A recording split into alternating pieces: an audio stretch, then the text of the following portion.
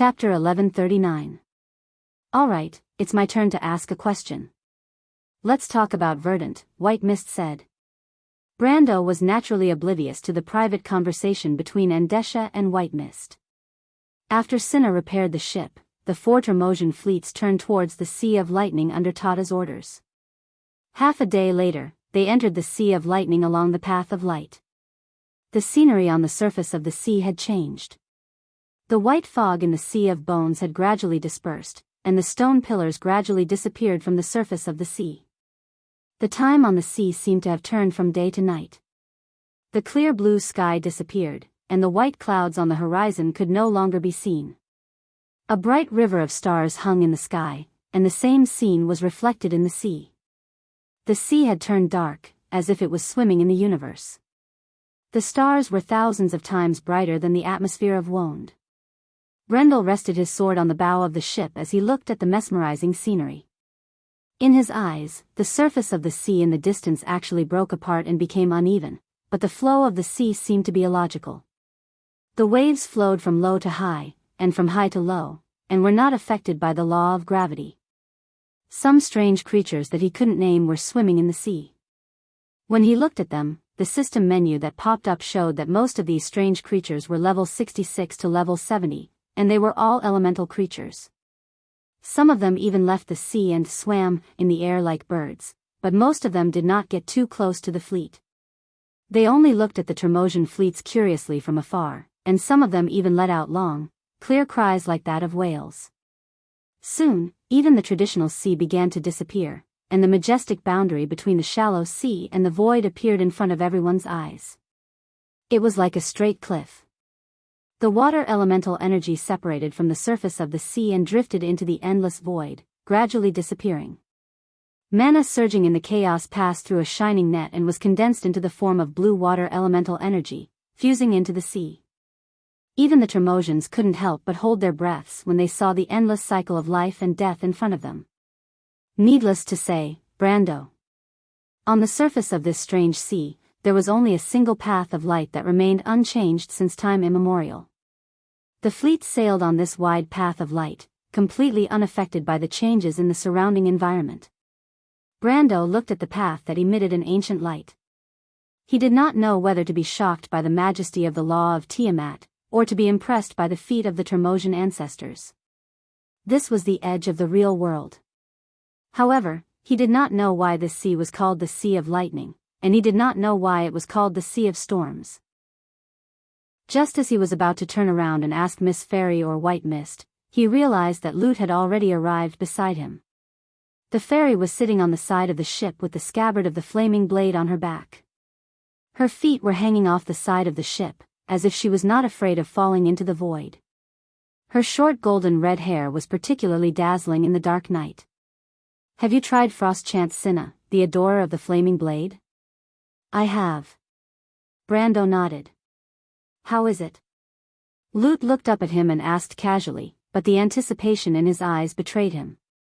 "Is it much worse than the holy sword Oderfeis?" "Actually, you don't have to worry about it. After all, the symbolic meaning of the shallow sea sword is far greater than its actual role as a holy sword. It is very different from the flaming blade. Our holy sword is not only the cornerstone of the fire elemental world, but it is also one of the best weapons for you mortals." Brando thought to himself. Well, it was more or less the same. Like the holy sword Oderfeis, Cinna also had the characteristic of being immune to elemental damage. Its characteristics were the Wrath of Winter and the Calming of Order. The Azure Wrath was an enhanced version of Cinna's original offensive skill. Its power was further enhanced, and the number of times it could be used per day was removed. However, every attack would empty the user's mana pool. The Calming of Order doubled the damage to the creatures of chaos and the derivatives of dark magic. Therefore, this sword was far inferior to the holy sword Oderfeis in a one-on-one battle, but in group battles, against monsters and twilight species, it was far more useful than the flaming blade. In terms of the basic attributes of the sword itself, Cinna's attack was lower, but as a thin-bladed sword, it was lighter. In other words, it was more agile and faster. It was more suitable to be used as a secondary sword. The attributes of the sword itself were also inclined towards the defense of constitution, dexterity, and will. If one had to say which was stronger and which was weaker, it could only be said that there was a difference in the use of the environment. The flaming blade and Sinna have different functions. Besides, I'm actually a dual-wielding swordsman, Lute. Brando decided not to offend either side. So their functions are more or less the same to me. They are both very important. How can it be more or less the same? Lute was a little unhappy. He criticized. There is a difference. Good is good, bad is bad. You humans just like to be ambiguous. This was Faith. Brando knew that there were always some players on the forum who admired a certain artifact and wanted to defeat all other equipment. They even formed several factions, such as the Halran Gaia Fan Club, the Mercury Staff's Strongest Popular Science Alliance, and so on. Each faction had a lot of fans, although most of these artifacts had nothing to do with these people. They were usually in the hands of the core members of the major guilds, and the latter basically did not participate in these boring things. What he didn't expect was that he would actually meet such an indigenous believer in this world. In order not to start a world war, Brando seriously considered it before saying, "This is not ambiguous. It's the truth. It's like a sword, a spear and a halberd. It's hard to say which one is better, isn't it?" But Lute ended the question with a simple judgment. Of course the sword is the best. There's no doubt about it. Alright, Brendel understood that his efforts were futile, so he went along with the flow and replied, "If we really have to talk about it seriously, the holy sword Oderfeis is indeed slightly stronger." As he spoke, he looked back. Miss Tada glanced at him and smiled at him. The look in her eyes seemed to say, "It's okay, I'll pretend not to hear you." But our little subject of Forsyth did not seem to be satisfied. He replied with some disdain, "I know you're giving them face, but in fact, it's a lot worse." Brando did not know whether to laugh or cry. He secretly decided that if he had the chance, he would try not to use Sinna in front of this talkative prince. Seeing that Lute still wanted to say something, he hurriedly interrupted him. "Let's talk about the Sea of Lightning, Lute." "Oh." Lute was a little dissatisfied and asked, "What do you want to know?" Brando looked into the distance and asked, "Why is this place called the Sea of Lightning?" "I see. You think that there are no lightning or storms in this sea, so you don't think it's worthy of the name?" Brando nodded and looked at Lute. "Then you worry too much, Flaming Blade's adorer," Lute replied. "That's because we're still in the periphery of this sea. You don't have to worry about not being able to see the storm later. This is the origin of the magic tide in Wonde," he added. "No, I'm not worried at all. I can't wait for it to not appear." Brando thought to himself. He was not a masochist who took pleasure in challenging the limits. In fact, he did not want to see the so-called storm at all, let alone the magic tide. Now was the time when the tide of the Millennium Tide was at its peak. He would be crazy to pray for a storm to appear. But sometimes, bad luck often did not change according to one's will. Brando soon understood that whether the storm appeared or not did not depend on whether he wanted it to appear or not, but it would definitely appear. In fact, the storm came quickly. At that time, Brando was casually chatting with the Fire Fairy Prince, or so he called him, and the sea was calm. He thought that there was still a long time before they entered the Sea of Storms. But suddenly, a command sounded in the hearts of everyone on the ship. "We're entering the Sea of Storms. Prepare to lower the sails." He suddenly looked up and saw that at the end of the light path, there was a bright purple light flashing in the depths of the void. That place seemed to be far away, but the ship was moving very quickly. In an instant, the scenery around them changed. First, he saw that the space around the ship had become dislocated. It looked like a floating fish scale, but it was colorless and transparent. But Brando knew that it was a vortex of time and space. It would only appear in the turbulence of the laws. His scalp went numb. If the ship were to plunge into the fault of the laws, they would die in the blink of an eye. It did not matter if he was a sage or something else. Besides, he was not a sage. Such a scene could be seen because they were at the edge of the Tiamat laws. The laws here were not complete because they were eroded by darkness and chaos. In fact, the laws of the outer world were in the process of shattering, collapsing, reforming, and being reborn at any time. And the derivatives were these scenes that made mortals despair.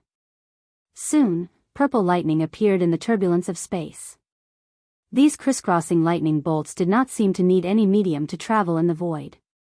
Brando saw with his own eyes that they hit a void ray. The latter seemed to be distorted and sucked into a vortex. The vortex collapsed into a black spot the size of a needle tip in front of him, and then disappeared. Chapter 1140. Brando shuddered at the sight. After a few breaths, the dark clouds in the distance, or rather, the chaos in the void, had come and shrouded the ship in an instant. Dazzling lightning spread along the dark clouds, and before Brando could react, the bright purple light had surrounded the entire ship. The light of the Tremosai had been swallowed up, and the fleet seemed to be moving forward in a cloud. Then came the violent wind and torrential rain. To be exact, it was not rain, but the water elements that were being pushed back. At this time, the traditional meaning of the sea had long disappeared, and the whole space seemed to have been overturned by a terrifying law. Brendel could even hear the terrifying roar of the storm as it passed through the void. When the clouds were occasionally blown away by the wind, he could see the situation outside through the corner of the clouds. It was the edge of the world that was slowly disintegrating in the chaos. Although he knew that the elemental boundary of Wond was dying and reborn every year, and had never stopped growing, he could not help but feel the insignificance of a mortal when he saw this scene. The ship in port of Everwinter swayed up and down in the surging chaos and the void storm, and had completely lost its sense of direction. Occasionally, he could see a light pillar on the left, right, top, and bottom of the ship in the chaos. That was the light path of the Tremosai. Brando heard one or two horns, and then felt someone push him from behind. When he came to his senses, he found that loot had flown up from the side of the ship. Miss Tada had also flown up. She looked serious as she flew past the two to the front of the ship. Then she turned back and shouted, "Go below the deck." The sprite gestured to them, indicating that they should go below the deck. "What's going on?" Brando asked, puzzled. The scene in front of him made him feel a little uneasy, and the other people on the ship did not look too good either. "It's a big storm," Lute said to him with a frown. "We seem to have hit the magic tide of Wond. The scale of the tide is very large, and it has disturbed the law of Tiamat at the edge of the elemental barrier, forming a huge dimensional storm in front of us." Brando stared at him. His stare caused a blush of embarrassment to appear on the latter's face. "All right, I didn't mean to say that. Besides, this place is the source of the mana tide, so I didn't say anything wrong." "Yes, just a bit of a jinx." Brando sighed. "By the way, do you know healing spells?" "I know a little." "Why?" The fire fairy asked curiously. "Are you hurt?" "I'm not a professional priest, but the ice fairies are very good at healing spells." "Do you want to find Miss Tada?" "No." Brando shook his head firmly. "Don't use any healing spells later." "Then why?" Lute was puzzled. "Just listen to me, right?" The fire fairy nodded as if it understood. "Also, don't go near the corpse." "What does that mean?" Lute was even more confused. "Listen to me. There is more. Adorer of the flaming blade, I know you're teasing me. If you go on like that, I'm going to get angry. So you know." Brando looked at him with some surprise. "Looks like you're not that rigid." The little fairy could not help but snort coldly and turned her head to the side. Brendel glanced at the fairy again, but there was no way he would back down now. Besides, it was not his style to hide behind a lady's back. He shook his head firmly and pulled out the flaming blade from his back. "Change to Sinna." Lute turned around and saw this scene and could not help but remind him. "What?" "Use Sinna," Lute said loudly, because he had no choice but to raise his voice. Otherwise, they would not be able to hear each other's conversation. "It seems that the Tremosians want to go around the dimensional storm." This is a very dangerous path because there are usually a lot of storm zones outside the dimensional storm.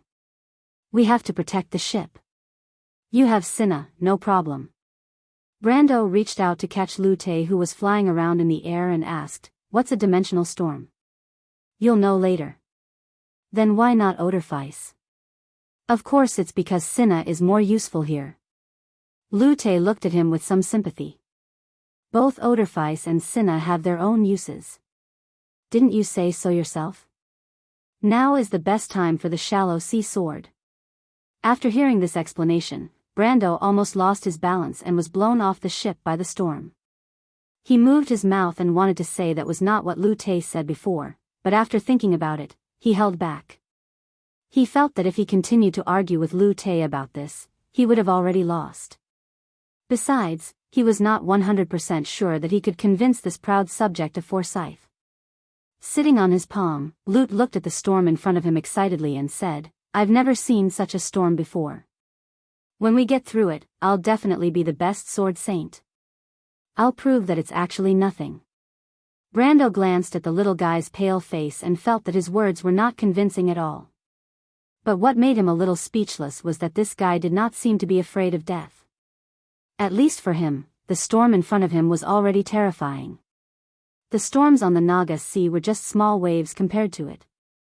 Even the stormy waves they encountered when they passed through the sea of fog were docile, as if they were in a quiet harbor compared to this. At this moment, Howren even had the illusion that he was fighting against the power of the whole world. The Tremosian fleet was as weak as an ant in front of this huge power. Although he knew it was just an illusion, he did not want to encounter a more terrible storm. Tata saw that the two of them had made up their minds and did not insist. She turned around and flew quickly to the mast and hung a lantern at the front of the mast. "What is Miss Tata doing?" Brando saw this and could not help but ask. He had followed Lu Te's instructions and extended his lines of law to stabilize the chaotic laws of space and time around the fleet. It was still a little difficult for him, but at least after he did so, the fleet immediately stabilized and could vaguely see each other. Miss Sprite and the few Tremosians on the deck immediately cast a grateful glance at Howren. "That's the sea fog lantern," Lu Te replied. "So that's the sea fog lantern. Is she guiding the ship?" Brendel asked as he paid attention to the rate at which his order points were dropping. "Almost. Miss Tata is also preparing to let the fleet pass by the storm vortex." This was the second time Lu Te mentioned this term in a short time. Brando just silently looked at the front of the fleet. When Miss Sprite placed the sea fog lantern at the bow of the ship, the trumpeter at the stern blew the horn again. Then, a dense crowd of Tremosians came out from under the deck and came to the deck. They took their positions and sat on the oars on both sides of the ship. They held the oars with their thick and short hands, but they did not move, as if waiting for something. "What are they doing?" Brando saw this scene and asked again. "They are rowing." "Rowing?" Lu Te explained a little impatiently, "This is the world of elements. The laws of the mortal world do not work here. Do you think the Tremosian oarsmen are like your sailors? They only need a little bit of strength? That won't do. Their oars are actually forged with Tremosian silver. Have you heard of this thing? Silver of law? As expected of the flaming blade's adorer, I dare to bet that not many mortals have the same insight as you. The law of silver is actually woven from the law of threads. Their oars themselves are a kind of law. The process of them rowing the boat is actually the process of pacifying the order. You should know that the direction of time and space are meaningless here. What the Tremosians do is to make them meaningful, at least in terms of direction and position. Row! Tata shouted from the top of the mast. 1, 2. The Tremosian sailors immediately rowed in unison. Row! Tata shouted from the top of the mast. 1, 2. The Tremosian sailors rowed back in unison. With every stroke, countless threads of law extended out from the void, forming a solid barrier on the left, right, front, and back of the ship, as if this was the only way to block the terrible storm from the front. Seeing this scene, Brando understood. The Tremosians were building the law in the void, which was the same as their ancestors weaving the path of light in the void. It was just much simpler. Go to the front. Lu Tai suddenly shouted. What? The lightning is coming. Brendel raised his head and saw that a huge whirlpool had formed in front of the ship. The whirlpool spun slowly in front of the ship. It seemed to be right in front of him, but it also seemed to be far away. The Termosian ship sped through the void, but the position of the whirlpool did not change at all. He saw countless purple lightning snaking around the edge of the vortex. Some were sucked into the vortex and disappeared in an instant, while some escaped and dissipated into the void. Without a doubt.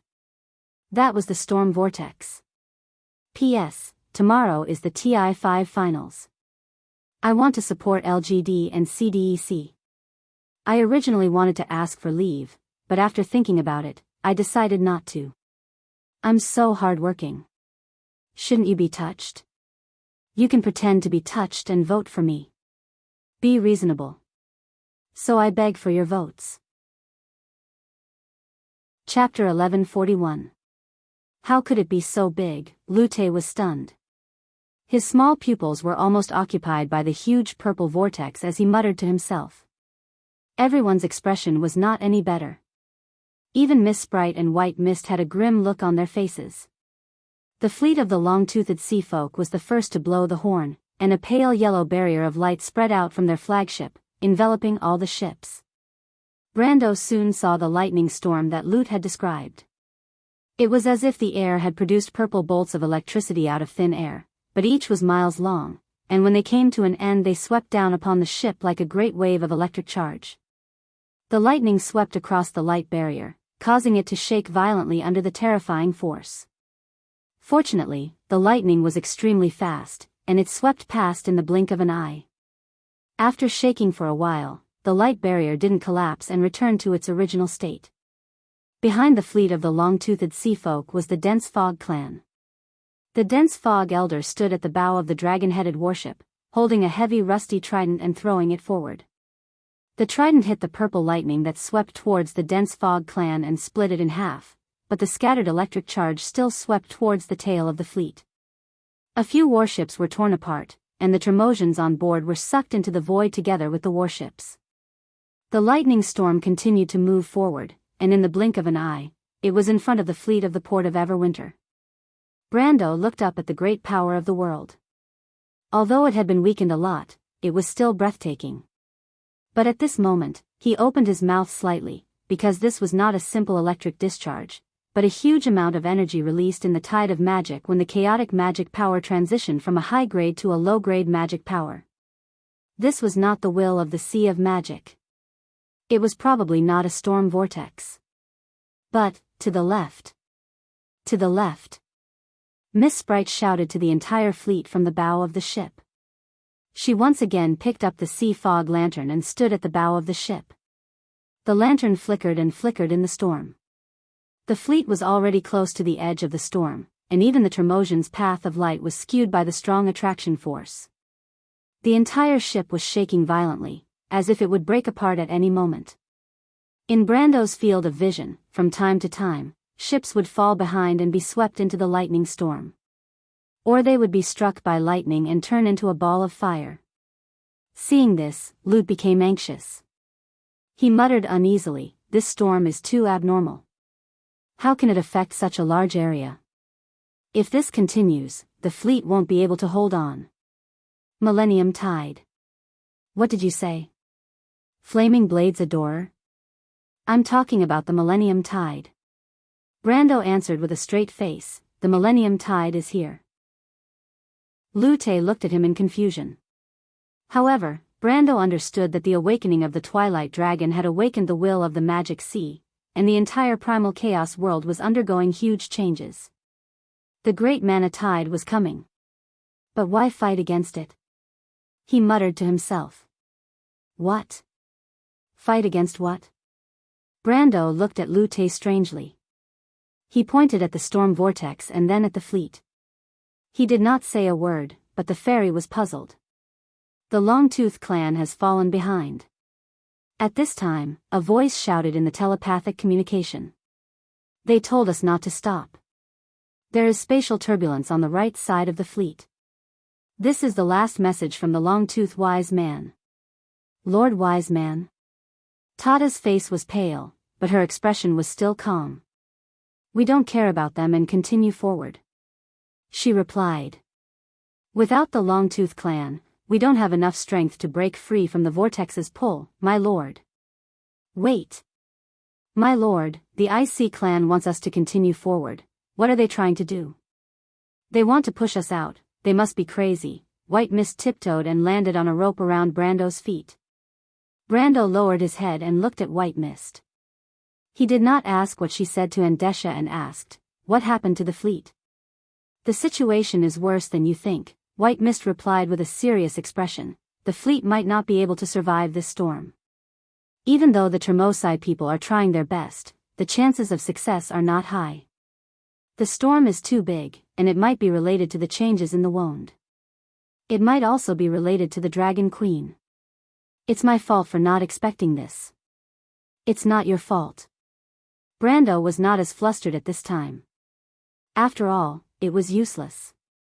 Moreover, he was thinking about other problems with his brows furrowed. He absent-mindedly said, besides, if Lady Martha is protecting us, there will be a way out. There's always a way out. Where did this proverb come from? It sounds quite reasonable. White Mist nodded, that's true. If there is no turning back, Lady Tada will definitely send you out of the fleet. Send me out of the fleet? Cold raindrops fell on Brando's face. Even though it was an illusion caused by the moist water element, his cheeks were still wet. He lowered his head and asked. Lady Tada will gather everyone's strength to teleport you out of the fleet along the path of light. At the end of the path is the shallow gray bay of the mountain of ceasing storms. Even though the chances are slim, it is not impossible. So you are right. If Lady Martha is protecting us, we will succeed. I am alone. What about you? You are our most important hope. If Lady Tada and I die here, then you must succeed. If you don't succeed, then there is no hope for this world. Brando frowned slightly. He gently wiped his forehead with his left hand. It was cold and wet. He did not know if it was sweat or rain. He stared at the apocalyptic scene in front of him, but in his heart, he recalled the story that happened in The Amber Sword. Maybe it's not that bad. Brando replied. What? Lady White Fog, do you see the boundary of the law of Tiamat? What are you talking about? Why do you want to see that? Isn't this the boundary of the law of Tiamat? It is changing. Are you okay, Flaming Blades Adorer? Lute was stunned. He thought that Brando was scared out of his wits. He quickly asked, do you want me to help you? I am a relative of Forseeds. I can summon the will of the Elemental Lord. The little sprite walked between his palm and fingerprints to his forearm, then jumped up and grabbed his shoulder and climbed onto it. He stood up from Brando's shoulder and stood, side by side, with the latter in the rain. His small pupils reflected the countless lightning bolts. Several more ships were sucked into the whirlpool. From afar, it looked like wood shavings off driftwood and was pulled into the center of the whirlpool. But the fleet finally avoided the edge of the storm vortex at the last moment and temporarily avoided the fate of being swallowed. But this was not something to be happy about. Because in that very moment, right in front of the fleet, everyone saw a new storm zone that spanned over 1,000 miles taking shape.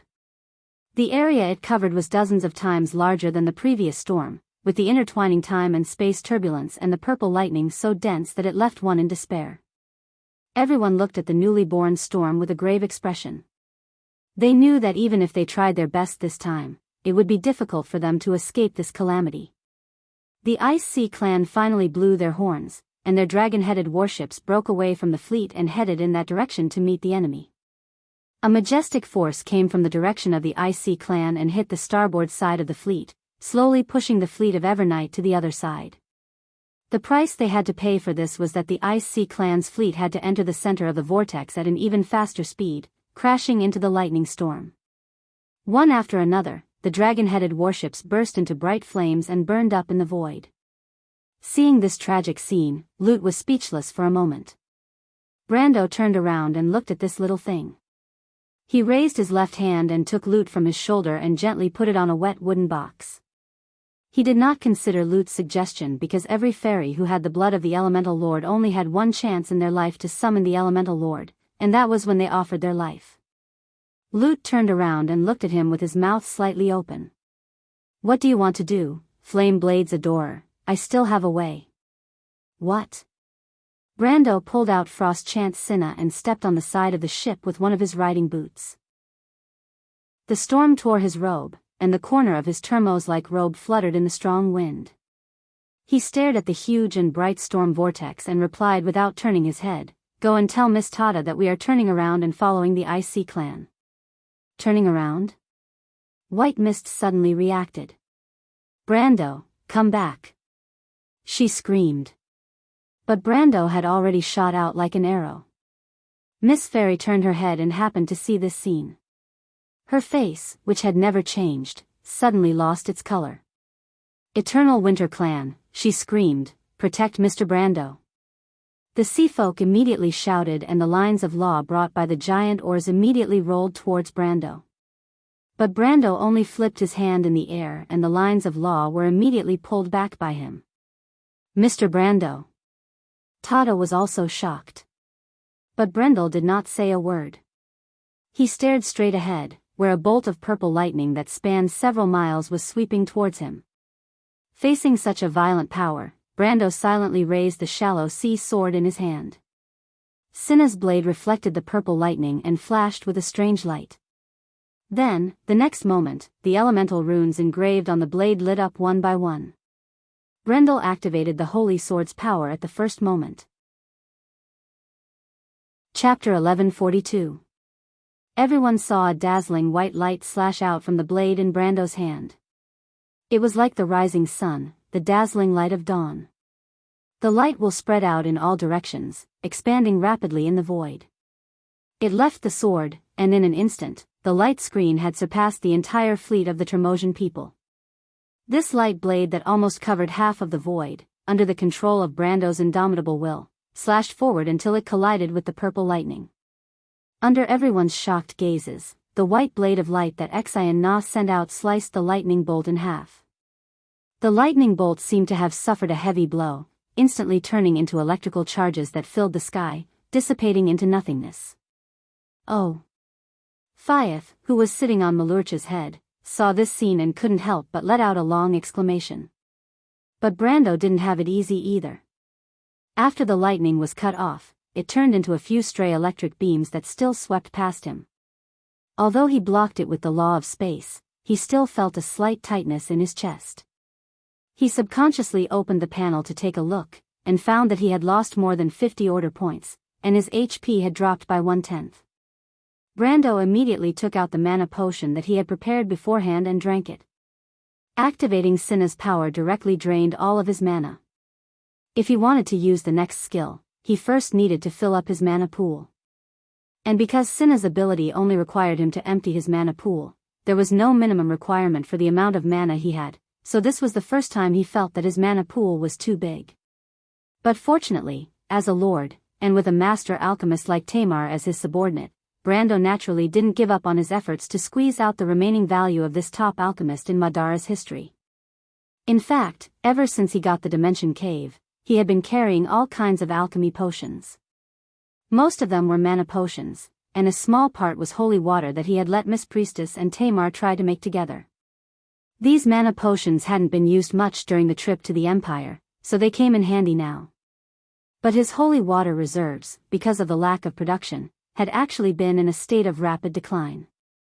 But even so, Brando still drank a bottle of number 7 holy water after drinking 2 mana potions to replenish the HP that he had lost earlier. He was now completely in a state of full concentration.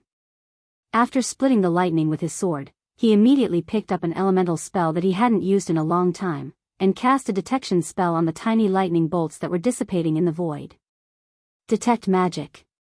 This was the first spell that apprentices, whether they were law wizards, elementalists, witches, or other spellcasters, had to master when they learned magic. Because only this zero-circle spell could let you feel the presence of magic in the air, analyze the nature of magic, and embark on this mysterious path. But at this moment, Brando cast this spell, not to detect the presence of magic in the void. There was almost no doubt about it. After casting the detection spell, the obvious magic ripples that almost caused the space to distort said everything. Not only was there magic here, but it was also a world made of pure magic. This was the boundary of the law of Tiamat, the edge of the sea of magic. And now, what he needed to do was to analyze the nature of magic. He soon got the answer he wanted. Follow him. In the fleet, White Mist was the first to react.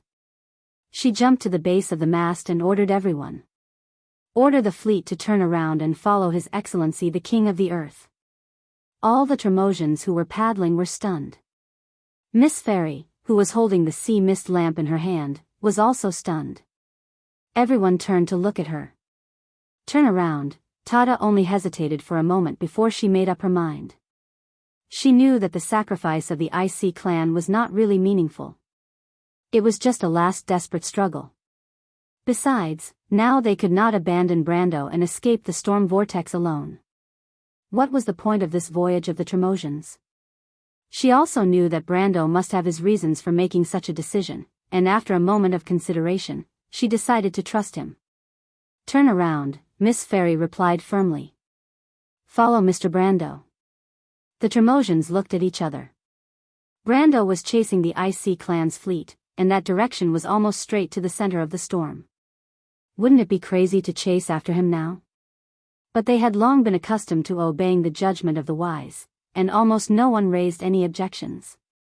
Only a uniform sound of the horn was heard, and the whole fleet immediately began to slowly turn around. A moment later, someone transmitted a message. My lord, the IC clan asked why we are turning around. Tell the IC sage that we are following them. The IC sage asked why. Tada was silent for a moment, then looked at White Mist. White Mist was also silent. But at this time, Faya suddenly jumped out of Malurcha's mane and said loudly, My lord spoke to me.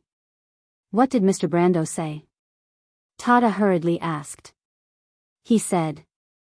Faya's eyes widened, as if she could not believe it.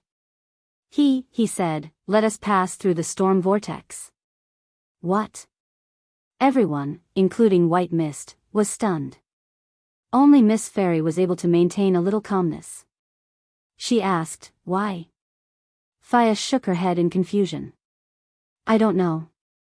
My lord did not say, but he said that this is our only chance. What else did he say? White Mist asked again. She was very familiar with the ice fairies and knew that ice fairies like Tada were in the minority, and the former were known for being unreliable. Sure enough, Faya seemed to have just remembered something and suddenly answered, oh, also, he asked us to protect the fleet and avoid the lightning. Avoid the lightning? Lute frowned. How can we do that? My lord said, Faya shook her head and answered matter-of-factly, that he will do his best to protect us. He will do his best to protect us? Everyone looked at each other. How? After all, as the guardians of the shallow sea sword, the Tremosai understood that although Brando's holy sword was powerful, as a mortal, the latter could not casually use its power. Even if he had enough mana potions, how long could that last? The lightning in the center of the storm was probably uncountable. Brando did not think too much about the Tremosai's worries. Because he was silently looking at the thing in his hand. To be precise, it was just some magic imprints condensed by detection magic. Generally speaking, only in areas with rich magic could detection magic imprints condensed by detection magic. In areas with poor magic, this magic could only detect some fleeting ripples at most. But when he saw these imprints, he knew in his heart that he had guessed correctly. The scene in front of him, he had once experienced this scene in the game. This was not a storm vortex at all. Instead, Tiamat was undergoing a huge change to accommodate the magic tides from the Sea of Chaos. The Millennium Tide had arrived. But this was not only a disaster, but also a gift from Martha to the Iron Folk. When the Millennium Tide arrived, the once weak Iron Folk almost immediately gained great power. On the contrary, during the entire Slate War, although the gold and silver folk had improved, it was far less obvious than the iron folk. This was not only because the iron folk had a lower starting point. It was because the law of Tiamat had changed the way it accommodated the power of chaos. After the Millennium Tide arrived, Martha's law no longer formatted the power of chaos so thoroughly, but the total amount of chaos increased tremendously. As for the gold and silver folk, which were more obvious in their order, they did not gain much from this increase in quantity. But the iron folk, who had more of the dusk bloodline and were not so perfect, benefited from this upheaval and completely rose from the history of the continent. It was as if it was from then on that players had the power to defeat Ekis. It was also the beginning of the era of war and chaos, the starting point of the Slate War. And this moment was such a moment. Brando snapped his fingers lightly and summoned the archangel holding the holy sword from the material world to his side. The moment the latter came to his side, he clearly felt that her aura had become much stronger. This strength came from the changes in the law of Tiamat and the Millennium Tide's arrival on Irama's body. But more importantly, it was because of himself. The magic of the lower levels. Irama frowned as soon as she appeared and said, "The law of Tiamat is reformatting the magic." "What's going on?" "Don't worry about it." Brando shook his head and did not intend to explain this problem to her.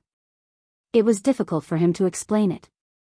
In fact, there were not many people, including the players, who were clear about this Millennium Tide. The world only knew that after the arrival of the magic tide, it completely changed the power structure of the entire Vaunt, but as for why this happened, why the law of Tiamat changed like this, it was estimated that only by asking Marcia in person would they be able to get the answer. Brando raised the shallow sea sword in his hand and pointed it forward. "Irama, protect me as I enter the center of the storm." "Is that okay?" P.S. These chapters were originally supposed to be called the Great Storm Route, but my hand slipped and I forgot.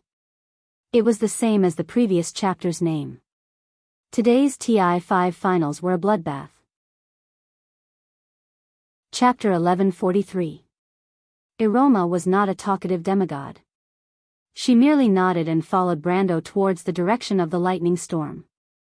The two of them flew against the wind, but they were not affected at all. Soon, they caught up with the fleet of the Ice Sea clan. The Tremosians on the ships all raised their heads to look at the two people flying over the fleet. "Iroma," Brando looked down and shouted, "Slow them down." Iroma looked at the dragon-headed warships, and the lightning and flame wings on her back flapped gently. Countless lines of law flashed in the void, protecting the Tremosian fleet and slowing them down in the vortex. But it only slowed them down. They were still moving towards the center of the vortex. Brendel looked back at the port of Everwinter and the dense Fog clan's fleet. He estimated that they should be able to catch up with them, then nodded and no longer cared about the Frozen Sea clan. The two flew past the Ice Sea clan's fleet in an instant. The center of the storm had already taken shape in front of them. Several purple lightning bolts formed a huge net of electricity and enveloped them. However, Iroma merely raised her hand, and these lightning bolts turned into sparks that scattered into the void. The Ice Sea clan's fleet could not help but cheer when they saw this from afar. This was the power of a planeswalker, another kind of power that could create a world. Brendel and Irama continued to move closer to the center of the storm. To prove his theory, he opened the battle log in the system panel and paid attention to the surrounding situation while paying attention to the information in the battle log. The lightning bolts around them became denser and denser. Brando could not help but feel a little shocked when he saw the information on the combat log. Every time those lightning bolts struck an area within 100 meters of Iroma, it would cause thousands of damage in the battle log. Before the damage reduction was applied, it was basically equivalent to a strike from a sage. However, without exception, Iroma's domain of law absorbed all of the lightning bolts without a hitch. Yet, it was as if nothing happened to her. The lines of law that flashed around Iroma's body extended in a certain direction in a regular pattern, forming a spherical area that was as solid as a rock. Even when the lightning bolts bombarded it, the lines of law only flickered slightly, and did not even shake in the slightest. This was the law domain. In fact, Brando's law of space and law of time had a similar effect. It was just that his order value could not withstand the consumption. Only when his body was perfected and his law domain and the law of Tiamat combined into one would the law system be upgraded. After that, the law domain would no longer consume order value because it was the law of Tiamat itself. A person's order value would only have a maximum value. As long as the damage output did not exceed the maximum value, there would be no problem in using the law of element. This was similar to how an elementalist used the elemental pool. But he was still far from that level. Iroma's law element was the holy sword. It protected the holy sword, and the holy sword protected Iroma. In a sense, this ability was similar to an absolute defense. As long as Iroma did not absorb more damage than her law pool within a certain period of time, she was almost invincible. Obviously, the large amount of energy released during the mana transition was not enough to break through Iroma's defense.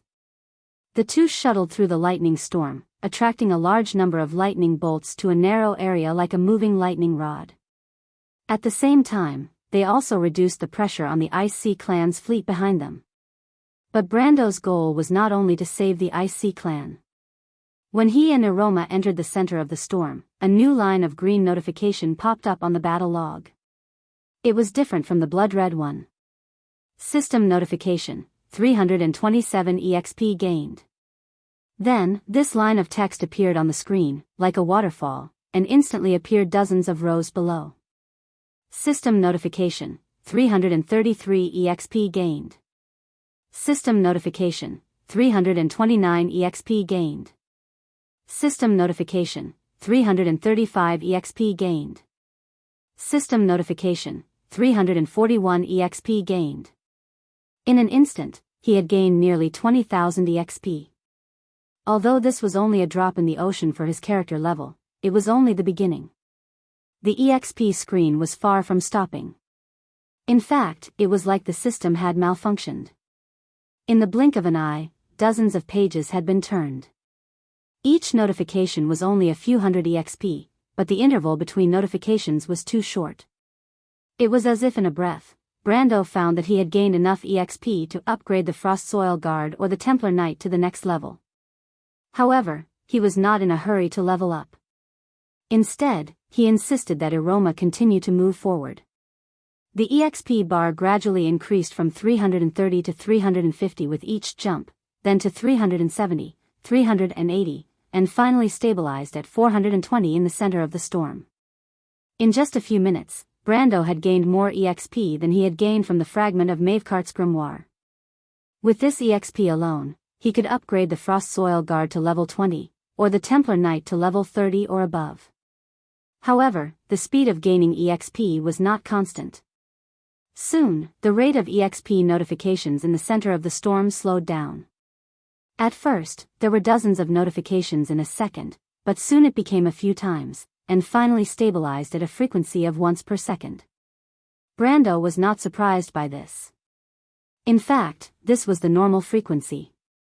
When they were first baptized by the mana tide in the Amber Sword, it was at this frequency, or even a little slower. After all, after mana escaped into the elemental barrier through the tide, it would be greatly weakened.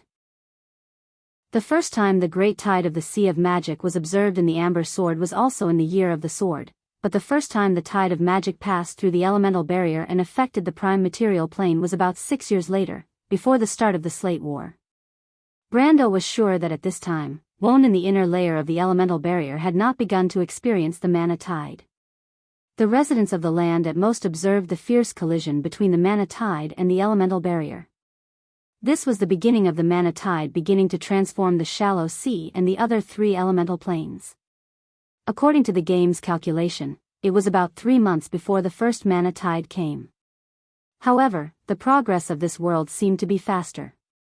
He estimated that in less than a month, or even a month, the mana tide would come to Woned. That was 6 years earlier than in history. In fact, he was not wrong. At this moment, in Woned, Fanzan, Cruz, and Saint Tossol, as well as in the civilized border places such as the 10 cities, Erewhon, Hazel, White Mountain, and Falcon Plateau, residents everywhere observed the changes in the sky. At first, it was the black moon that fell. Countless meteors were falling from the sky, setting off the night sky in a gorgeous light, but it was the light of death. The brightness of the sky seemed to indicate the darkness of the land, and the lights that represented civilization were extinguished from the dark land. In Wuxia and Xianxia, the Bugas lowered their floating cities from the clouds. These silver folk who dominated the sky found that many cities along the Silver Bay coast had disappeared. The starry lights that were used to mark civilization under the night sky were replaced by flames spreading over the dark land. The dark land seemed to be burning, and it was full of holes and cracks. Then came the storm. The storm with purple clouds swept through almost all of Wuxia that night. Purple lightning zigzagged in the clouds, or rather, in the sky. The sound of thunder seemed to come from the horizon. There was a rainstorm in some places, but in most places, it was just a gust of wind. Almost every tower of stars and moons observed at the same time that the magic in Wuxia was active thousands of times. Astrologers in robes opened portals from all over the place, and all kinds of magic messages and magic letters passed through the astral plane or the low-dimensional plane in Wuxia. But under the ashes of death and despair, there seemed to be hope. The astrologers could soon confirm that on this day, about 1/3 of the surviving newborns were born with extraordinary magic talent, and half of the other 2/3 had far more potential than ordinary people. If they survived, a new chapter in the history of the Iron Folk would be written. The great astrologer predicted the birth of 33 chosen one in the next year. This was an unprecedented number, and they were called the Iron Folk. The astrologers decided on the name of the next year that night, the Year of Sparks. It was a full half a century earlier than in history. In this year in history, Misha was killed, and the wizard started the Slate War.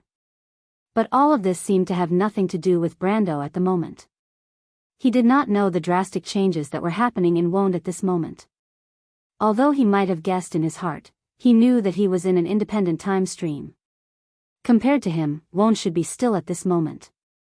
Besides, what he needed to worry about now was no less than what the people of Wuxia had to worry about. In fact, he did not expect to encounter the Millennium Tide outside the elemental barrier. Fortunately, this place was still covered by the law of Tiamat. Otherwise, the violent magic would not only give him EXP, but also directly drown him and the fleet of Tiamat. Even Aroma would not be able to help. For a moment, he did not know if he should say that he was too lucky or too unlucky. Because even within the law of Tiamat, the current storm was still very threatening. One only needed to look at the fleet of Tiamat to understand this.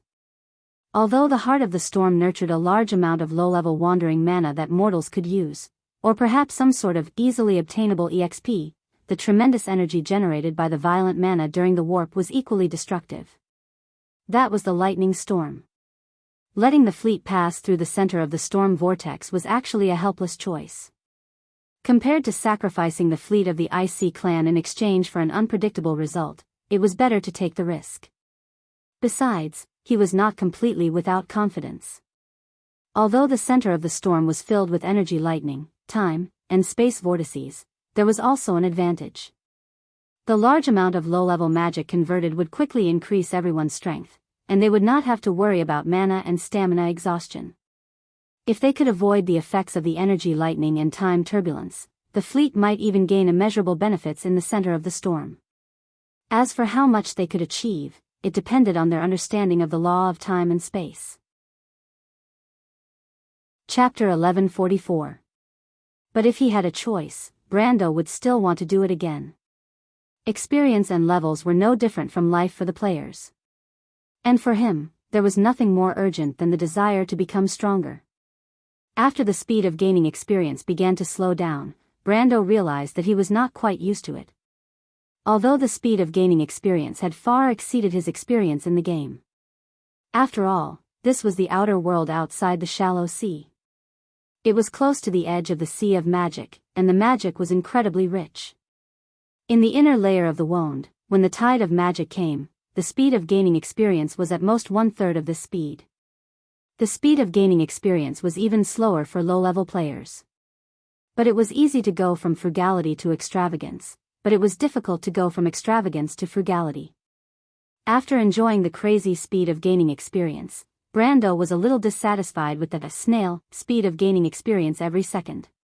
He was even a little doubtful that the amount of magic power in the lightning storm was so much. It should be at least the same level as the huge amount of energy it released.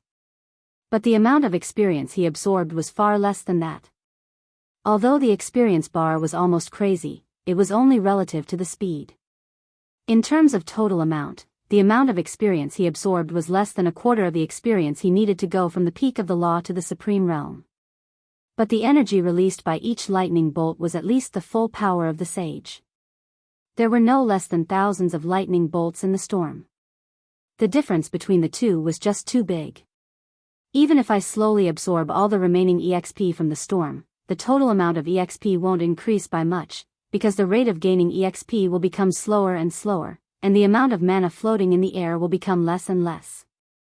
But he did not understand why this was happening. Where did the magic power go? He raised his head and looked into the distance. The newly formed storm was no longer a threat. Almost all the lightning bolts were attracted by him and Iroma. After the energy released by the magic power was consumed by Iroma's holy sword realm, the storm that had just formed showed signs of subsiding. Iroma, Brando suddenly asked, can you understand the flow of magic power in the void? Iroma looked at him, but did not answer. She only touched his forehead with her hand. Brando immediately saw a large net that traversed heaven and earth appear in his line of sight.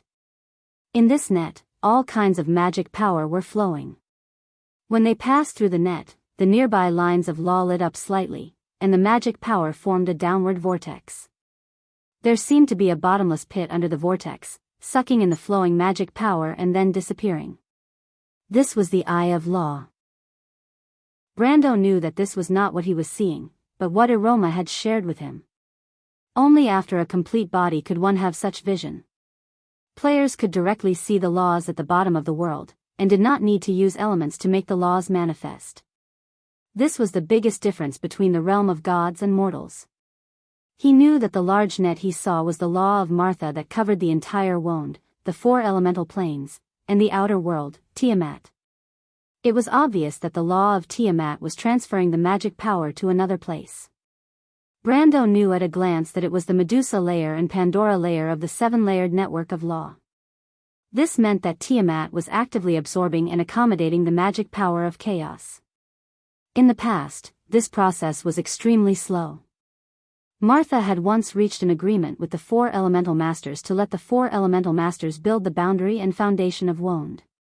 The magic power of the Sea of Magic would first enter the shallow sea, the mountain where the storm stopped, the river of scorching heat, and the earth's pivot.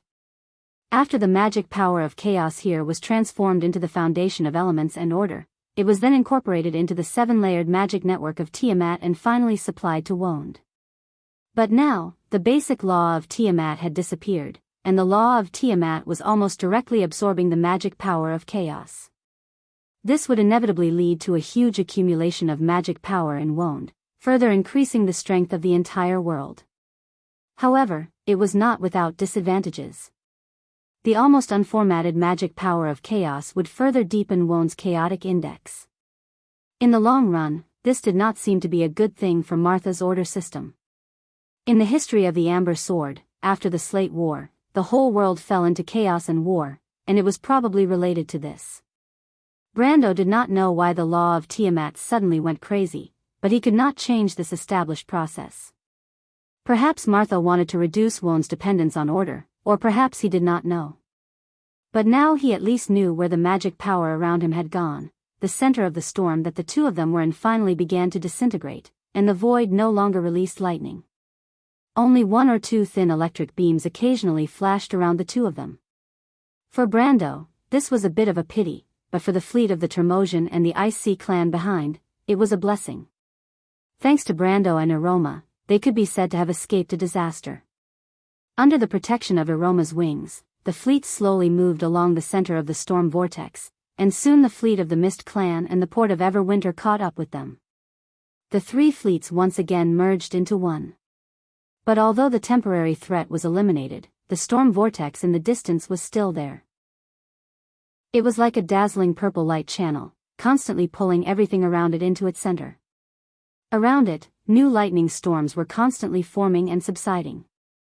Brando just glanced at it, and saw the whole process of thousands of lightning storms being born and dying. There was more magic power being produced there. Brando knew. But this time, he did not dare to directly fly over with aroma. The closer he was to the center of the storm vortex, the higher the level of magic power, and the more terrifying the energy released during the transition. In the periphery of the storm vortex, the lightning storms formed were at most tens to hundreds of miles long, and lightning clusters covering thousands of miles were rare. But in the center of the storm vortex, such perfect storms were almost everywhere. And Brando knew that there were more than just storms there. Places with rich magic power were bound to give birth to creatures that lived on it, even in the harshest environment. And the harsher the environment, the more powerful the creatures were. Brando could not imagine what existed in the center of the storm vortex. It could be some kind of pure elemental creature, or it could be an ether predator, or something else that could not be described. In the void, that was the hometown of Leviathan, and monsters that could be the same hometown as this ancient beast were definitely legendary existences that could be crowned as ferocious beasts. And this time, his target was these legendary existences. Brando flew back to the fleet of the port of Everwinter with aroma. As soon as he and the Archangel landed on the deck, they heard a cry of surprise, and then a little thing flew over and fell into his arms. Brando picked her up by the collar and put her down on his shoulder. The latter said with sparkling eyes, "My lord, you're so awesome." Unfortunately, he did not pay any attention to her, because he knew how irrational it was to talk to a curious fairy at this time. He knew that the fairy's current mood was not worship or happiness, but curiosity. She put on such a posture, which meant that there were more than 10,000 questions for him to answer. Brando was not familiar with fairies in the past, but since he came in contact with Aunt Tanya and her group of light fairy friends, he knew how to deal with these little guys. Sure enough, Faith, who did not get a response, immediately pouted her mouth in grievance. Brando soon saw White Mist and Tata. To his surprise, the spirit of the ancient witch did not complain about his previous actions, and neither did the fairy. Instead, she expressed her gratitude to him on behalf of the Ice Sea clan. "I thought you would at least criticize me." Brando looked at the two ladies and asked curiously. White Mist shook her head. "You are the one we think Lady Martha has chosen. If you can't even understand this, then we don't support you. Since we have chosen this path, we will not be overcautious."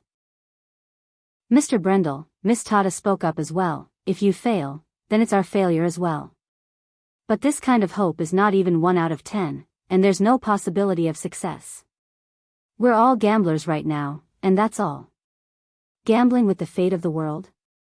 Brando could not help but smile bitterly. This bet is really big. If the copper dragon Reto and his brothers were here, they would be crazy with joy. "To be exact, it should be a desperate attempt," Lute replied. "I don't like the word gamble, Flaming Blade's adorer." "Sorry." Tata interrupted the conversation between the two and asked, "Mr. Brando, should we now pass through the center of the storm vortex?" As soon as she finished speaking, almost everyone, including the nearby Termosian people, turned to look at Brando, or rather, at the planeswalker. In their impression, planeswalkers were omnipotent, and Brando's performance was a perfect footnote for this image. Since there was an omnipotent planeswalker here, his opinion was naturally worth paying attention to.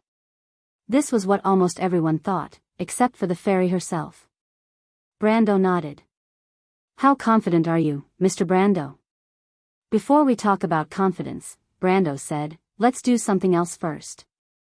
Miss Tata, let the Ice Sea clan, the Dense Fog clan, and the Port of Everwinter retract the lines of law and let the magic from outside in. I will show you something." "What?" Tata was stunned, but if that's the case, it's okay, Brando replied confidently, "Trust me." Chapter 1145. This is incredible. This storm is actually formed by the release of a large amount of energy after the transition of magic to a lower level. Why would the law of Tiamat change like this? But this is not necessarily a good thing for Wonde. Miss Sprite's tone was full of surprise. She reached out her hand and closed her eyes. It was as if she could feel the active magic elements in the air through her extended senses. When the Trimosian removed the protective wall of the law near the ship, everyone on the ship could directly feel the impact of the thousand-year tide of the sea of magic. Not necessarily for the Iron Folk, White Mist said. The higher the level of order, the lower the tolerance for chaos. This magic is full of elements of chaos, just like low-quality red wine full of impurities. However, it is precisely this kind of power that is most suitable for the Iron Folk. They are the final creations of the gods. Compared to the perfect golden folk and the noble silver folk, they are more like defective products. There is only a small amount of order in their bodies. They are like mixed blood hybrids. Perhaps they are still unable to adapt to the original power of chaos. But this level of magic seems to be tailor-made for them. This is the reason why the law of Tiamat has changed. Tada looked at the storm in the void and muttered to herself. We may be witnessing the arrival of a new era. Its impact may only be comparable to that of the era of mortals thousands of years ago. The wise man of the frozen sea sighed. Everyone could not help but nod. Every time the law of Tiamat changed, it would deeply affect the world of Wond. Just like the departure of the gods, and the abdication of the golden and silver folk. But there was no time like this that made people feel so completely and subverted. When the power of chaos and the world of order became indistinguishable, no one could predict what the future would be like. And the process was irreversible. This time, there were no ancestors to restart the world. This seemed to be the last gamble. Everyone seemed to see the hands holding the cards in the darkness put down all the chips and bet on the fate of the mortals. This was the first time, and also the last time. Don't think too much about it. No matter what Lady Martha's decision is, it will be after we defeat Dusk. Perhaps mortals can really become the rulers of the future, or perhaps not, but no matter what, that is not the prerequisite, White Mist replied. She looked at Brando and continued, what we need to do now is to pass through the center of the vortex, yes, but if this storm is really just the appearance of the energy released by the mana transition, we might really have a chance to succeed.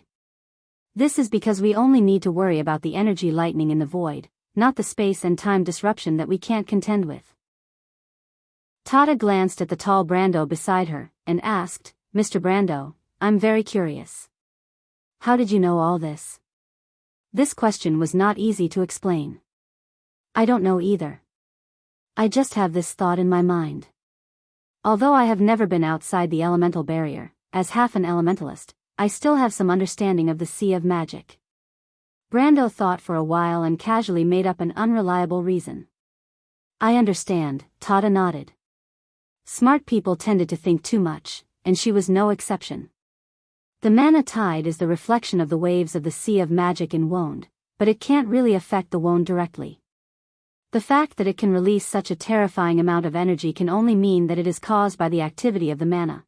I think Mr. Brando must have thought of this, and that's why you have such an intuition. Brando could not help but think that it would be great if everyone around him could think like Tada. The longer he stayed in Wond, the harder it was for him to make up a lie. Fortunately, he had not met the Wizard Tower yet, or else his excuse of looking up the Wizard Tower's literature would have been destroyed. White Mist did not seem to care about Miss Fairy's explanation. She looked at Brando with a teasing smile in her eyes. Her idea was much simpler.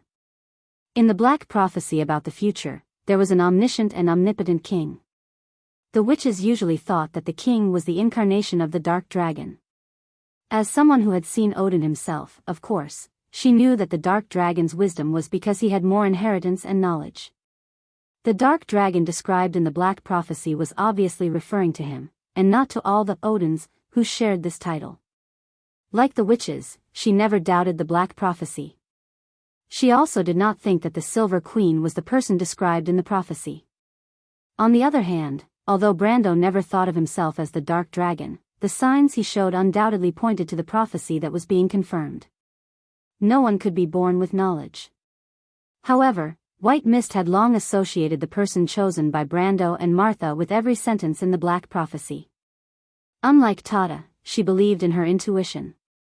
Brando quickly nodded and agreed with Tada's words. The latter was interested in this topic and continued to ask, Mr. Brando, you have a deep and keen understanding of magic. I noticed this when you mentioned the weave. This is a rare talent. If you continue to study the path of elementalists, you may have unexpected gains. I only know this because I received the inheritance of my ancestors. But Mr. Brando, you are a true genius. Not to mention, your attainments in swordsmanship are so high. It's really amazing. I'm a little curious, Mr. Brando. What do you think we should do next? Brando was a little embarrassed to be praised for plagiarizing other people's knowledge. However, he could not answer this question. Besides, he really did know what to do next.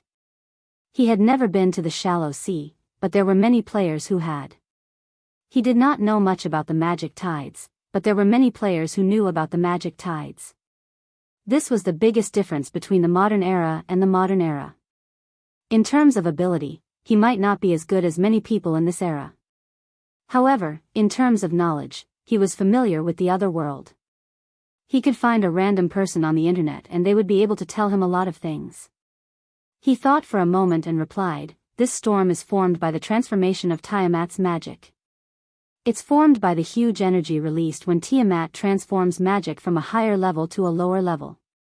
In other words, it's not as scary as it looks. We are still under the protection of Tiamat's law. The main threat is the energy that is cruising in the void. It may appear in the form of a lightning storm at any time and cause damage to the fleet. Due to the huge amount of energy released and the instability of the law at the edge of the shallow sea, there may still be time and space turbulence in the center of the storm, as well as faults in the law. However, I don't think it will be much more than when we pass through here normally. Just like what you said, Miss Tada, the magic tides are actually formed by the oscillation of the Sea of Magic in Wond. The Sea of Magic itself is a symbol of chaos, but the magic tides that are projected into the world of order have their own rules. Let me explain the composition of the magic tides. It is actually related to the 7 levels of the magic network. Because the magic tides are, after all, a projection in the world of order, it naturally has the attribute of order in Wond. This is not the same as what many people have guessed before, that the magic tides are actually composed of chaotic and disorderly magic. Because of the influence of the law of Tiamat, the flow of the magic tides is very similar to the distribution of the 7 levels of the magic network. It is also divided into upper, middle, and lower levels, but the ones that determine the flow of magic are the opposite of the magic network. It is the top 2 levels. Scholars call this mirror-like structure the interaction structure, which means the interaction between the power of chaos and the power of order. Wait, Mr. Brando. Tada's eyes grew bigger and bigger as she listened to him. She could not help but interrupt him rudely. This was the first time the fairy was so rude, but she could not care less. Brendel's words made her feel like she was falling into a fog. Mr. Brando, you are talking about the composition of the magic tides, but how do you know the composition of the magic tides? Is this your guess? When Brando saw the look on the sprite's face, he knew he was in trouble. He was still searching in his mind for when the theory of the composition of the magic tides was proposed. Was it 376 or 379? He originally thought that the Bugas had already published the system they were proud of, but he did not expect that he would accidentally plagiarize someone else's work first. The key was that the time of this thing itself was too recent. He might remember the approximate time when something happened, but it was impossible to be precise to a certain point in time. In the past, this trick had not been exposed because no one looked into it. But in front of an expert, the problem was exposed. As a top master who specialized in the composition of the magic network and the nature of magic, Tada thought that her understanding stood at the forefront of the entire Wond of this era. Even Solomon of the Bugas was at most on par with her. But Brando's words made her feel that she was behind the times. When Brando saw Tada's expression, he could completely understand her surprise. The magic tides was one of the most studied problems of wizards for thousands of years. Because there were too few things that they had mastered, and their understanding of the Sea of Magic was too shallow, this problem had been one of the most difficult problems in occultism since the War of the Holy Saints. Chapter 1146. This problem persisted until the Bugas collected enough data through the monitoring points all over the outer world. This was also the reason why the wizards were able to collect enough samples in a short period of time thanks to the frequent changes in the Sea of Magic after the Great Mana Tide. In his memory, it was around the year 375, which was the year of the flourishing summer leaves, or the year 380, which was the year of the spring dawn, that the Silver Tower of Craftsmen issued a crude system to explain the problem. This system was the famous theory of magical interaction. If the craftsman had published this theory at this time, Brando could have boldly stated his own conjecture based on this theory. After all, he was just a rookie, and rookies always have a lot of ideas. Coupled with his identity as the chosen one, he might be able to convince the Tremosians and Miss Sprite to believe him. Anyway, he knew that this theory was definitely correct. But the problem now was a bit bigger. He could not say that he had guessed the theory himself. It was conceivable that in his previous life, even an illiterate person would be able to use the gold-plated term, relativity, without thinking. Anyway, at most, people would think that he was arrogant and ignorant.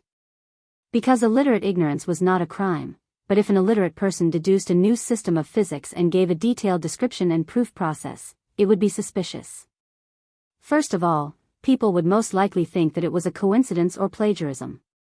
Then, they would most likely suspect that this person had been transmigrated or possessed. Perhaps, they would only be one step away from dissecting him for research. Plagiarism, Brando suddenly thought of this word. Yes, plagiarism. Facing Miss Tada's questioning gaze, he finally calmed down and decided to put the blame on the Bugas first. After all, they would be able to produce results in a few years at the latest, and Miss Sprite would not be able to verify it with them for a while. He thought for a moment and said, yes, the composition of the Mana Tide. In fact, the Bugas have gone far enough on this issue. I also happen to know about this matter. I have a good personal relationship with Miss Tanya. When she was guiding me in learning elemental spells, we happened to discuss this issue, so I have some conjectures about it. Tanya, Miss Pixie was a bit lost in thought as she muttered, I know her, she actually went so far on this issue? I don't think it's her. Brando did not expect Tada to be so entangled with this issue. He quickly explained, this should be the result of White Tower's research. I think the Bugas have already planned to make it public. So it's the White Tower Society. Tada nodded. I did hear that they were researching this problem, but I didn't expect them to progress so quickly. Hearing her say this, Brando finally breathed a sigh of relief. He secretly wiped his sweat, knowing that he had passed this time. However, he was also secretly vigilant. This question and answer with Tada reminded him that in the future, in front of the Bugas, the Tremosian, and the remaining sages of Wonde who may have a lot of heritage and knowledge, he should speak less and listen more, lest he accidentally expose his origin. His origin was undoubtedly one of the biggest secrets in his heart. He was still not sure whether this world really existed, or whether it had something to do with the Amber Sword. Although he was more and more suspicious that it might have something to do with Lady Martha, he dared not expose his guess at will before he finally confirmed it. If he let Miss Tada and White Mist know that he was just a character in a game in another world, or just a piece of data, who knows what they would think of him? Tada nodded thoughtfully. So, Mr. Brando, you said that the magic tide has a 7-layered structure similar to the magic net, so does it also have the characteristics of the magic net's natural closure and 7-layered cycle? If that's the case, as long as we analyze the flow of mana in the first and second layers, as well as the distribution of mana in the third and fourth layers, we could follow the flow of mana to wherever we want to go, including returning to the Great Storm route? Brando could not help but praise in his heart. What he said earlier was actually a copy of what Tada had said. He did not know much about this set of theories, just like in the era where the other half of his soul was in, any elementary school student could recite the mass energy formula without hesitation, but they did not know how to do it. But Miss Sprite only listened to it once and analyzed what he wanted to say, and even gave her own inference. This kind of understanding and familiarity with magic, she was a real genius. But there is a question, Tada replied. Do you have the ability to calculate and deconstruct the magic tide, Mr. Brando? Brendel knew that although Miss Fairy could calculate and deconstruct the magic network, she might not be able to do anything about the structure of the magic tides. After all, the two were two completely different things, and it was not possible to completely apply them just because the structure was similar. The reason why Miss Tada asked this question was not that she was incompetent. On the contrary, it showed that she could see the essence of the problem at a glance. But Brando nodded. He had no confidence in deconstructing the magic tide at all, but at least he had seen a pig run. In the Amber Sword, when players described a problem, they would not use a long explanation and tell you why. It was just like when they described the strategy of defeating a boss, they would often only tell you when to do something, but not why. In most cases, this was enough. It was the same now. Brando did not need to deconstruct the magic tide. He only needed to let Miss Tada and White Mist know that he had some understanding of the matter. As for how to do it, the predecessors had already described it. So he nodded and said, "Leave it to me." Miss Sprite looked at him with admiration. If she was looking at a talented genius before, now it was more like she was looking at her teacher. For a scholar who pursued knowledge all her life, a person who knew more about the unknown of the world than she did was undoubtedly worthy of such a title. White Mist and Lute, who were listening to the conversation, noticed Miss Tada's gaze and looked at Brando differently. The former knew what the inheritance of the knowledge of the Holy Saint and 1/3 of the Babel Fortress Library meant, while the latter had heard of Miss Tilia's reputation in the elemental world. Such a living library-like character actually asked for advice from others. Not to mention them, even the Tremosian wise ones beside them were in disbelief. Maybe this is what it means to be omniscient and omnipotent, White Mist thought to herself. But Brando was not as optimistic as they thought. He could not help but remind them, Miss Tada and everyone else, "I have to say that I am not very confident. In fact, even if we know enough about the magic tide, it will still show its chaotic side from time to time. Because there are too many variables, when the time comes, we can only rely on Lady Martha's protection. Everything is full of chaos. Even Wone does not have absolute order." Tada nodded, showing that she understood. "We are lucky enough to rely on Lady Martha. Mother will definitely protect us." "This is only one of the reasons," Brando replied. "The sea of magic is full of of chaos. When it is projected into our world, these forces will also manifest in Wone. So there may be a battle?" "Yes. It's okay." This time, it was Lute who answered. The Fire Fairy Prince pulled out his flaming sword. "I am ready for battle." Everyone subconsciously took a step back from him, or the sword in his hand. It was obvious that this relative of Forseed's didn't have the ability to control his power, and his previous performance didn't make him trustworthy. But at least this was the best outcome for Brando. But regardless of whether the Tremosai people were willing or not, and regardless of whether Brendel was confident or not, the combined fleet of the port of Everwinter, the Frozen Sea clan, and the Mist clan was slowly being pulled into the center of the vortex. Here, the energy generated in the center of the storm became even more violent. The power of chaos seemed to cause turbulence in the surrounding space and time at any time. The gigantic lightning storm that they didn't even dare to imagine before was now as frequent as the heavy rain after midsummer. It would come at any time, anywhere. Fortunately, Brando still had Archangel Iroma with him. The crisscrossing lightning bolts in the void had grown to a frightening level, but Iroma was always the first to shatter them. Under its protection, the ship finally reached the core of the storm vortex. But here, the situation had changed once again. The first thing that posed a threat to the fleet was still the omnipresent lightning storm, but this time, the purple lightning in the void was no longer the same as the one that had zigzagged for miles. Brando only saw countless flashes of lightning flashing from the surrounding void turbulence. They intertwined with each other and formed an overwhelming electric net, covering the entire fleet. There was no description of this terrifying lightning in the Amber Sword's guide, or rather, the author of the guide did not think it was worth describing. The existence of such lightning in the magic tide seemed to be a matter of course. If you can't even deal with it, what's the point of coming here?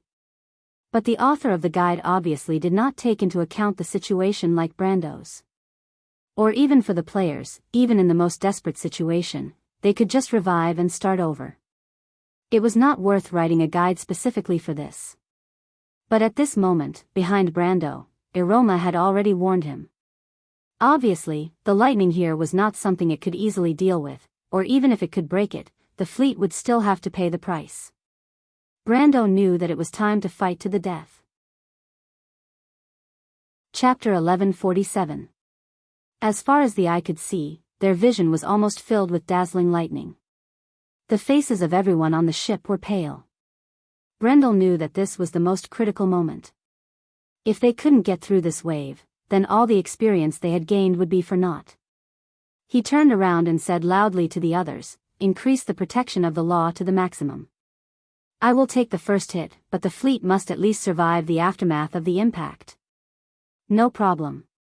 Tada glanced at the overwhelming lightning storm and immediately ordered the others, "Elder of the Mist, Sage of the Frozen Sea, let the sailors blow the horn and increase the protection of the law of the fleet to the maximum." The two elders did not need to be ordered. They also knew whether the fleet would survive or not. This was the most important battle.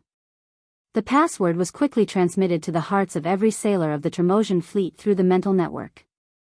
The mental connection of the people of the sea at least played an important role at this moment. The long sound of the horn was heard. The giant oars extended from the sides of the ship and were lowered into the sea formed by the lines of law. A translucent light shield appeared above the dragon-headed warships. If one looked closely, one would find that these light shields were formed by silver lines of law. These lines of law intertwined with each other above the fleet, forming circles of mysterious magic circles. The magic circles overlapped layer by layer, forming a hemispherical shape. In the blink of an eye, the lightning storm at the outermost layer had already arrived. Countless snake-like lightning bolts bloomed from the chaotic storm, flicking their tongues and licking the surface of the light shield. Everyone only heard a series of crackling sounds coming from above their heads, as if their scalps were about to explode. They looked up just in time to see a cluster of dazzling light landing on the light shield. The mast that hung the sail was the first to burst into flames, and then it collapsed with a loud crash, bringing the burnt sail down to the deck. Brando reacted the fastest. He rushed forward with fire and white mist, avoiding the mainmast. Behind them, Fairy and Lute also flew up. They were only swept by the aftermath of the impact and looked a little embarrassed. The two Tremosian sages drew a circle in front of them with their stubby fingers, then stepped into it and appeared at the stern in the next moment. With a crack, the mast fell and heavily swept the hull of the ship, causing the entire ship to sway slightly. Brando lifted the canvas and shouted to Aroma, who was not far away. "Now! Do it, Aroma!" Aroma drew her sword. The holy sword Odorfice did not have a physical form in her hand, but she was holding a sword made of golden lines of law. The shape of the sword was almost the same as the flaming blade in Brando's hand, except for the more complicated handguard and guard. The Archangel did not say a word. Her face was expressionless.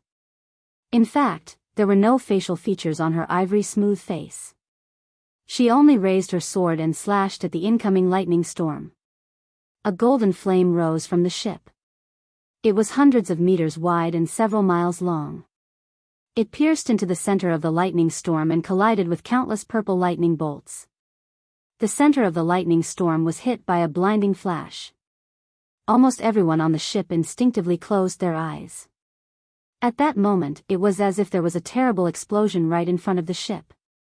The bright light produced by the explosion was so bright that it made people cry even if they covered their eyes with their hands.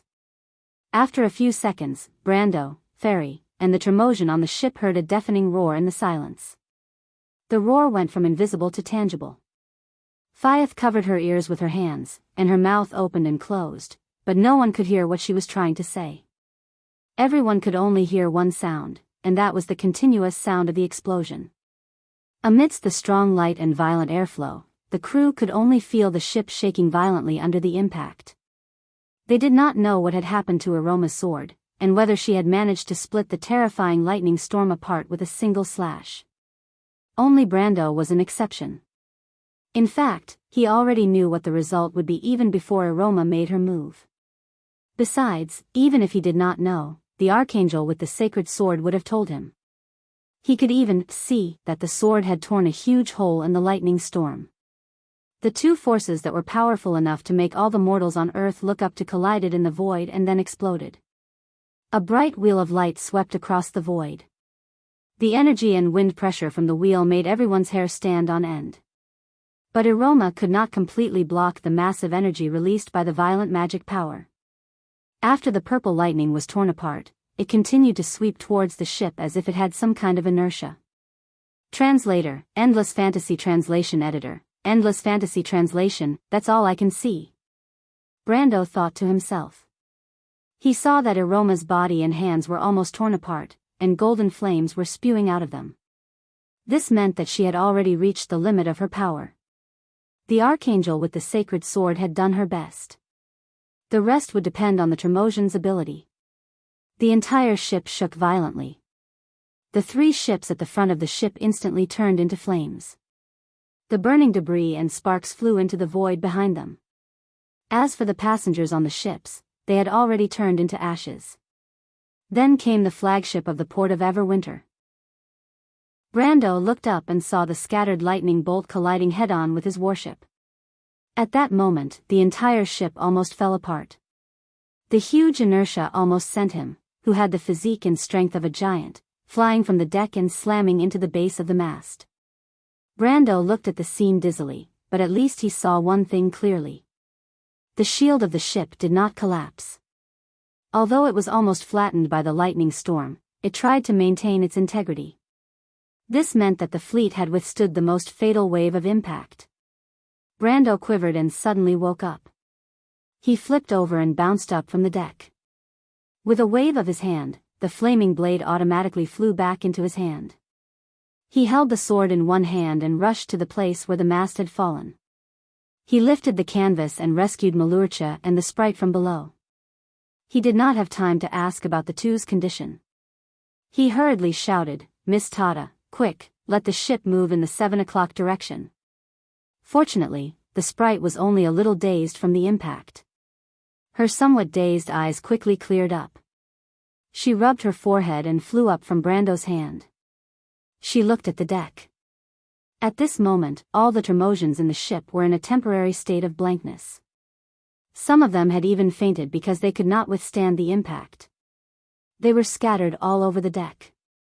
Some were trying to get up, while others were looking around in confusion.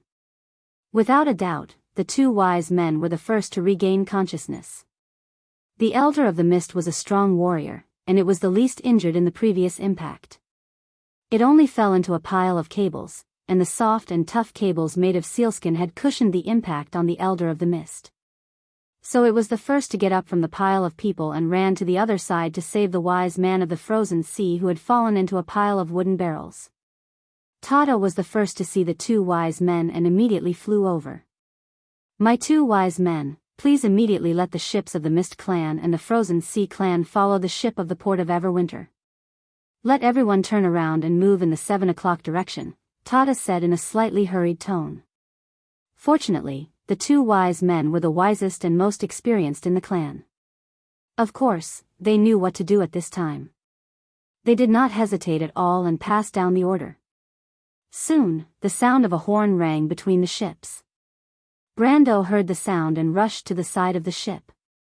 He watched as the huge ship slowly turned around. The scene in the storm was completely different from what they had seen before. After the lightning flashed, a huge energy turbulence presented a bizarre scene in the void. The sea surface, the path of light, and the lonely reef in the void had disappeared. The ship seemed to be sailing in a boundless universe. Around them were colorful energy storms. Energy, time, and space flowed slowly around the ship. It looked magnificent, but in fact, it was the most dangerous thing in the world. If the ship even slightly brushed against it, it would be completely smashed into pieces. Brando knew better than anyone that the Tremosian ship was in the center of the storm. The terrifying energy released during the magic transition had disturbed the order of space and time. When the energy swept over the ship, it also pulled the ship into a space-time turbulence. The opening that Aroma had cut open with her sword was the only way for them to escape from this place. But this escape route only existed for a very short time. It could be said that they had to race against time. Otherwise, they would be annihilated by the magic and turned into dust in the void. But the door was not fixed. It also changed anytime and anywhere with the flow of magic until it completely disappeared. He was not an expert in this field in the game. He neither had a deep understanding of the magic storm nor was he an experienced realm explorer. Fortunately, he at least had some experience. He placed his hand on the side of the dragon-headed warship and stared at a layer of colorful energy space. He could see that in the previous impact, almost a third of the huge fleet of Tremosian ships had been lost. And these people were not necessarily the last lucky survivors. What he had to do now was to try to let as many people survive as possible. After assigning the tasks, Fairy returned to Brendel's side. She did not say a word as she stood quietly beside Brendel, looking at everything in front of her with sparkling eyes. This was the most dangerous moment, but for those who pursued the ultimate mystery of the world all their lives, this was also the most enchanting scene. Chapter 1148. Both of them were calculating silently. While Tata was calculating, she could not help but look at Brando with admiration. She quickly realized that the direction that Brando had given her might be correct, and she could not be completely sure after careful calculation. Tata could not help but think to herself, what an enviable talent. Unfortunately, Miss Fairy did not know that what Brando was doing now was slightly different from what she had imagined. Calculating the direction of the exit was only the first step. But this was not the most important task. Brando's forehead was soon covered in sweat. Sometimes, experience was the best thing to rely on, but sometimes, it was not so wonderful to entrust one's life to the experience of others. At least, he only had one thought in his mind now, and that was that the player who had described all this back then had not remembered it wrongly, and had not been bragging. There's an energy vortex on the port side. A voice rang out in the spiritual world. The tone of the Tremosian was usually calm, but at this moment, there was a hint of panic in it. Don't panic. Tata ordered calmly through telepathy. However, after she said this, she subconsciously paused. The scariest thing in the energy space was to run into turbulence, but in this place where there was no sense of distance, the space-time turbulence was so unpredictable that it could appear next to you in the next moment. It was impossible to predict. Unless someone completely understands the laws of time and space, Tata did not dare to believe that there might have been strong people in this world who had mastered the elements of time and space, but the power of order that mortals had mastered was only a drop in the ocean of the Tiamat law. The authority that they had mastered was only a tiny part of the truth. Often, mortals would never be able to master the mysteries of the world in their entire lives. Because once someone did this, they would cross the boundary between man and God, perfect their body, ignite their divinity, and become a true god. What exactly was the power of existence? After the gods left, no one knew. But just like how Miss Fairy could not imagine the realm of gods, she could not imagine that someone could travel in such an environment for decades. These people were never afraid of death, because even death could not deprive them of their experience. They were immortal adventurers. They were players. He's here. At this moment, Brando felt his heart skip a beat. His entire body seemed to have relaxed. He lightly breathed in, and issued an order with a resolute tone that even he himself couldn't believe. All ships, heed my command. Turn 34 and sail 10 chains in the 9:00 direction. Tata felt as if she had been struck by lightning. Not only her, but even White Mist, Lute, and the two Tremosian wise men raised their heads subconsciously, as if to confirm if the voice came from the young man. That's impossible, a voice said in Tata's mind. White Mist stared at Brando as if it was staring at the door of a treasure vault that was opening. Amidst the silence, Brando's order was passed down. Because no one objected. Perhaps it was tacit approval, or perhaps it had forgotten. Or perhaps all the Tremosians were used to subconsciously obeying the orders of the planeswalker. In short, the entire fleet slowly turned once again under Brando's command. It was so clumsy and slow, as if it would crash into the wall of storm the next moment due to its stiff movements and turn into dust in the void. But it did not. Every time, the fleet narrowly avoided the energy and space-time turbulence at the most critical juncture, as if they had already expected the dangerous trap to be there and were prepared in advance. There was no sound in the Termosian mental network for a while. Only Brando's orders were passed down one after another. Turn 76. Raise the sails. Turn 3 chains in the 12:0 clock direction. Turn 44. Turn back to the previous route. Let the fleet behind follow.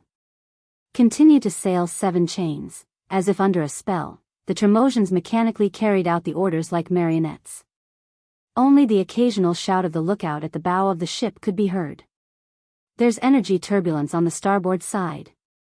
It's coming, it's 1 chain, 30 meters away from us. It's really coming, Lord of Elements. The fleet suddenly shook slightly. At that moment, Tada felt her heart clench. Brando was no better than her.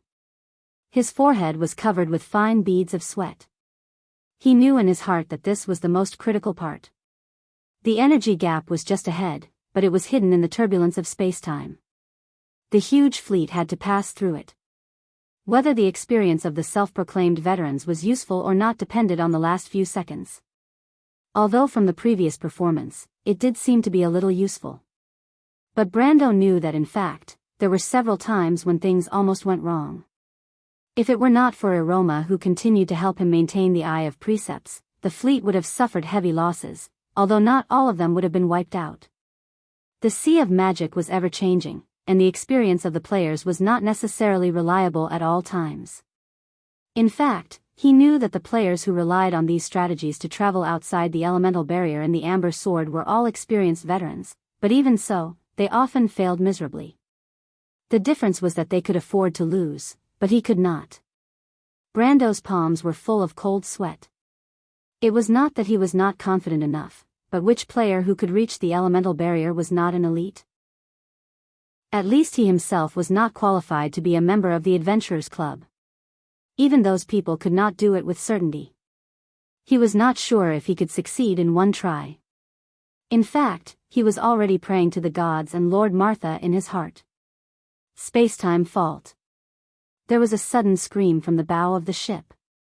Brando watched as the 2 dragon-headed warships suddenly twisted there, and the whole ship seemed to be stretched infinitely, and then disappeared in an instant, as if it was sucked into a space that could not be seen with the naked eye. Brando immediately felt a slight pain in his arm. He looked down and found that Miss Tada was sitting on the back of his hand, and her small palm and fingernails almost scratched into his flesh. However, this pain woke him up. The space-time fault was too close, and it was impossible to completely avoid it. He only hesitated for a moment, then ordered in a deep voice, "Don't turn, maintain the course and rush forward." No one questioned, and the whole fleet sailed straight ahead in a strange silence. It soon brushed past the space-time fault, and one by one, the dragon-headed warships disappeared from everyone's sight. But no one made a sound in the mental network.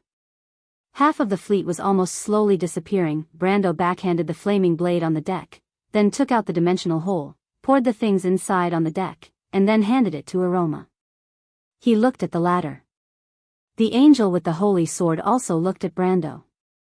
"I'll leave it to you." Iroma nodded. She picked up the dimensional hole and flew out to the starboard side of the fleet. Under everyone's gaze, she caught up with the dragon-headed warships that were twisting and stretching in that direction, and then the figure of the archangel with the holy sword began to distort abnormally under the influence of the space-time fault. But at this moment everyone suddenly heard a low muffled sound, as if something was broken, and then a dazzling brilliance exploded like the birth of the universe. In an instant, everyone's vision was only left with a vast expanse of white, and the pure and flawless light extended in all directions until it covered the entire space. Then there was a heavy shudder from the Termosian ship. When they came back to their senses, they were surprised to find that the original huge storm vortex had once again appeared in their vision. It was slowly rotating on the left side of the fleet, but near the storm vortex, the previous terrible lightning storm had weakened at this moment, and the surrounding magic storm seemed to have eased, causing a strange calm to appear in the void. In this calm, there was no more chaotic and violent magic, only an endless aura of order. Pada, loot fell on the side of the ship. Brando also stood by the side of the ship in a daze, looking at everything in front of him, and the ecstasy of surviving a disaster could not help but rise spontaneously in his heart. It was not just him. The sailors and seafarers of the three clans were still in a dream until the shaking of the hull began to gradually weaken, and then they seemed to wake up from the dream and burst into a tsunami of cheers. This kind of emotion shared through the mental connection, the relief and joy of surviving a disaster, when they were superimposed on each other, it could not help but make Brando feel proud. He did it. He would also do it. Mr. Brando. The fairy looked at him with disbelief. Do you know, I am now very sure that you must be the hope that Martha gave us. You must be that person. Brando lowered his head and looked at the fairy. Maybe, he took a breath and replied softly, but no matter what, I will do my best. Yes, Tata said softly, we will be with you, we will fight side by side with you, Lady Martha will protect us. Protect us all. P.S. Brando, who pretended to be a fraud once again, begs for monthly votes. Chapter 1149. While the two were talking, Fayez suddenly interrupted, My lord, is Lady Aroma all right? She's fine. Brando turned his head and glanced at the little sprite on Malucha's head. When there's a chance, I'll make her come back. I understand, just like Lord Malucha and I, right? Brando nodded. Fayez's eyes sparkled and she said, oh, with admiration. She probably thought that Brando bringing her and Malucha back to life was probably the greatest thing in the world. Miss Tata seemed to remember something and asked, Mr. Brando, did you destroy your own dimension hole earlier? Brando was troubled by this matter. On one hand, he felt a little guilty about Aroma. On the other hand, the things poured out of the dimension hole filled the deck. Mainly holy water, all kinds of alchemy potions, scrolls, and the glass sword he had obtained earlier. Of course, the most valuable thing in here was probably a few god-slaying magic-breaking alls. This was the result after he left the remains of the armor and weapons he found in the loop of trade winds in Valhalla. Otherwise, this small deck might not have been able to fit them all. Yes, annihilating the dimension hole will create a spatial fault. This is the only way I can think of to stop the spatial fault from advancing, he replied. Fortunately, Martha blessed me. I was worried that the dimension hole was too small for it. The sprite was slightly touched. She had learned about Brando from the Elven Queen and had some understanding of the latter's situation. She knew that the dimension hole was a very precious treasure in the mortal world, and Brando was just a noble lord on the border of the civilized world.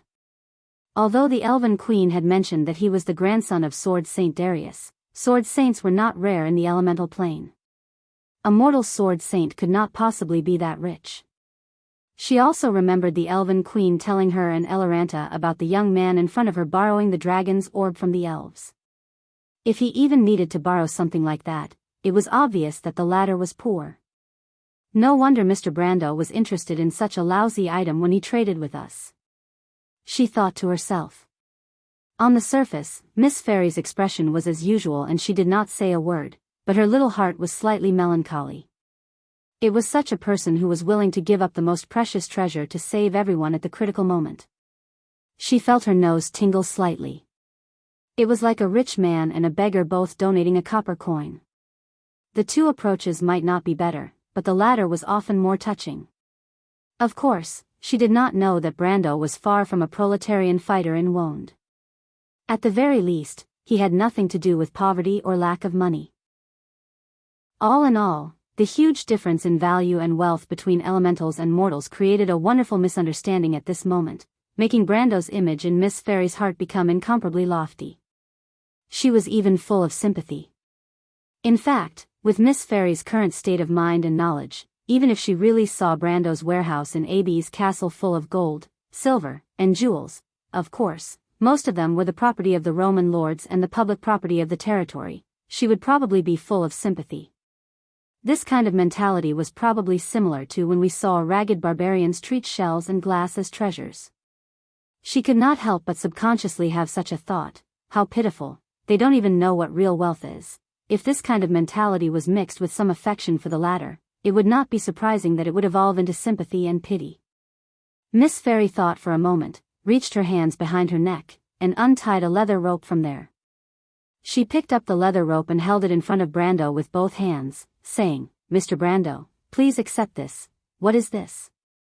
Brando looked at the thing in Miss Fairy's hand. It was a necklace. At the end of the leather rope was a very small crystal ball about the size of his little finger. There seemed to be something in the crystal ball, but it was too small to see clearly. "This is the floating sphere, the masterpiece of the dazzling light people," Tada replied as she put the item in his hand. Like all magic items, this necklace could automatically adjust its size according to its owner. Soon, it enlarged to about the size of a pigeon's egg in Brando's hand. Only then did Brando see the thing in the crystal ball clearly. It was a piece of soil covered with moss.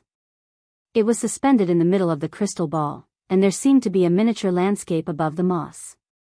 But he did not notice this at all. His attention was all attracted by Miss Tada's words. "This is the floating sphere?"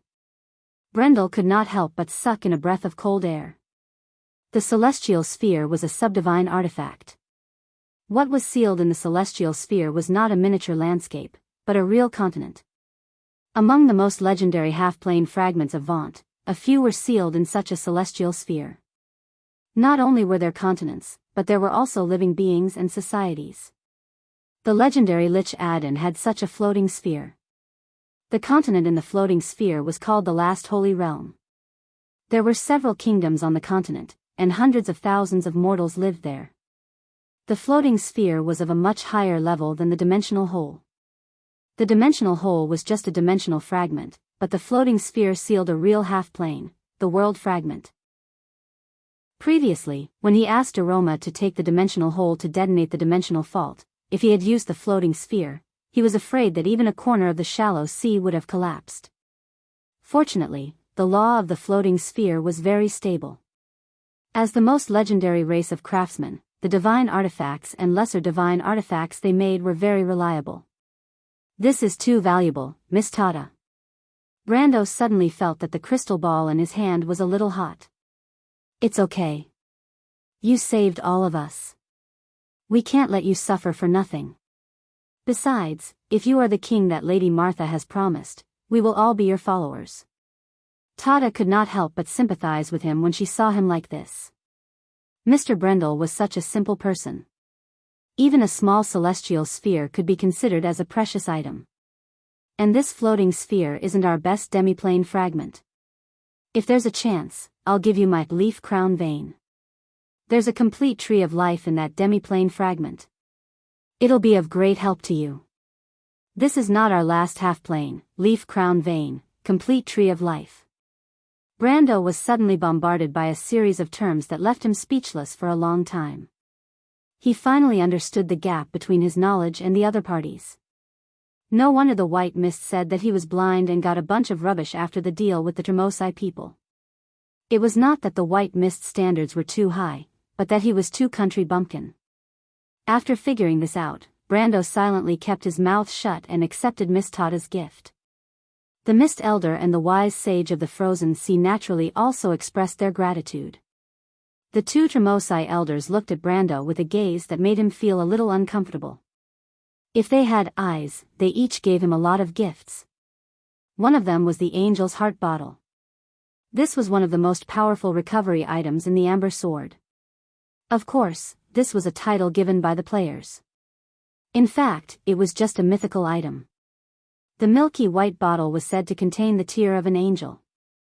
As long as the bottle was worn, it would continuously heal the wearer's wounds. The recovery rate was about 1,000th of one's HP per second. In other words, if a dying person wore this holy item, it would take less than 20 minutes for them to be fully recovered. Of course, the Angel's Heart Bottle would only heal the wearer's HP, but it would not heal serious wounds such as broken limbs. But as if taking this flaw into consideration, the archangels who made this mythical item gave it another miracle. Once a day, as long as the wearer drank the tear of an angel in the Angel's Heart Bottle, the wearer would be fully recovered.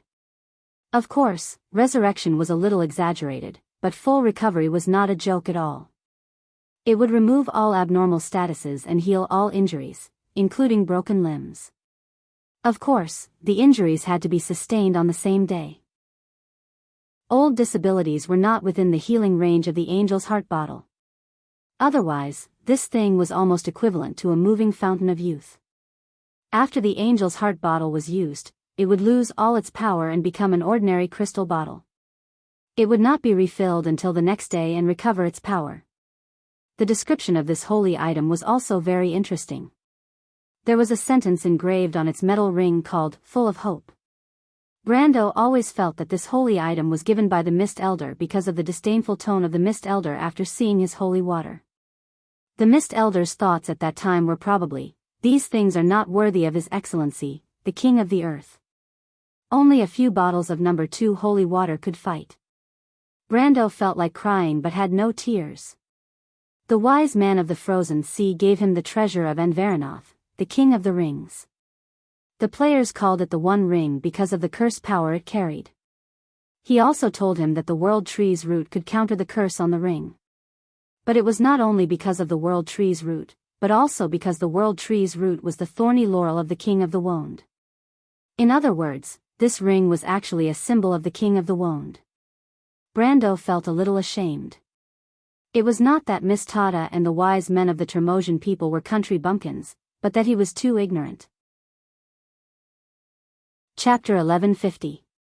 He put on the ring and the angel's heart vase, and used the floating sphere to collect the items on the deck. Unfortunately, most of the holy water was thrown away by the Termosai people as trash. The reason was that the Termosai's guest, a planeswalker, would not use such a cheap item.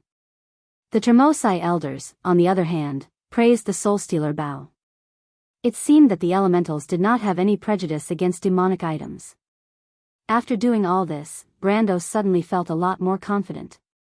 After all, he had several divine artifacts, subdivine artifacts, and mythical items. Although it might not be much outside the elemental barrier, he could definitely be considered a tycoon in Wound. Mr. Brando. Lute, the fire fairy prince, appeared beside him and said, "I also want to give you a gift." Brando was stunned.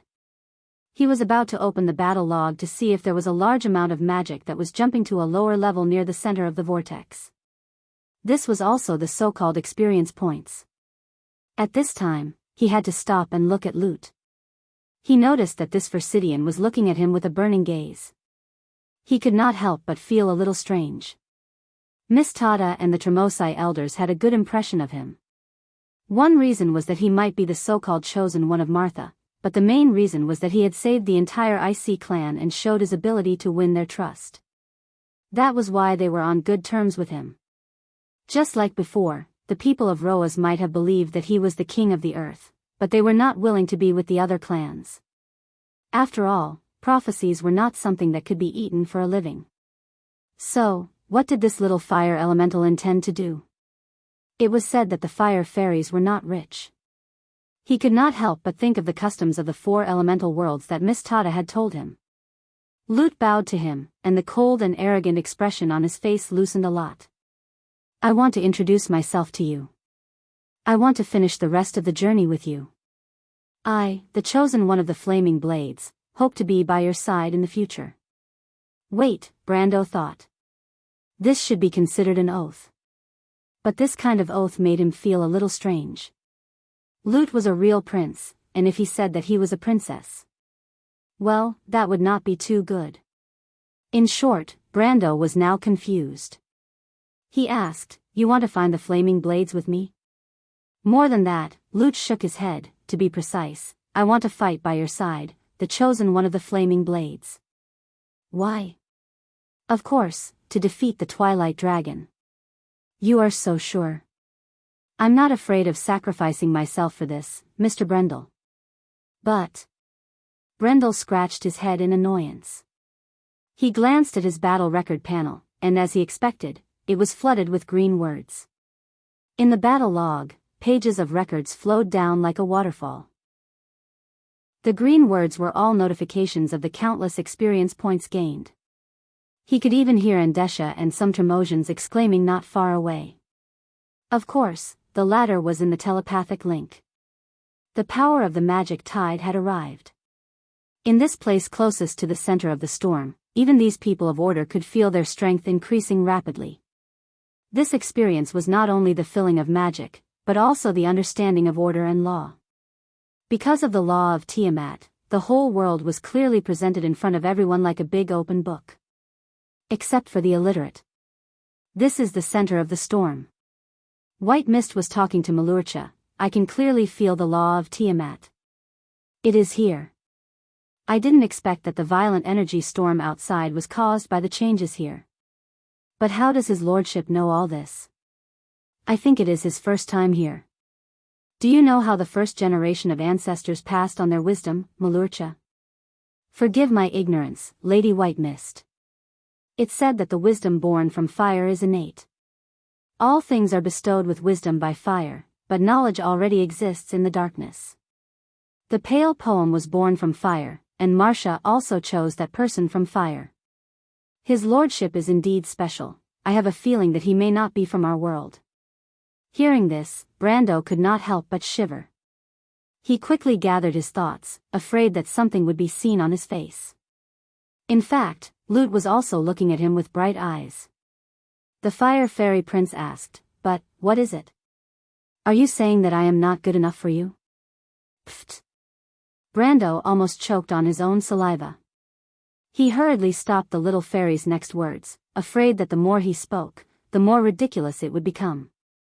These words were so déjà vu that he could not help but have an illusion that this guy was going to reveal his true feelings.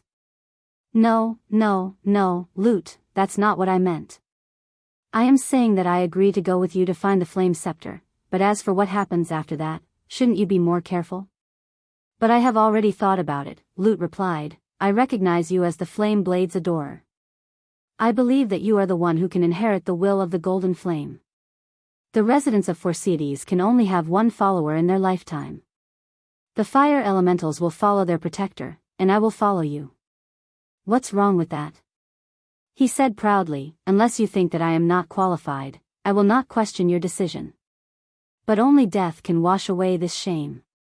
Mr. Brando, Tata flew over and explained, this is the oath of the Golden Flame. It is the most solemn oath the fire fairies make in their lives. They will only follow those who have truly gained their recognition. This is the highest respect. Brando turned around and looked at the little fairy seriously. Should I agree to it, Lute? It is up to you to decide. I can't just watch you die, right? Brando thought to himself. The fairies might not think that it was wrong, and some human kingdoms like to do it as well. But he could not accept it. Although honor was important, the price of life was not low. He respected those who sacrificed their lives for their ideals, but he could not help but feel that this was making a mountain out of a molehill. But he also knew that this was the real reason why the people of Forsytes were different from other fairies. He nodded silently and said, Tonajal always welcomes guests. Lute, however, had a very solemn look on his face as he bowed deeply to him. The fire fairies and their followers were equals.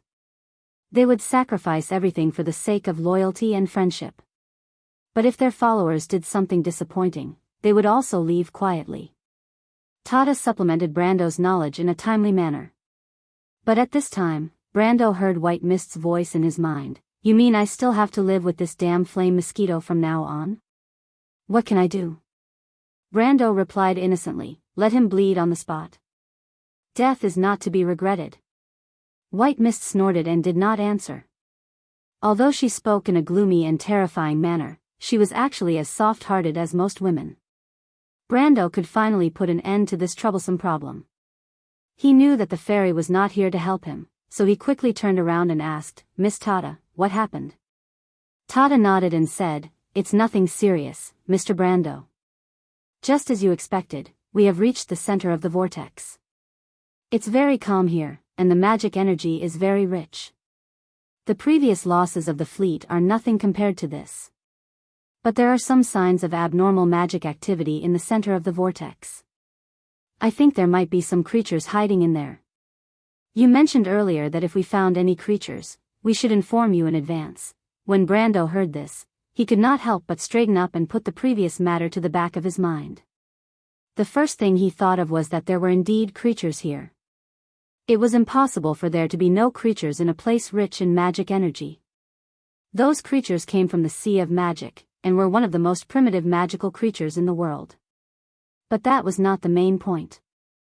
In The Amber Sword, after the arrival of the Mana Tide, the player's EXP for killing monsters increased by 3 to 5 times.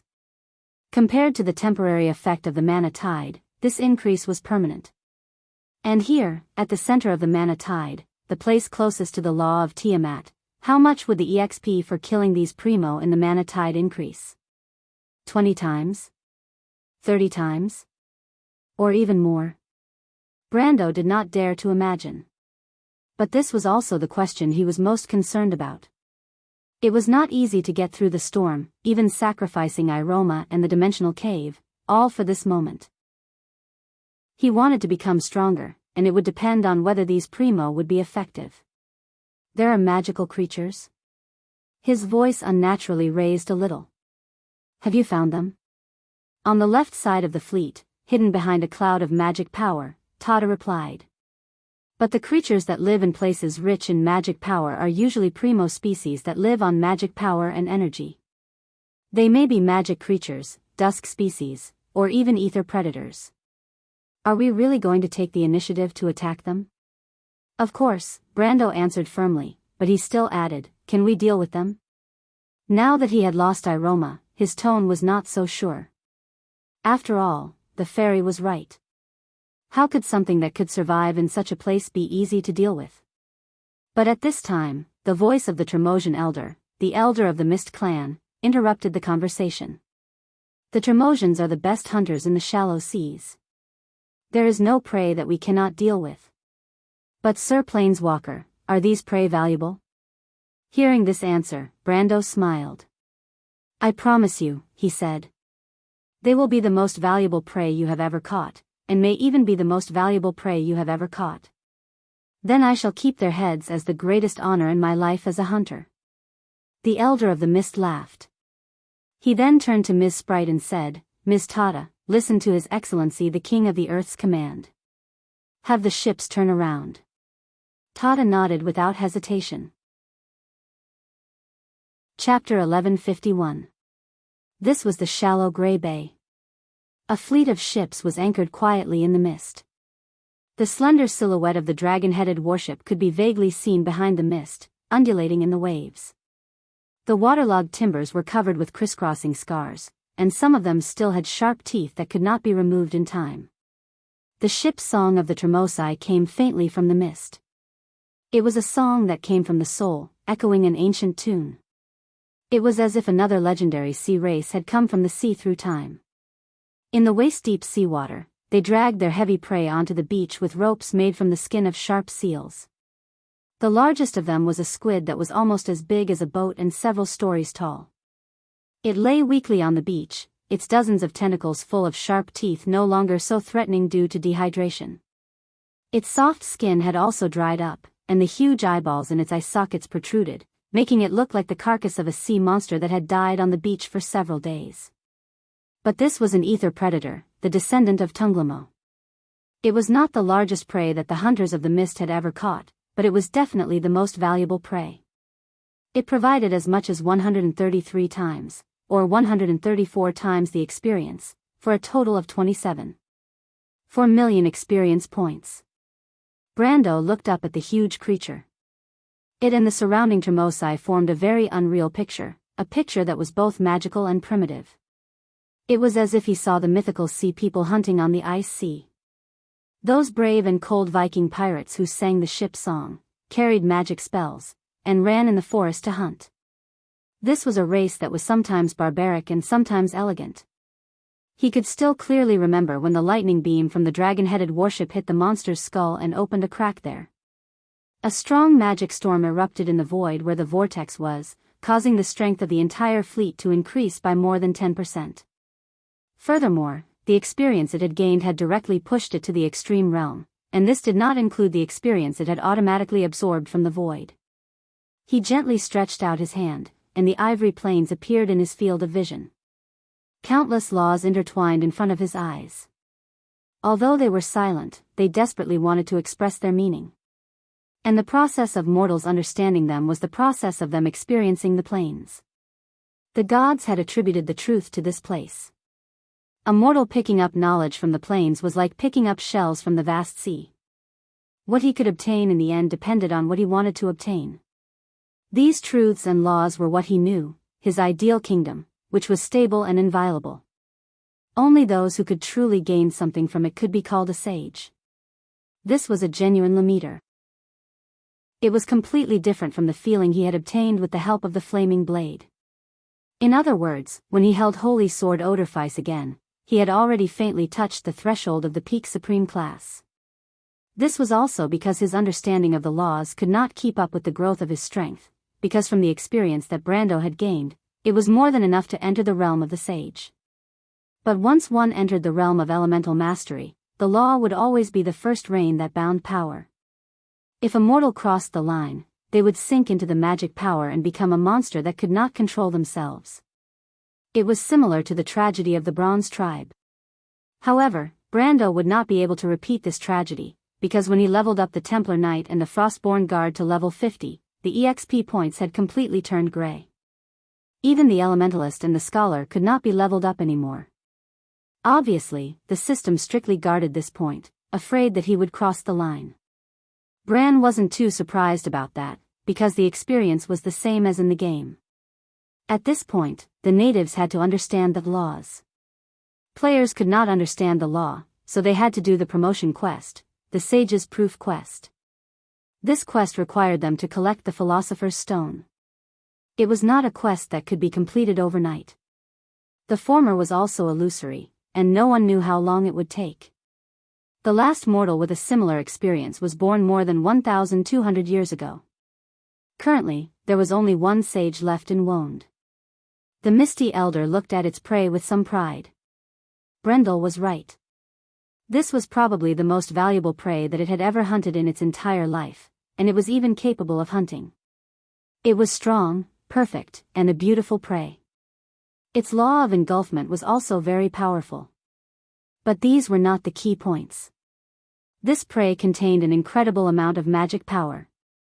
It was thousands or even tens of thousands of times richer than the magic power in the bodies of the magic creatures they had captured in the shallow sea. This was simply a miracle.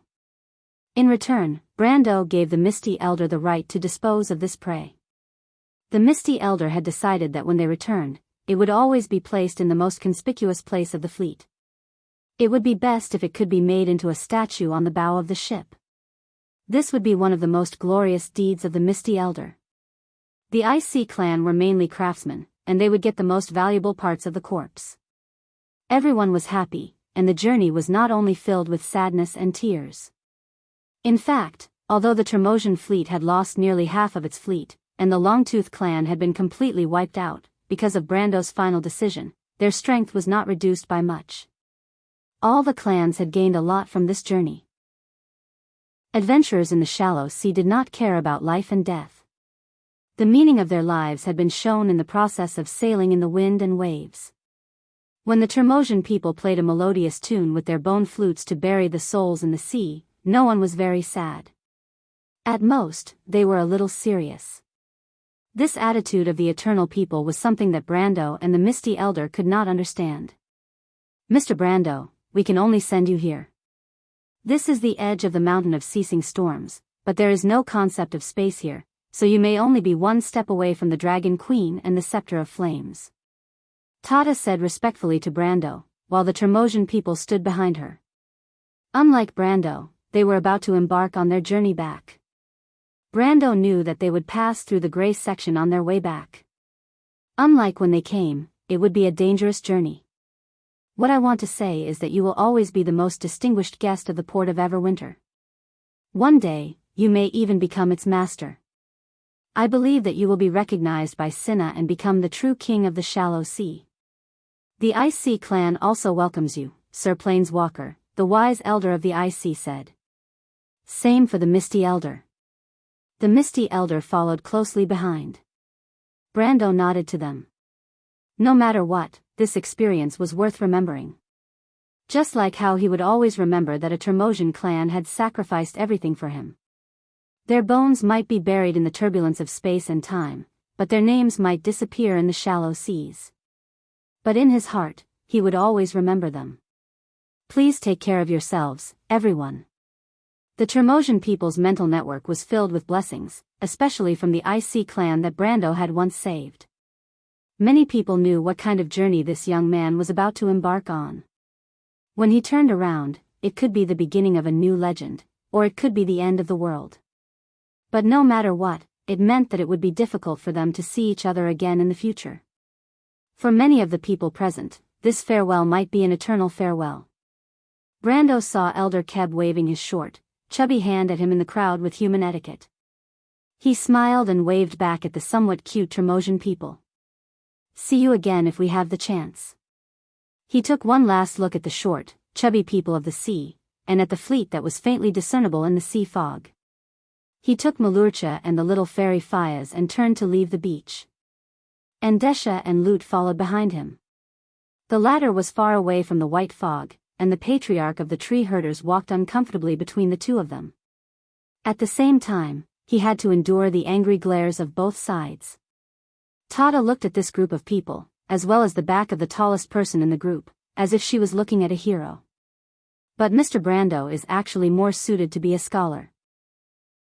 Unfortunately, this is not a choice for us. The fairy looked at Brando and Malurcha's backs as they walked further and further away in the thin fog.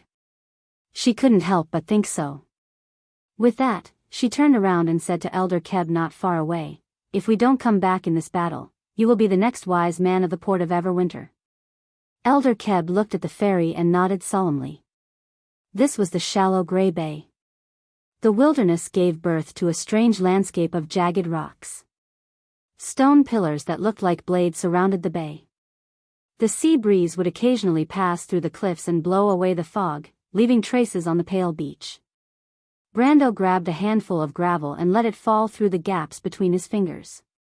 The sand gave off an unnatural glass-like color. Beside him stood Malurcha, while Fayaz and White Mist were on Mr. Stag's back. The former was chattering away, while the latter was actually being nice to her, explaining things to her from time to time. Lut sat on Brando's shoulder.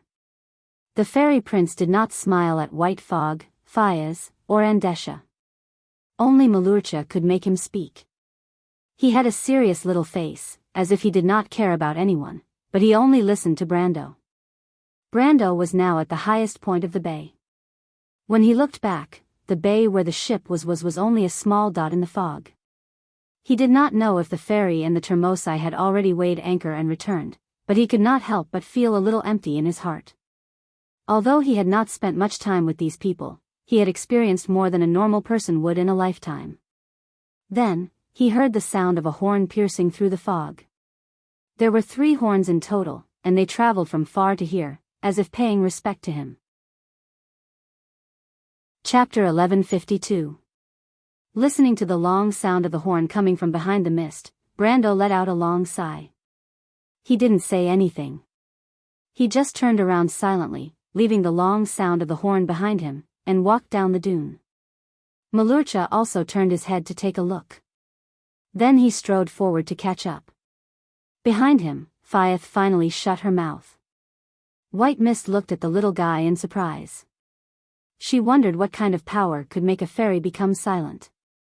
"Will we go back?" Fayaz asked. "Maybe." White Mist was stunned for a moment, and finally understood what the little guy was worried about. But after today, everything may change beyond recognition. If we can defeat the Twilight Dragon, when we return to the shallow sea, what we see may not be what we see today. Time never turns back. If you leave your hometown, you will never be able to go back, Malurcha said emotionally. He remembered the time when he left the shallow sea. When he returned after thousands of years, the people he saw were no longer the familiar faces. Sigh. Fayaz sighed. Even the usually optimistic little fairy was a little sad. For a moment, the atmosphere of the whole team was a little gloomy. But fortunately, she quickly recovered and threw her previous melancholy to the back of her mind. But we will always make a lot of new friends, won't we? Lut, who was sitting on Brando's shoulder, looked at her like she was an idiot. Speaking of which, why did you think of this? White Mist asked Fayaz curiously. In her opinion, this little fairy was a heartless character. It was rare to see her focus on something. I miss Miss Tata a little, Fayez thought for a moment, then answered seriously. Miss Tata? White Mist was surprised. Madame Tilias, do you like her a lot? That's not it. Fayez shook her head like a rattledrum. I just feel a little close to her, like she's a twin born from the same seed as me. You humans don't know this feeling very well. For example, I feel like she's my elder sister. I am not a human. White Mist corrected her. But Malurcha almost lost his footing. He paused for a moment before continuing to walk forward. Brando, who had been silent all this time, turned to look at his summoned creature and gave it an encouraging look. Only then did the latter feel a little better. Brando knew that Malurcha must have thought of Miss Tata's sister again, that fairy called Rose. Some memories were so profound that you would never be able to forget them, whether it was before or after death. At this moment, he couldn't help but think of some distant memories. It was still in the forest of Buchi. The bonfire that was dancing was the gaze of a true knight. Although it had died a long time ago, it had never let go of its obsession with its motherland. It wasn't until a very long time later that this obsession turned into a painful torment that gnawed at its soul day and night. It turned into a sword and protected a kingdom. He also thought of the experience of fighting side by side with everyone in the Amber Sword. It was a journey of laughter, sadness, achievement mixed with tears. The ending wasn't perfect, but it wasn't completely useless. At least this dream reappeared in his heart, making it no longer seem like a simple game.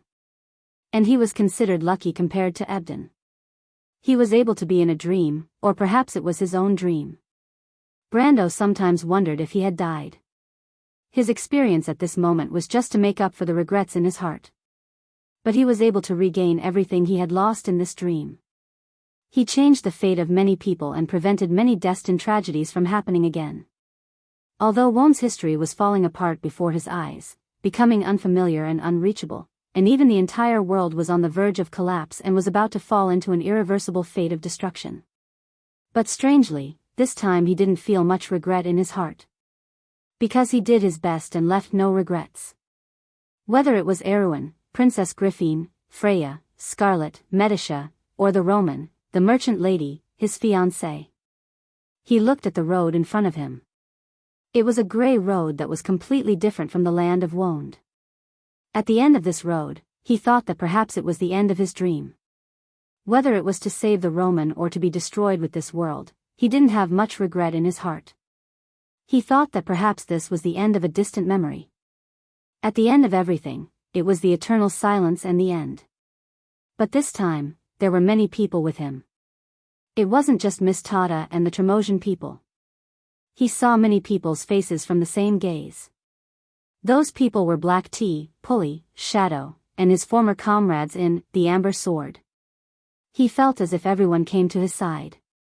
And this time, there was also a senior accompanying him. Just like the final battle in the Crimson Valley. He still remembered the cold rain at that time. Lute, Brando suddenly asked, where is the fire scepter? Lute sat on his shoulder, turned his head to look at Brando's side face, shook his head and said, it is in the mountain of quenching storm, right here. Miss Tata said that there is no concept of space in the mountain of quenching storm. Where we can go here depends on where we want to go. The yearning in our hearts is like a bridge, connecting each other's arrival.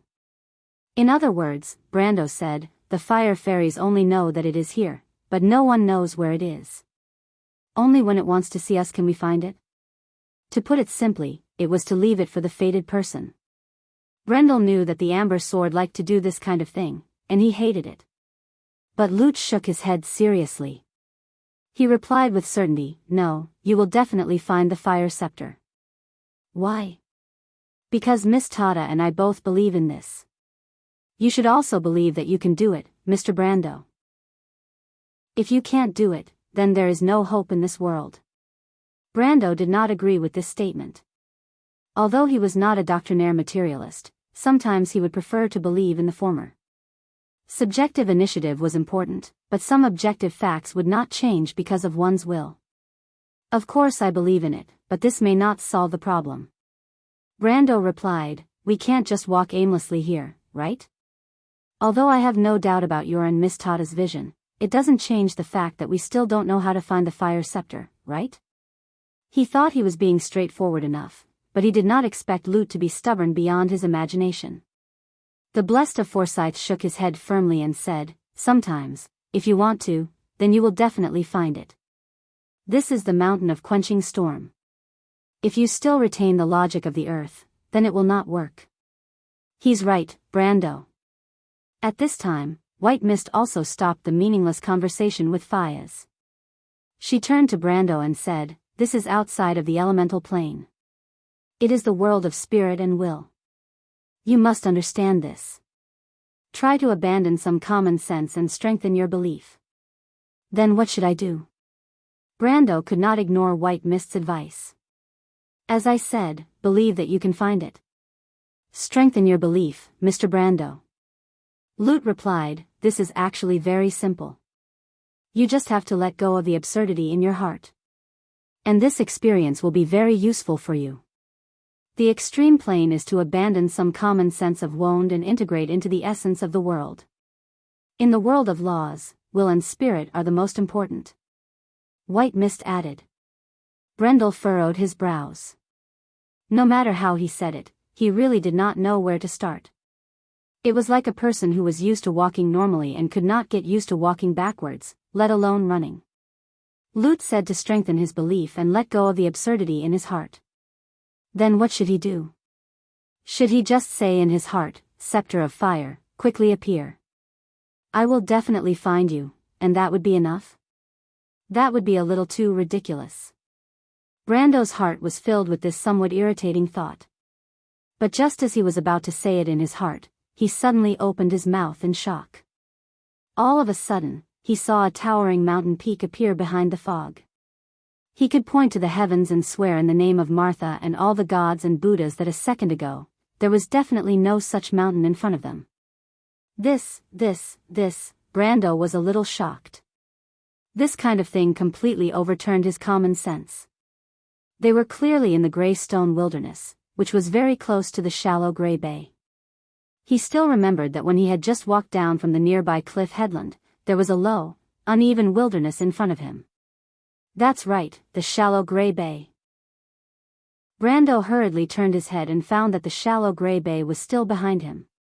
Behind the mist, he could even see the long white trails left behind by the Termosian fleet disappearing on the surface of the sea. But when he turned his head again, his eyes could not help but widen even more. Because in front of him was no longer a towering mountain. To be precise, it was a mountain range. The shadows of the mountains overlapped with each other, stretching and undulating, forming a high gray wall. Even without being reminded, Brando knew that it was the mountain of stopping the storm. The sacred mountain of the wind elemental plane. And in front of him, on the tallest mountain peak, lightning surrounded it. Between the clouds and the top of the mountain, there seemed to be something like an extremely magnificent building complex. What is this? Brando could not help but ask Prince Lute on his shoulder, how did this come about? You really did it, Flaming Blades Adorer. Lute was also very excited. His golden eyes seemed to be lit up. He clenched his fists and said excitedly, that is the sacred mountain. Sacred mountain? What sacred mountain? Chapter 1153. The Prime Material Realm. At the same time as Rushta, only a few seconds had passed on the clock. Hippamra stood in the ruins near the 12th moon square for a moment before turning to leave. At that moment, the will of the mountains and rivers in her hands suddenly vibrated, followed by a second vibration. Hippamra was stunned for a moment. She lifted the cross warhammer with both hands and saw the sacred relic emitting a soft white light as it flew up from her hand and floated in the air. St. Cantifer Palace, Garden of the White Rose. Huh? Medisa suddenly stopped and looked around with a surprised expression. She frowned and showed a trace of unease. What's wrong? The Shire noticed her unusual behavior and asked. Nothing, his lordship is. Medisha looked at the empty stag and sprite slots in her deck and felt empty. Why is his lordship not back yet? Why didn't he say anything just now? The Garden of the White Rose was in a state of chaos. Old Prime Minister Naidivan and Archseigneur Vala had already activated the long-distance teleportation circle that originally belonged to the Kurlutz royal family. It was actually a small door of flame, but this action had instead aroused fear in the hearts of the people. The news spread like wildfire, and carriages came and went outside the palace gates. A few of them even drove directly into the White Rose Garden. No one cared about the majesty of the royal family at all. It was as if doomsday had arrived. There was a limit to the number of people that could be teleported each time. The nobles lined up according to their ranks. The first to be teleported were the nobles that Brando had rescued from the Flower Leaf Domain, East Metz, and other places. Then, there were the few remaining members of the royal family of Cruz, the House of Naidivan, and some of the clergy of the Holy Cathedral. Vahina wanted to stay and wait for Brando's return, but Medisha persuaded her to leave. Only Medisha, the Shire, and Scarlet were left in Brando's entourage. But even they had to leave in the next few teleportations because Rushta had become extremely unsafe. People gazed uneasily at the golden threads that fell to the ground outside the arched windows. It was as if a golden rain had fallen under the night sky, but the earth was shaking and letting out a dying roar. Where is Miss Magadal? Is the envoy from the Antiburo Principality not here yet? Someone in the crowd shouted anxiously, repeating the question over and over again. An official dressed like a foreign affairs minister ran through the crowd, repeatedly confirming the identities of the envoys from the other countries. Although Rushta might not be able to escape, the empire would not fall because of this. If the envoys from the other countries who were gathered here were killed because of their negligence, the empire's prestige would fall apart. But time was running out, and there was still no sign of Antiburo and the envoys from the Duchy of Insignia. The latter was fine, but the former included the nun Princess Magadal, and she could not afford to lose her. A few clerics belonging to the Holy Cathedral had already rushed out of St. Canifer Palace and got on the carriage, heading towards the street where the Antiburo Principality was staying. In the darkness, a tall silhouette stood by one of the arched windows of the palace, leaning against the long curtains that hung from the window lattice to the ground, quietly watching the scene. She was the only direct member of the House of Naidivan who did not leave. To be exact, she was the only one who did not participate in the teleportation. Delphian did not know why she did this. She was a calm person, or rather, she thought that she should be calm and rational. She should not act without thinking and do something impulsive. But she could not find a reason for her actions. She seemed to have thousands of thoughts in her mind. Sometimes she told herself that she just wanted to calm down for a while. After all, as the granddaughter of Prime Minister Naidivan, a member of the House of Naidivan, she could leave at any time. But sometimes she told herself that she just wanted to see if that person could come back. Even if she had to die with that person, it was enough for her to get what she wanted. But what frightened the Prime Minister's daughter was that she clearly heard a voice in her heart telling her, "It's not like this, it's not like this." The scene of Brendel standing proudly before the entire empire in the Garden of White Roses appeared in her mind more than once. Everything that she pursued and valued was completely destroyed. Even though she knew that Brendel was not targeting her, she still felt like she was stripped naked and standing in front of everyone. She was so pitiful that she felt like a clown. Delphian recalled all of this, but her heart throbbed. Why is it like this? Did I make a wrong judgment? She did not say a word, and her face was terrifyingly cold. A few young nobles who wanted to approach her stopped in their tracks. There were fewer and fewer people in the palace. Groups of people passed by her, and groups of people left one after another. Until a royal steward came up to remind her that she had to leave. But Delphian did not seem to hear. The steward wanted to say something, but suddenly, a buzzing sound came from behind them. The crowd was in an uproar. The two of them instinctively turned their heads and saw the crowd in the Garden of the White Roses banquet hall disperse, revealing Countess Val Lach in the middle. Scarlet was looking at the azure spear in her hand in surprise. She saw the holy spear of heaven vibrate slightly, glowing all over. It broke free from her hand and gradually floated in the air. "Ovina, what's going on?" she asked in surprise. The spear spirit of the Holy Spear had already shown herself. She floated beside the Highlander girl and looked up at the azure spear in the air. Her emerald eyes were filled with shock. The Holy Cathedral has reappeared, Scarlet. What? The majestic mountain Holy Cathedral has reappeared. The King of the Earth has been born. Does this have anything to do with the Lord? Scarlet thought for a moment, and asked with concern. Ovina looked at her and could not help but sigh. This silly girl had completely fallen for it. To be honest, as a follower of the Azure Knight, she admired masters who were more independent. But there were certain qualities in Scarlet that truly moved her. After all, the two of them were different. If the Azure Knight was a pioneer, then Scarlet was at most a qualified successor. But not every era needed an Azure Knight. The innocent girl in front of her was clearly the most compatible master of the Azure Spear in this era. She shook her head, and then nodded. I don't know, but I think it might be related. Hurry up and hold on to the Holy Spear. If you can't get the Azure Spear's approval now, it will return to the place where it was born, but... What should I do? Hold on to this spear. You are the Azure Knight. But don't bind its will. The will of the earth will eventually submit to the king. Avoid the crowd. It will open a door to the mountain of ceasing storms. Don't hurt anyone else. Scarlet nodded and flew into the air. Everyone in the hall watched the newly conferred countess. When she grabbed the Azure Spear's handle, she felt a slight tremor in her hand.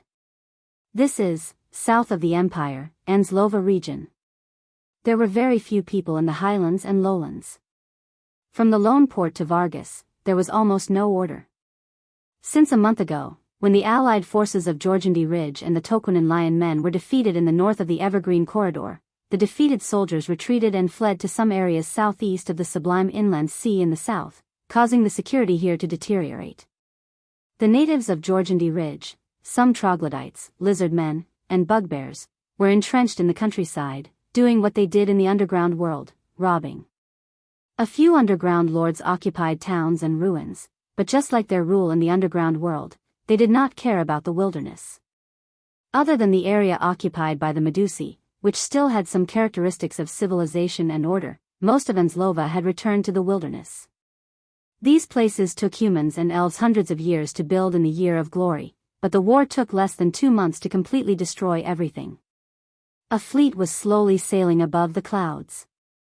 Like a shadow hanging above the clouds, the sails of the fleet were densely packed like fish scales, sparkling in the night sky. The residents of Anslova hid in the forest and ruins, watching this strange scene. Then, most of them carefully shrank back. They knew that this was the humans' floating fleet. If it were a month ago, this fleet would probably have been attacked by hordes of dragons. But at this time, all the glory was long gone. Not to mention that the White Legion, which had been incorporated by the eldest prince, could come south at any time through the Evergreen Corridor. Even the Red Legion in the wilderness of the Four Territories could attack from the east at any time. No one knew how long they could stay on this land. The fleet passed over the Anslova region and was immediately attacked by a falling meteor. A golden line passed through the fleet, causing 2 or 3 warships to catch fire. The meteor eventually hit Bear Lake, completely erasing the lake from the Empire's territory. It also vaporized thousands of troglodytes and bandits nearby. But the fleet was also affected. They had no choice but to descend from the clouds and land in the nearby hills. The 3-masted Everton airship landed in a small valley. A group of people immediately disembarked, passed through the nearby forest, and occupied a high point outside the valley. Knight escorted a young man and a snake-haired woman out of the forest and looked at the nearby hills. Warships were descending in the night sky, densely packed, like clouds hanging down from the sky. Haru's gaze was on the alluvial plains in the distance. Back then, he and his teacher had taken this path to avoid the pursuit of Jorgandi Ridge's army to Lone Harbor. At the end of their vision was Vargas. Thinking back, it felt like yesterday. On the pitch-black horizon, there were a few sparks of light. Other than that, the entire land seemed to have fallen into a deep slumber. The young prince knew that those sparks were probably the lizardmen's tribes, and the empire's lights had long since been extinguished. He could not help but feel a little sad. He still remembered that when he came here, the night here was still very bright. The plains were filled with the lights of the towns. Chapter 1154. How nice it would be if there was no war. Heruz could not help but whisper, his silver eyes quietly reflecting the golden light hanging from the sky. Although the young prince did not know what it was, he instinctively felt that it might have something to do with his teacher. Miss Lasmika, the black moon is broken. What is this sign of? Medusa seemed to be thinking about her own matters and did not respond for a while. She looked at the wilderness, and the dark earth seemed to symbolize the uninhabited land. Looking out from the hills, only deserted fields could be seen. A windmill stood alone on a distant hill, reflecting the blazing fire in the bare lake area. The leaf fan of the windmill had long rotted away, leaving only a bare frame, which had been torn down in half by someone. It was hard to believe that this was once one of the most agricultural and prosperous areas of the empire. It supported the food consumption of Cloak Bay and Anzaruda. Now the roads to and from various places had been cut off, and commercial and trade activities had long since come to a standstill. There was no telling what kind of famine would happen in the empire this year. Lasmika could not help but think of her hometown. In the eyes of the underground people, the beauty there was no less than here, but it was now gone. Miss Lasmika? What's the matter with you? Heruz looked at her with some confusion. He had never seen Medusa so distracted. Sorry, Lasmika suddenly realized. She pressed the scales on her forehead and said, I was distracted. What are you thinking about? Heruz asked. I'm thinking about the dark elves. Lasmika lied. But it was not a complete lie. Around the middle of autumn, a clan of dark elves came to the surface and established their own territory far away from Medusa's territory. They brought long-awaited news from the underground world to the underground residents of the surface world. The demons had crossed the ash tip and began to attack the area above the beehive. Although Valhalla's fleet sailed in the sky, when they were not performing the teleportation jump, they still sent people to the ground every day to collect information about the nearby areas. One was to confirm possible enemy information, and the other was to replenish food and water. Of course, in a barren place like Anzlova, the former was more of a factor. The fleet had already inquired about the dark elves that Lysimika mentioned a few days ago. Others only treated it as a topic of conversation, but it was of great significance to Lysimika. Are you homesick, Lasmika? Heruz asked in a low voice. I don't have a home, Your Highness. Heruz looked at her curiously. Lysimika sighed and explained, I was once a slave of a demon. People who are treated as slaves have no home. We were expelled from our homes and lost what we originally belonged to. Heruz was a little sad when he heard this and hurriedly said, Miss Lasmika, maybe you can ask teacher to help you. He once defeated those demons, so he must have a way. Heruz appeared to have full confidence in Brando. In his opinion, Brando was probably omnipotent, at least he had never let his student down. Lasmika glanced at the little prince and shook her head. She did have such an idea, but until today, the fall of the black moon meant the coming of dusk, and she understood that the demon's strange movements might have come from this. If it was the end of the world, the young man and the Bugas could not change all this. Thinking of this, she could not help but press the pendant of the necklace on her chest. But it was at this moment that the necklace vibrated slightly. Lasmika was horrified. She raised her head, her prismatic eyes staring at the dark woods not far away, and shouted in a low voice, Who's there? There was a low exclamation of surprise in the forest. Lasmika, is that you? Heruz did not know what was going on, and he could not help but look around. The knight in the woods behind noticed the movement here and drew his sword.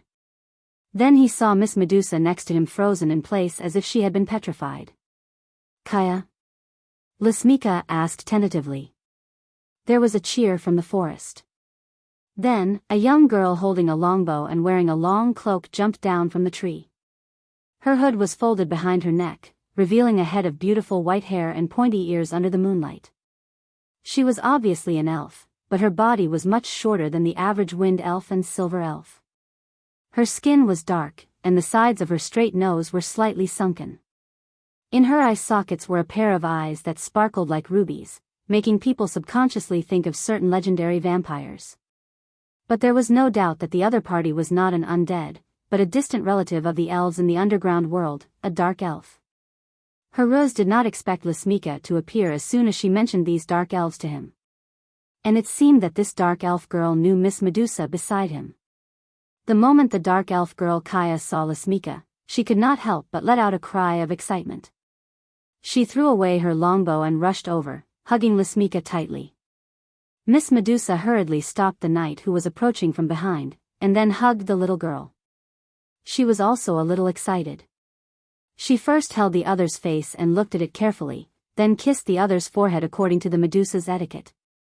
Heruz had been with her for a long time, and he knew that this etiquette was used by the Medusas to the people closest to them. He could not help but look at the dark elf girl with some curiosity.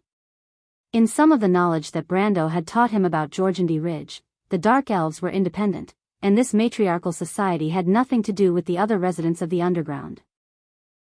Lasmika and Kaya chattered in the underground language for a long time before Lasmika took the latter's hand to Heruz and introduced her to him.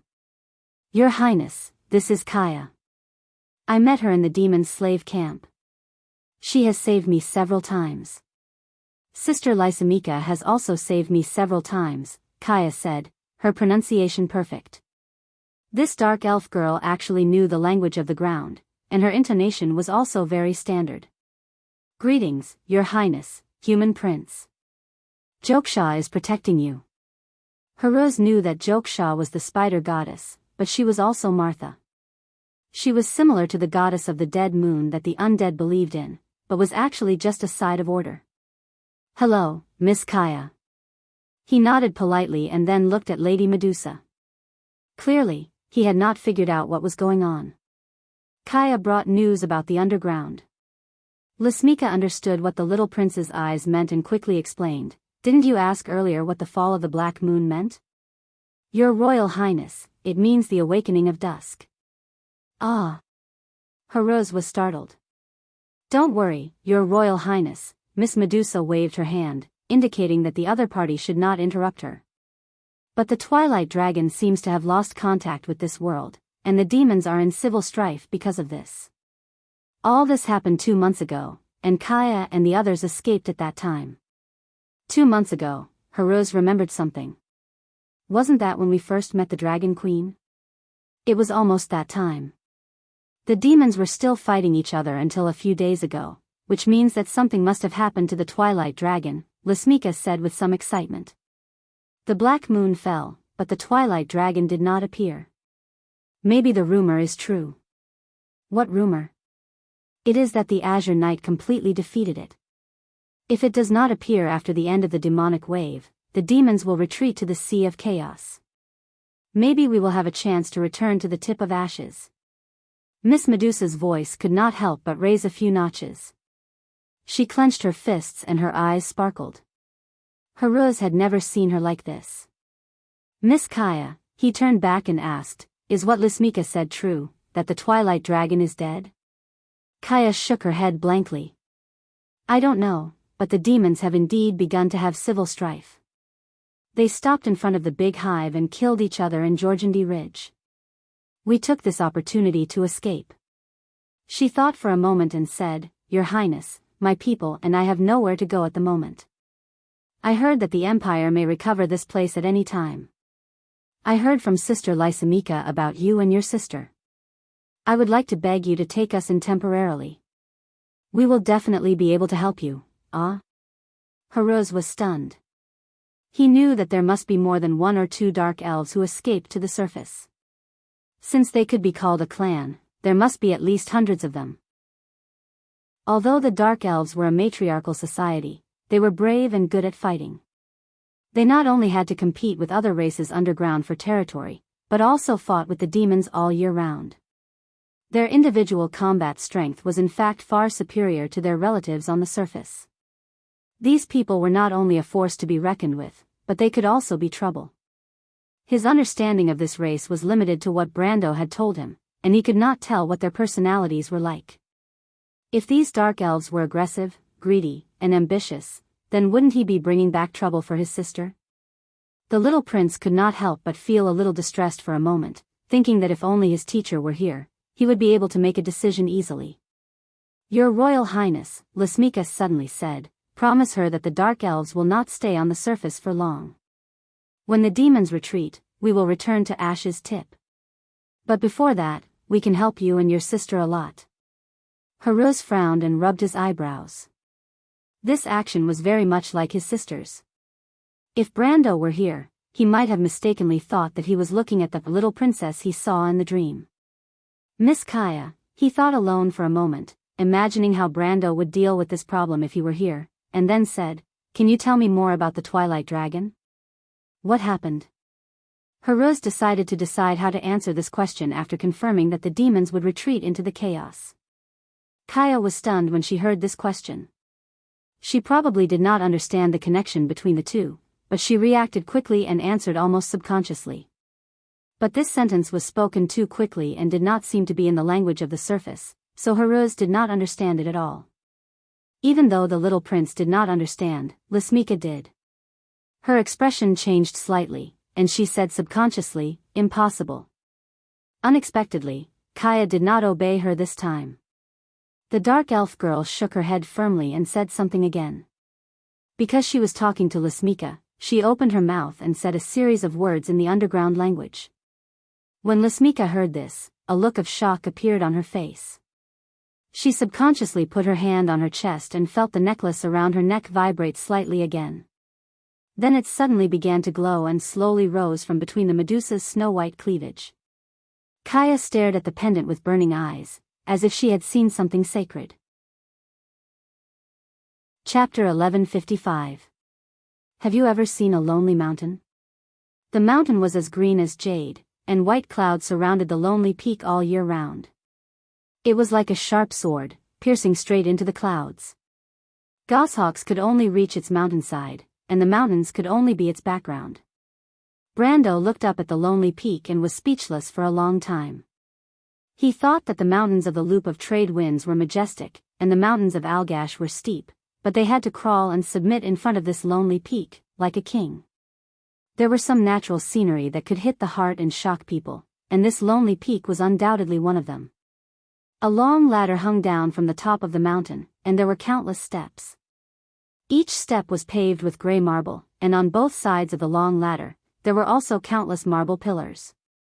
The long ladder connected to the group of temples on the top of the mountain, and it became thinner and thinner as it went up, and finally became a straight black line. Blessed of the flaming blade, now I'm starting to believe Miss Tilius's words. Lute flew up from Brendel's shoulder and muttered to himself as he looked at the majestic mountain. What? Brando looked at him in confusion. This is the throne of Himalud. Brando was stunned, and he looked at Lute in the air as if to confirm that the latter was not joking. Legend has it that Himalud placed her throne at the top of the mountain, and on this peak was the temple of Gaia, the goddess of the earth, and the hometown of Himalud's shepherdesses. Legend has it that it was located in the mountains to the north of the White Plains, but since the disappearance of the three sacred objects of the temple of the earth, this sacred mountain in the hearts of the Tokunin lion men and dwarves had disappeared for thousands of years. The fairy's face was very serious, and Brando realized that the other party was not joking. He then understood what Lute meant by the sacred mountain. That was the sacred mountain in the hearts of the Tokunin lion men and dwarves. But shouldn't it be in Wonde? No, Lute shook his head. This mountain has always been here. Although it once appeared on the earth, it was a long time ago. Ever since the mortals lost the three holy objects, Himalud moved them back outside the elemental barrier in a fit of rage. It turned out that there was such a secret behind it. Brando finally understood. He stared at the palaces in the clouds and asked, "Is that the temple of the goddess Gaia? The flame scepter is here?" "I don't know either." "You don't know either?" Lute nodded seriously. "I only know that the flame scepter is in the mountain of quenching storms. Every chosen of Forsyth will come here on a pilgrimage. Only those recognized by the golden flame can decide the fate of the fire fairies. The fairy kings of each generation generally don't talk about their trial process, so most of the people of Forsyth don't know the specific location of the flame scepter. But, he continued, it's very likely to be here, up here. Brando looked up the stairs. The marble pillars on both sides of the stairs were engraved with ancient runes. This was a pilgrimage path. For thousands of years, the believers gently touched these pillars with their hands and walked up the stone stairs step by step, chanting sacred prayers until they reached the top of the mountain. His eyes looked far into the distance, as if he had crossed the river of time and saw scenes that belonged to that era. The shepherdesses wore holy robes and held shepherding staffs. They covered the stone steps with a thin layer of soil to symbolize that the people of the earth lived and prospered on the ground, passing down the teachings of the goddess from generation to generation. It was not until a long time later that Brando retracted his gaze. He took a step forward, but Lute stopped him and said, "Wait, do you know who the last person who summoned the sacred mountain was?" Brando stopped, looked at Lute, and replied, "Wasn't that your fire fairy?" "The last fire fairy king?"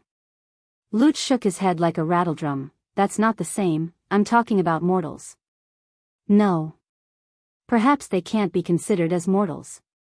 He looked at Brendel with a conflicted expression. "It should be someone like you."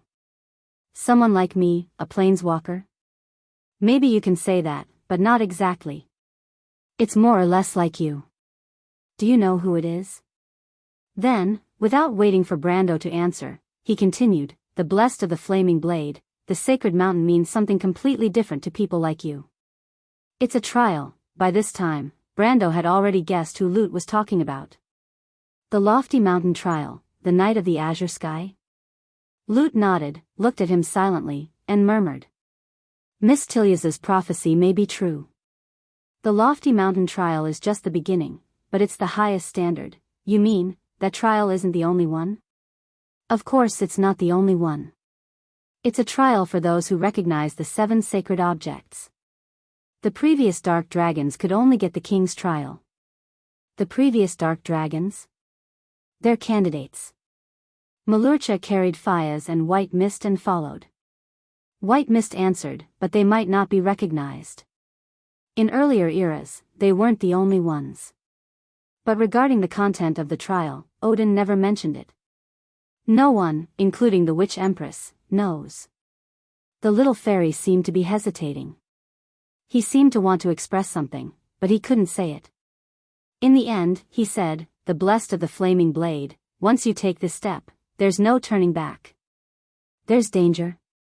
Danger you can't imagine." The night of azure sky took 40 years to pass the lofty mountain trial and get the recognition of the mountains. He was on the verge of death several times. If it wasn't for his iron will, he wouldn't have been able to hold on.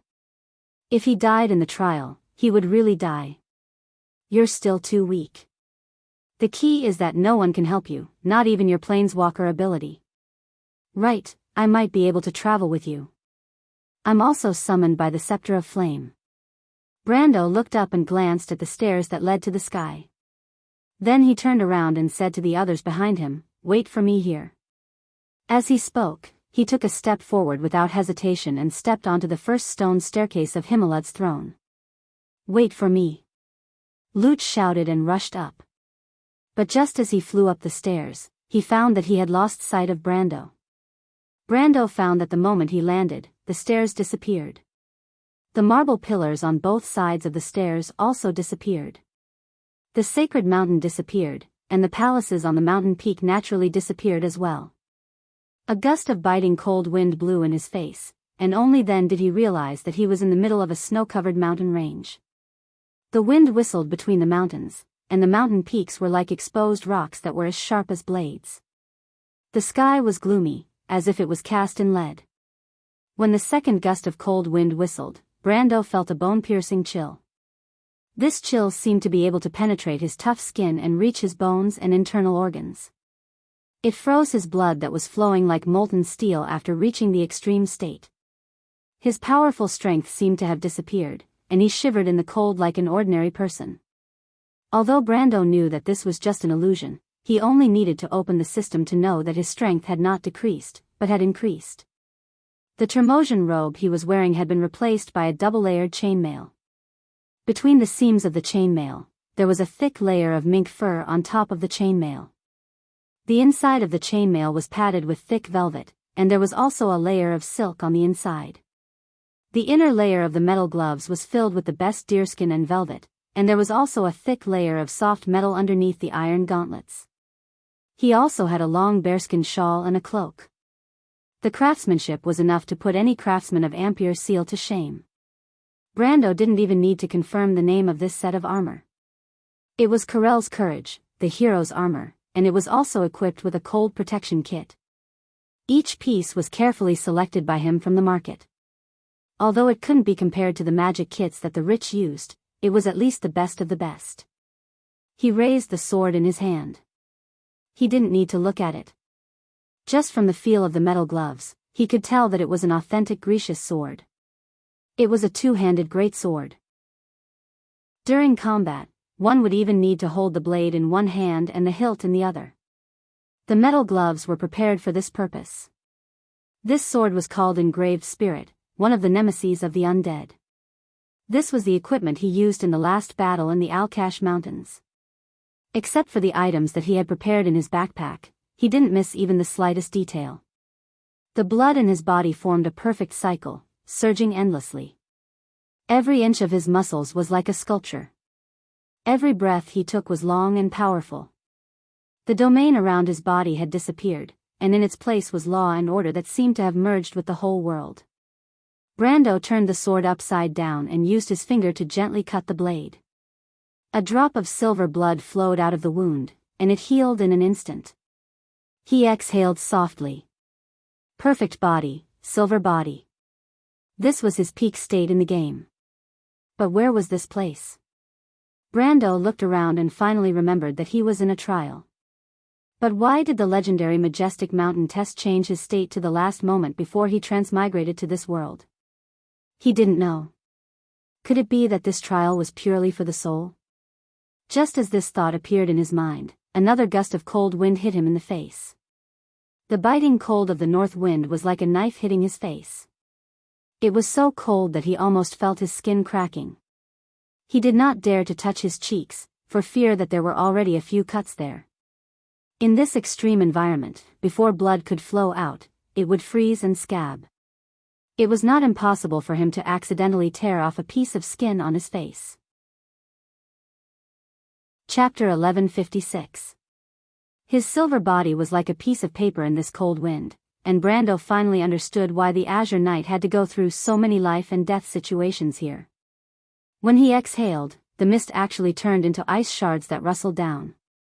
Brando was shocked, and only then did he understand how terrifying the cold was. This was not a good place to stay for long, he immediately thought. He looked up and saw that he was on top of a glacier, and in front of him was a vast expanse of whiteness, as if it was a path.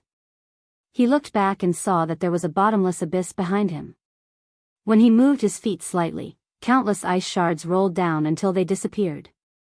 The abyss was pitch black, and it was impossible to see how deep it was. Brando shivered. Although he still did not understand the purpose of this trial, the most important thing was obviously to leave this damned place. He was not unfamiliar with similar trials. There had been such trials from the Lemieter to the Sage Domain.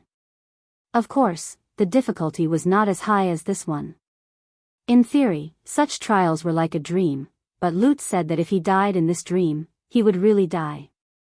Brando definitely did not want to test it and challenge whether it was real or fake. However, such trials usually had a clear goal, which was to complete a certain quest or kill a certain monster. However, it was rare for one to be thrown into an inexplicably harsh environment like this. What was the purpose of this trial? Was it purely to survive? Brando felt that it was not that simple. He thought back to the trial of the Azure Knight. There were too many legends about this legend, and it was even written into many poems that circulated in Wonde. The contents of these poems were mostly similar, but the final result was that the Azure Knight was recognized by the mountains and obtained the Holy Lance of Heaven. So, was the purpose of this trial to find something? The Flame Scepter? Brando thought silently as he moved forward with difficulty in the glacier. Not long after, he felt that he was in trouble. The environment here was too harsh. The wind in the glacier was made up of some unknown law, and it was so cold that it made people shiver. His equipment were useless in the snow, and his silver body seemed to be useless. He had only walked less than a mile, and he felt like an ordinary person who was only wearing a thin layer of clothing trudging in a snowstorm. It might even be worse than that, because at least the snowstorm would not do anything to the soul. Brando quickly discovered that both his perception and willpower attributes were slowly decreasing. This discovery frightened him out of his wits. What the hell was this?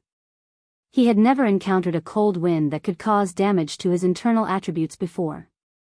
Not to mention encountering it, he had never even imagined it before. Under the extremely low temperature, the metal quickly became brittle. Even the magic power attached to it could not protect it. The engraved spirit greatsword was the first to leave Brando. When he used it to support his body, the two-handed sword first broke into countless pieces with a crack.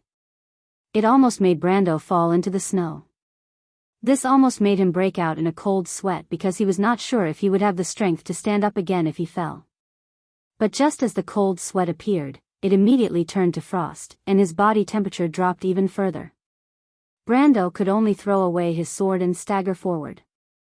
At this time, he began to miss the flaming blade and the shallow sea sword.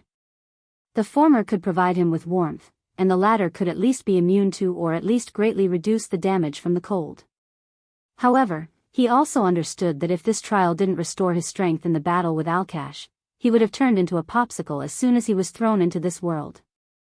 So Brando was not in the mood to complain. Of course, in fact, he did not have the strength to complain. He did not know how long he had been walking on the glacier. The world of white wind whistled as if there was no end, and his strength was quietly slipping away bit by bit, just like the temperature that had been gone for a long time. He had a perfect silver body. Although the silver blood of players was not comparable to a demigod, it was at least second to the level of a demigod like the angel Iroma. Legend had it that Tonkas, the son of God, once chased Leviathan at the end of the world for 100 years without rest. In the chaos where the laws collapsed, even the gods had to constantly consume the power of order to maintain the laws of their existence. But even so, no one had heard of Tonkas dying of exhaustion outside the elemental barrier. But Brando felt that he had only walked for a few days and nights in the snowfield, and his strength was on the verge of exhaustion. He began to feel that his vision was narrowing, and the edges of his vision were turning black. His breathing became heavier, and the cold air stung his nasal cavity. The sound of his lungs was like the struggle of a dying man, or a broken bellows performing its last duty. Not to mention that he had perfected his silver-tier body in the game, even in this world. He rarely felt this way after he had stepped into the gold-tier realm. This was fatigue. For champions with hundreds and thousands of constitution, it was a joke that they would feel tired and tired. In a short period of time, his will and perceptive sense attributes were reduced by nearly 1/10. But the scenery in front of him remained the same. Brando did not know when this journey would end, nor did he know what this damned trial wanted him to do. Perhaps it wanted him to continue walking until he obtained the recognition of the mountains. But who knew what the hell the recognition of the mountains was? He walked for another 2 or 3 days, and the scenery in front of him still did not change. Later on, he was almost numb, and his mind was blank. Originally, he could still feel the loss of his strength, but now, he could only move forward instinctively. Half a month later, Brando's speed began to slow down. Every few steps, he had to stop and rest for a long time. He felt that his eyelids were as heavy as a few thousand pounds, but he instinctively did not dare to close them. He staggered and staggered forward, but he never sat down, let alone collapsed in the snow. This was because Brando knew that once he stopped, he might stay here forever. But his mind was not very clear, and he did not have the time to think about the trial. It was as if his mind was in chaos, and there was only one thought left to support his actions. Live. 1 month, 2 months, and in the blink of an eye, half a year had passed. Even the strength of a sage had finally reached the point of exhaustion. On this day, Brando finally fell heavily into the snow, and the piercing cold and pain woke him up at once. But as he lay in the snow, he realized that he didn't have any strength to get up. He just lay on the ground quietly, staring at the lead-gray sky, allowing the cold to seep into his limbs and bones. He began to lose feeling in his hands, his feet, the area below his knees, and then from his elbows all the way to his shoulders. He lost all feeling. Brando tried to mobilize the power of the law in his body, but the orders seemed to have collapsed. His gaze passed through his extreme plane and saw a quiet universe. It was pitch black, without the slightest sign of life, as if there was only endless low temperature and cold. The stars were also extinguished, as if the dust left behind after a star burned out was still suspended in the void. The whole world no longer had a trace of life, and all the laws and order were shattered into pieces, no longer responding to anyone's call. This was the dusk of the gods and the world. Brando suddenly had such a realization in his heart. When a god died, it might see a world like this. He quietly rested his head in the soft snow, and began to feel a trace of warmth, as if his whole body was immersed in warm milk. He did not know if this was an illusion, but he only felt a wave of exhaustion sweeping over him. Brando knew what it meant as long as he closed his eyes. But he was powerless to stop it. There seemed to be a gentle voice in his heart telling him something. That voice told him that he was too tired, and that it was time to let go of everything. But it was at this time that he suddenly felt a trace of strangeness. It was the ground shaking. The snow was shaking slightly. Brando blinked slightly. He almost did not have the strength to make this simple action, but he quickly realized that this was not an illusion of a dying man. The ground was indeed shaking. Furthermore, the tremors quickly became more intense. It was as if a trickling stream had quickly converged into a surging and roaring river, causing the entire ground to shake and churn. Brando took a deep breath, and finally at this moment, he felt his body again, as if there was an inexplicable force bursting out from his body. It came from nowhere and instantly poured into his limbs and bones, like a warm current, instantly pulling him back from the edge of darkness. But Brando's heart was not happy at all. He knew what it was. It was his talent, unyielding. Although his strength and level had returned to before the battle with Alkash, his talent and profession had not changed. He was dead, but the talent of unyielding had brought him back to life temporarily. Now it was the dark magic that drove his body, just like a ghost. And he knew in his heart that if he could not find a solution before all this was over, then this was just a temporary reflection of the setting sun. But Brando did not dwell on this for too long. He hurriedly climbed out of the snow with this force. The shaking ground caused him a lot of trouble, but he finally gritted his teeth and stood up. Although he soon fell to the ground again in the violent tremors, he could finally see what had happened. He saw that on the white horizon, there seemed to be a gust of wind. This was not surprising, because there was always a biting north wind blowing in this place. It was just that it rarely formed a wall like this. Yes, a wall. On the horizon, Brendel saw a white wall that was being pushed forward by the blizzard. After a moment, he recognized what it was. The glacier was moving. It was an avalanche.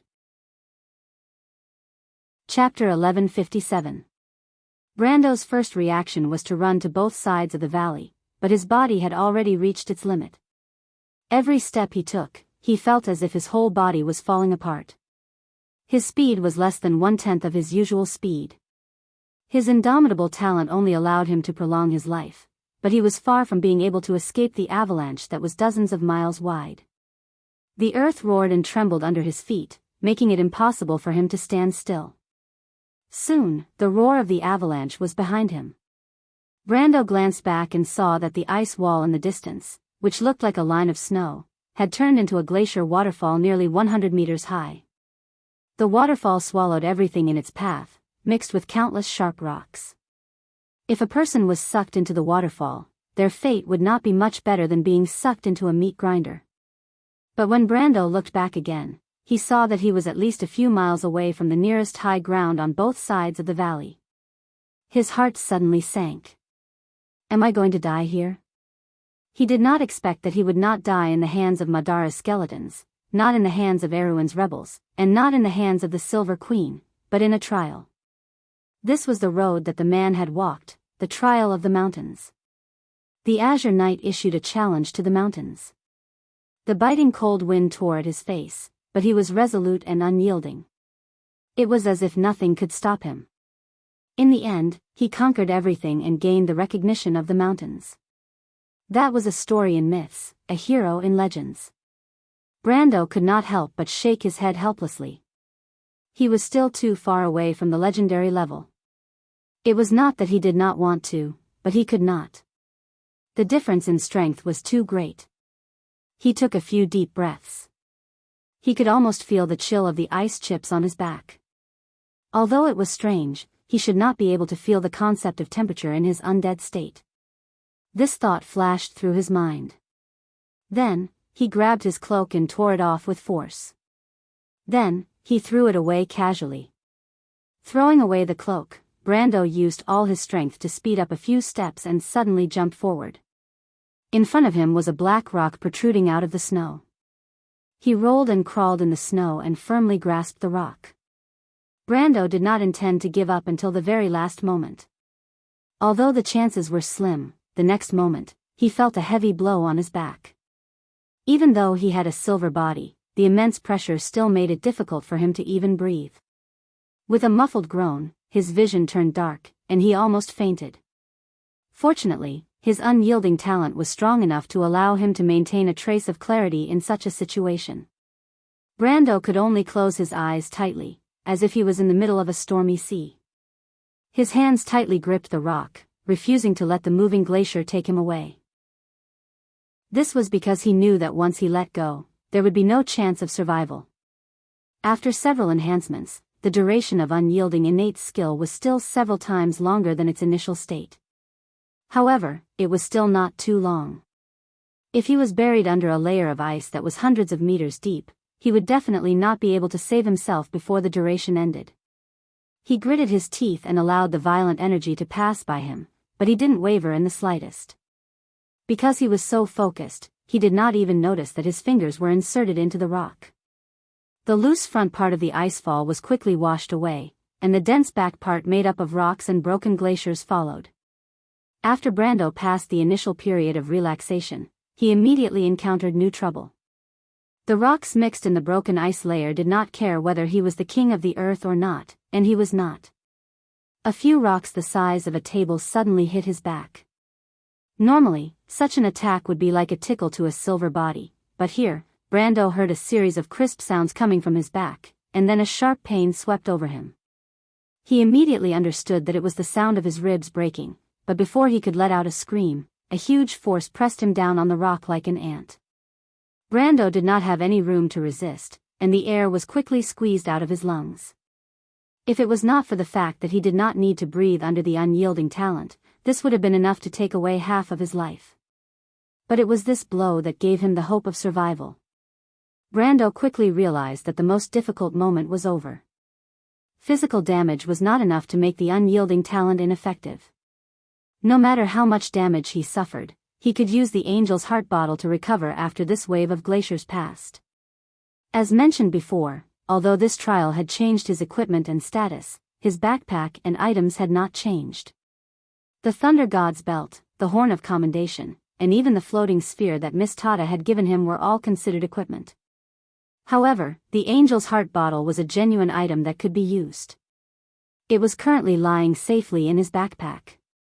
In fact, if it was not for the fact that the angel's heart bottle could not restore his stamina, he would not have to go through so much trouble. Although he did not feel that the speed of the glacier had decreased, the duration of the unyielding talent was still very long. The speed of the avalanche was too fast, and it would pass by here soon. But what Brando did not expect was that just when he thought that he had escaped disaster, the rock he was leaning against suddenly shook slightly, and then tilted in the direction of the glacier. Brando's heart thumped, and he suddenly fell to the bottom of the valley. He had thought of everything, but he did not expect that the rock he was relying on would be the first to give way. If it was taken away by the glacier, everything would be over. Of course, he could not allow such a thing to happen. He immediately tried his best to mobilize his power of law. He knew that at this time, only the law of space could save him, but what made him despair was that just like before, the elements of space and time seemed to be frozen by the cold of this world, and there was no response to his call at all. After half a year of trekking in this extreme world, he had already exhausted his last trace of stamina and element power. But Brando still had a way. Give up the profession level. Give up the elementalist profession level. He ordered decisively. On his system panel, the elementalist profession level quickly disappeared, and almost instantly, it disappeared from his profession list. Giving up the profession level to gain experience, and then using the experience to convert order points, because this conversion was irreversible, almost no one in the game would do this. But Brando did not have a choice. Even if he knew that the profession level he converted would still be counted on him, and the penalty for his part-time job could never be cancelled or reduced in any way.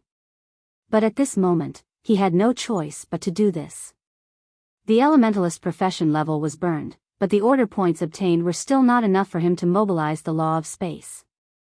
Brando made up his mind and cut 5 levels from the Templar Knight. The Templar Knight profession that had been raised to level 50 with great difficulty suddenly fell back to level 45. But this time, he finally obtained enough power. The silver lines of law once again lit up around his body. It was a pity that he could not obtain the order points from this world, otherwise, he would not need to use his element power at all since he had already perfected his body.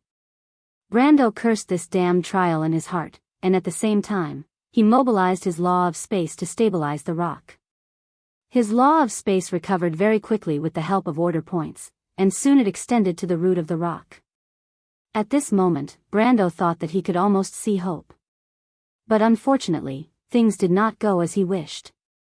At the last moment when he covered the rock with the law of space, the glacier wrapped in a huge rock hit him from behind. Brando did not have time to react, and his vision turned black. The lines of law that had been stabilized with great difficulty suddenly collapsed. No! He screamed, and felt the whole world spinning. The rock in his hand had already loosened, and then it rolled forward with him. Brando's last thought was that he saw the rock that was the size of a mountain behind him crushing him. In the hills of Anzaruta, Haruz was staring dumbfounded at the necklace floating from Medusa's chest. It was a beautiful necklace, made of metal that looked like stars. It shone like a meteor flashing in the night sky. If he remembered correctly, that material should be the mithril that Master Tamar and his teacher had taught him, a rare and expensive metal. But what was really eye-catching about this necklace was not its chain made of mithril, but the pendant. The pendant that emitted a black light was leading the whole necklace to float in the air. "Miss Lasmika, what is this?" Haruz could not help but ask, "What were you talking about?" But no one answered his question. Lasmika and Kaya both stared at the pendant in the air with serious expressions. The latter was still looking at the former, and the former had a struggling look on her face. She finally reached out and tried to grab the pendant. But unexpectedly, Kaya grabbed Lasmika's hand. The dark elf girl shook her head firmly at her. "The kingdom will fall, the earth will bear the suffering, the living will suffer in this fire, and there will be no light for eternity," she said to Lasmika in the underground language. "No," Lasmika shook her head. "This is our treasure. That prophecy can't be true. We can't believe in these illusory things. Kaya, you understand its value. Only by giving it to someone who really understands its value can we get what we want. Don't you want to go back?" But Kaya was indifferent. She stared into Lasmika's eyes and said, "I am Jokasha's priestess, and I know that the prophecy must be true. Look, Lasmika, the glory of the ancient kings has penetrated the clouds and shone on the earth. A voice is calling the king, but the world turns a blind eye to it." Chapter 1158. Look, Lysamika, the glory of the ancient kings has penetrated the clouds and shone on the earth. A voice is calling the king, but the world turns a blind eye to it. But so what? Lysamika broke free from Kaya's hand and grasped the pendant in the air. "We don't even know who that person is. He has everything, but we will lose everything. Greed can blind people, sister. Dusk has come because of the day of final judgment. Dusk is dead, and the demons have fallen into civil strife. Sooner or later, they will return to the chaos, and we must find a strong backer. Only he can let us take back our kingdom. Lysimeka's eyes sparkled. The kingdom above the earth is more powerful than you and I imagined. Even the Dragon Queen is no match for the people on the ground. I have found someone who will let us regain the lost glory. Strangely enough, when she held the pendant of the necklace in her hand, the pendant seemed to have completely lost its magic and reappeared as an ordinary necklace pendant, lying quietly in her palm. The dark elf girl glanced at her, shook her head, sighed, and said nothing more. Miss Lysimeka? Lysimeka looked back with a sense of loss. She saw Haruz looking at her cautiously, and her prismatic pupils flashed slightly. She reached out and gently stroked the little prince's head. It's nothing, Haruz. This is a matter of our clan. She picked up the pendant in her hand, and the scales on the back of her hand shone in the moonlight. This is the treasure of my clan. Kaya is the priestess of Wuxia and the keeper of this treasure.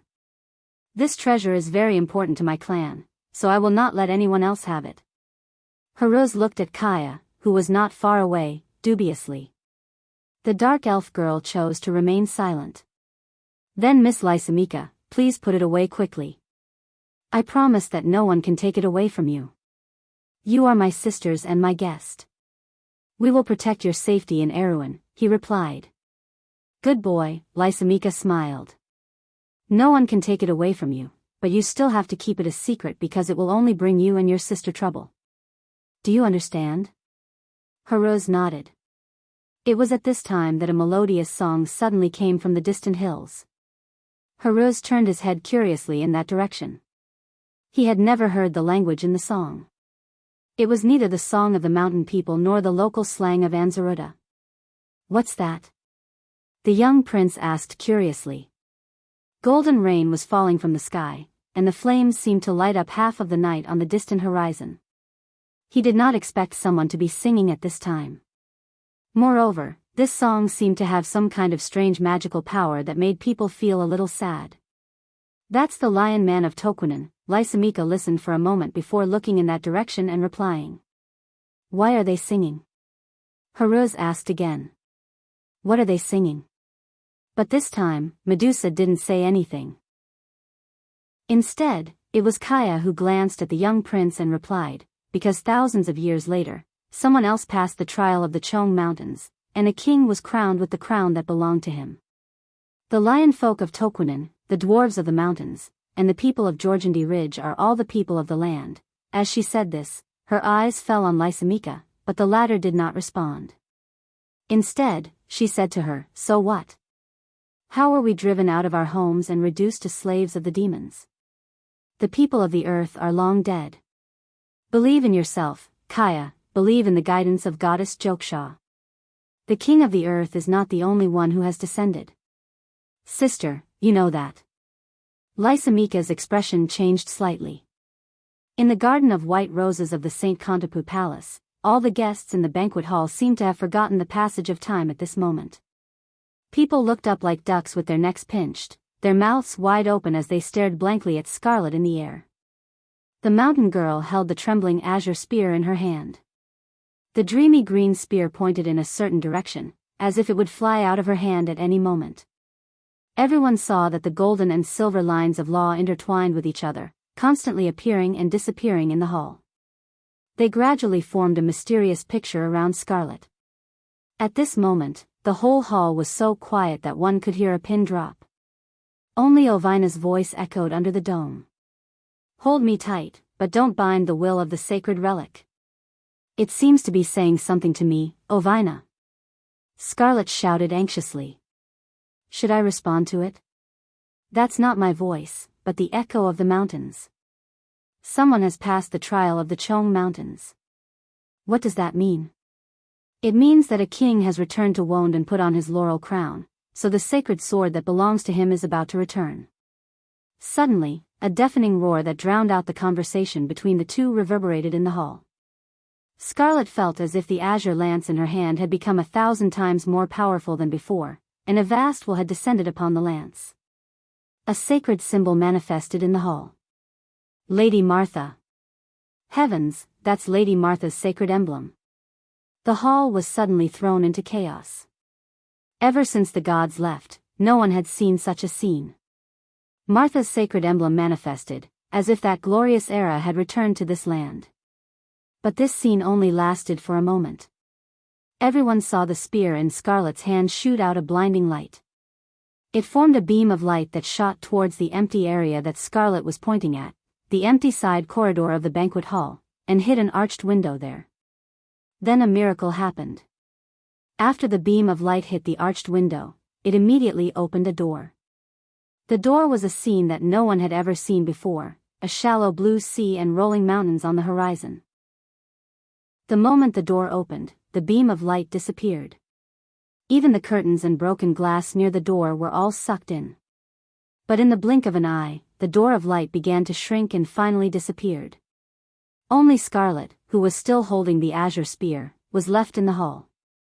She stared blankly at the scene, but after a moment, she acutely felt that something was missing from the azure spear in her hand. She turned around and was about to ask Ovina something. But it was at this moment that the entire Lushtas suddenly shook. Almost everyone in the hall lost their footing and fell to the ground. After a moment of silence, someone asked in a panic, "What was that just now? An earthquake? Was the kingdom hit again?" But before he finished speaking, the glass of the arched window on the side of the banquet hall suddenly shattered. A gust of wind swept in from outside the white rose garden, and in an instant, all the candles and magic lamps in the hall were extinguished. Before the crowd in the hall could react, they were blown up by the strong wind and hit the wall one after another, and fell down again. The dark hall was suddenly in chaos. Although the nobles still did not understand what had happened, it did not stop them from making the worst guess. The darkness was immediately in chaos. People screamed and rushed in panic to the basement, the room where the long-distance teleportation circle was located. The crowd gathered together and almost washed away everything in their reach. The cries of women and children, the cursing of men, and the shouting of each other mixed together and went straight to the sky. Only a few people in the crowd were able to maintain their composure. Seal, Medisa, and Scarlet were among them. The three of them were different from the other nobles who were panicking, and they reacted almost immediately after the incident. The Shire immediately cast a protective spell on himself, while Medisa and Scarlet went against the flow of people, trying to rush out of the hall to see what had happened. Since Medisa's original position was closer to the front, she was the first to separate from the crowd and come to the promenade. At this time, the wind from the outside didn't seem to have any intention of stopping. The wind passed through the corridor, and the broken curtains of the arched windows fluttered. At a glance, it looked like a group of flying ghosts. When Medisa came to the corridor, she saw a man covered in blood running towards her. As he ran, he shouted at her, "Miss Delphian! Miss Delphian is gone." The little elven princess was slightly stunned. She quickly held the man and asked, "What did you say?" "The portal just now, Miss Delphian is gone." The man, who was obviously dressed as a royal butler, said incoherently. His face was covered in blood. Medisa just understood what he meant. Before she could ask for more details, the light in the white rose garden dimmed slightly. She looked up and saw something crawling in through the broken arched window. It was a creature made entirely of crystal. It was as tall as 2 to 3 people and took up half of the corridor. It looked a little like a spider with 4 pairs of legs and a distinct head, chest, and abdomen. The head was sharp and thin, and looked like a hook. However, the thick carapace on its body was similar to that of some crustaceans, which made it look a little out of place. However, it was obvious that the creature was up to no good. The moment it saw Medisa, it raised its 2 front legs and a conspicuous red light flashed in its eyes. Crystal Cluster, the little elven princess stared at the creature with a long spear in her hand and squeezed out 2 words from between her teeth. Time seemed to be in a state of stagnation for a long time. Brando once thought that he was dead. He felt that he was in a dark world with no up or down and no left or right. It was as if there was no passage of time and no concept of space. The only thing he could feel was his own thoughts. He couldn't make a sound and couldn't move. He didn't even know how much time had passed.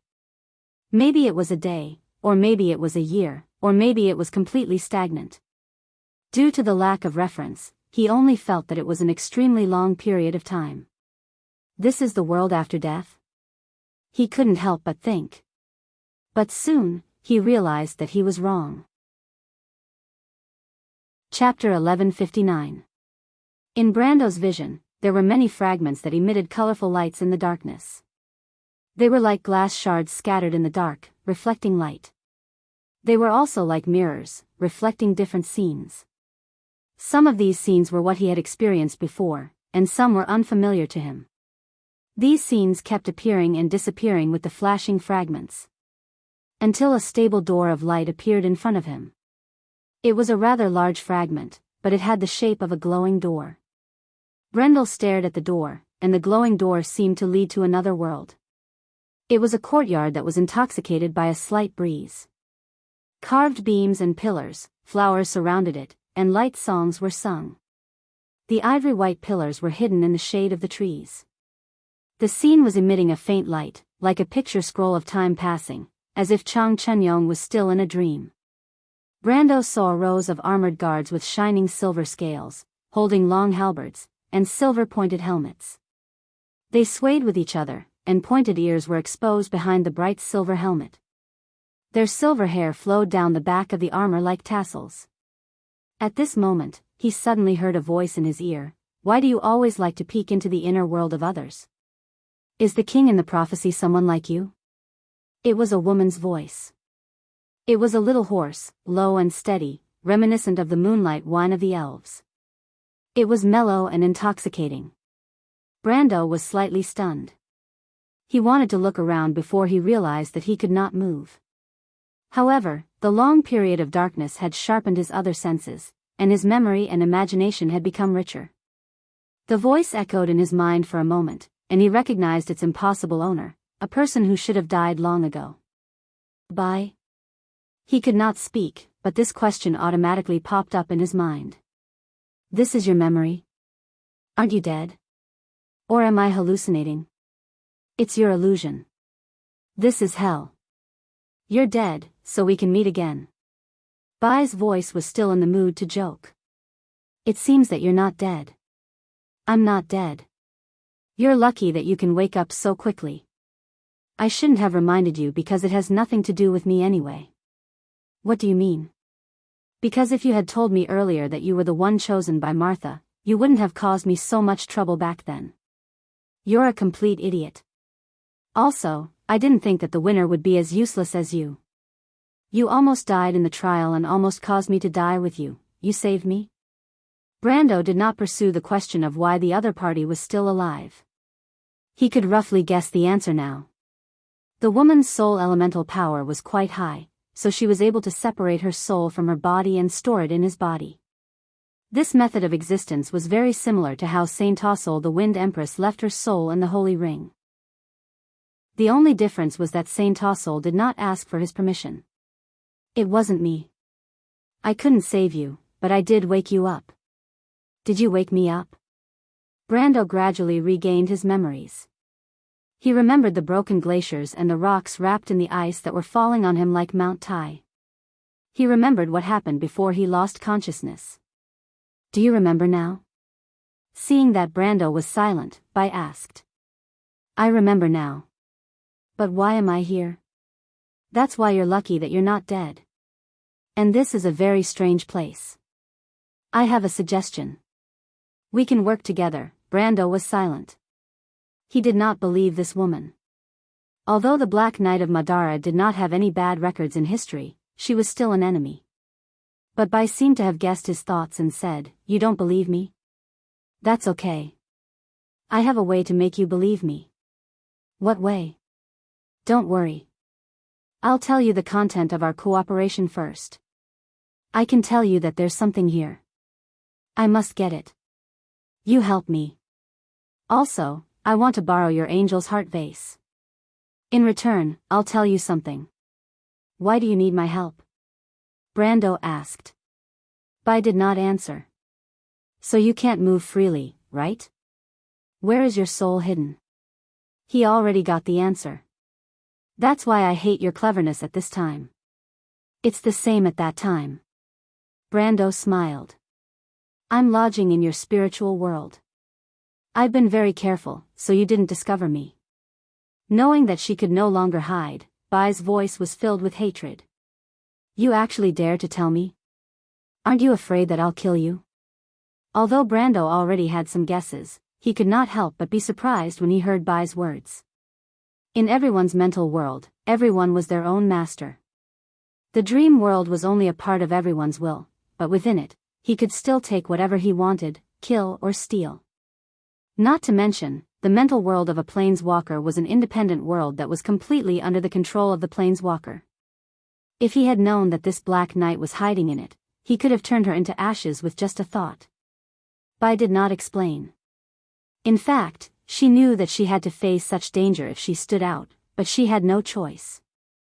I'm Medish's sister, she said in a low voice. You said that before, Brando also replied in a low voice, but you're an undead, tree herders, and one of the 12 patriarchs. And Desha is one too. Didn't you not kill her? That's because of Mistress White Fog's orders. I don't trust you at all. You should understand this. Brando replied.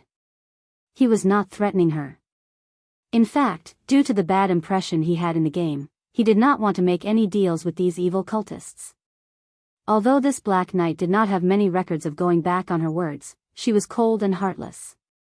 She was also not a trustworthy person. Bai hesitated. She began to worry if she had made the right choice. She knew that her fate was in the hands of Brendel, and he could destroy her with just a thought. She was really afraid that Brando was someone who hated the evil cultists. I joined the tree herders for a reason. Brando was slightly startled. What is it? I can't say more. This is all I can tell you. I'm not the same as the people you think I am. I don't care about the lives of others, but I believe that you're not that righteous. Bai said word by word, this is all I want to say. Other than that, there's nothing else. If you want to kill me, please, is this how you want me to obtain your trust? Brendel did not answer her question, but instead asked a question in return. Not entirely, but it's not impossible. My life is in your hands, so what do you have to worry about? Her calmness made Brendel look at her in a new light. Her calmness made Brendel see her in a new light. No wonder she could become one of the famous 4 Knights of the Apocalypse. Then what did you want to use to gain my trust? He asked again. Don't you want to know where this place is? I can tell you that I can help you leave this place. You don't understand what this place means to you. You'll gain unimaginable benefits, and I just want to get back what I want. It won't help you at all. That's not necessarily true. Maybe what you want is a divine artifact? Intelligence merchants can't earn that much. After all, the ones who bleed are the adventurers and mercenaries, right? Besides, I can't guarantee that what you say is true. I don't care to deliberately deceive anyone. You don't have the right to do so, and there's nothing for you to hesitate about. You have the right to go back on your word at any time. Bai replied calmly. What? This time Brando was really surprised. I don't quite understand what you mean, Miss Tiamas. I've already said it very clearly. The initiative is in your hands. You can choose to believe me or not. You can go back on your word at any time because I need you to help me get that thing. My cooperation with you is based on your reputation. I'm just betting that you won't deceive a weak woman like me and that you will fulfill this agreement. She paused for a moment. So, can I let you get your trust now, Mr. Brando? Brando kept his mouth shut. He had never experienced such generous conditions before. If he really did as she said, even if he got that thing, whether he would give it to her or even kill her after she fulfilled the agreement was actually up to him. Of course, Brando knew that he was not that unscrupulous, but Bai did not know that. Besides, if she really asked for a very important divine artifact or a divine artifact, he would never give it away just because of this agreement. Just like what he said before, intelligence dealers would always make a small profit because they would never be the ones risking their lives. He might give Bai some compensation, but it was her own business whether she wanted it or not. But even so, she still insisted on using this method. Not only did this require generosity, but it also showed that this woman was extremely conceited. She obviously did not doubt her own judgment and choice. But what made Brando could not help but shake his head and smile bitterly was that she was quite accurate. I can only get half of your trust. However, his tone did not reveal any of his thoughts. He only replied, if you're not lying, we can take one step at a time. You're really being overly cautious. Bai said disdainfully.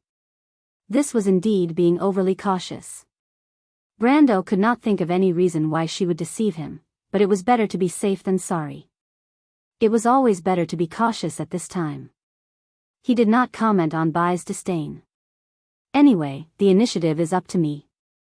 For you, the situation can't be worse, right? He replied. Chapter 1160. Although the atmosphere was neither harmonious nor harmonious, and one of them even had the intention of giving each other a cold shoulder, the two of them had finally reached a preliminary agreement. After the agreement was made, Haku remained silent.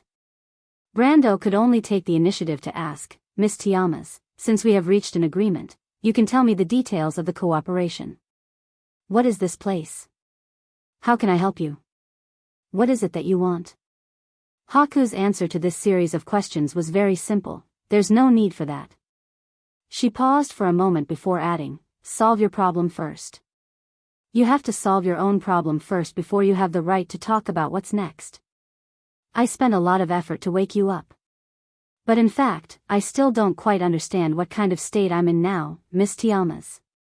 Although Brando had communicated with Haku for a long time, in fact, his situation did not change much. The world around him was still dark, and he still could not feel the passage of time and the existence of space. In fact, he still could not feel the existence of his own body. Before Haku appeared, he could not even confirm whether he was dead or alive. According to the clues in his memory, he should be considered dead. At that time, the duration of the unyielding talent was more than half. He did not know how long he had been unconscious for, but even if it was not long, he should have been buried under the glacier. Although the unyielding talent was almost invincible during the duration, if he did not replenish his lost life before the duration ended, he would still die. Haku said that she did not save him, so Brando could not think of any reason why he would be saved. Unless this place was the same as the game, where he could be resurrected after death. But thinking about it, that would be too ridiculous. I'm not too sure about the state of your body, but the only thing I can be sure of is that you're not dead yet. Otherwise, I wouldn't be here chatting with you. As for your spirit, it should have been heavily injured and fell into a deep slumber. You should be in your own spiritual world right now. As for why it's like this, I'm not too sure. Fortunately, my soul imprint is also in your spiritual world. Otherwise, it would be very difficult for me to wake you up. Haku replied. To be honest, I've never seen such a useless participant like you. I could have used another method to cooperate with you, but I didn't expect you to be so useless. You almost caused me to die with you.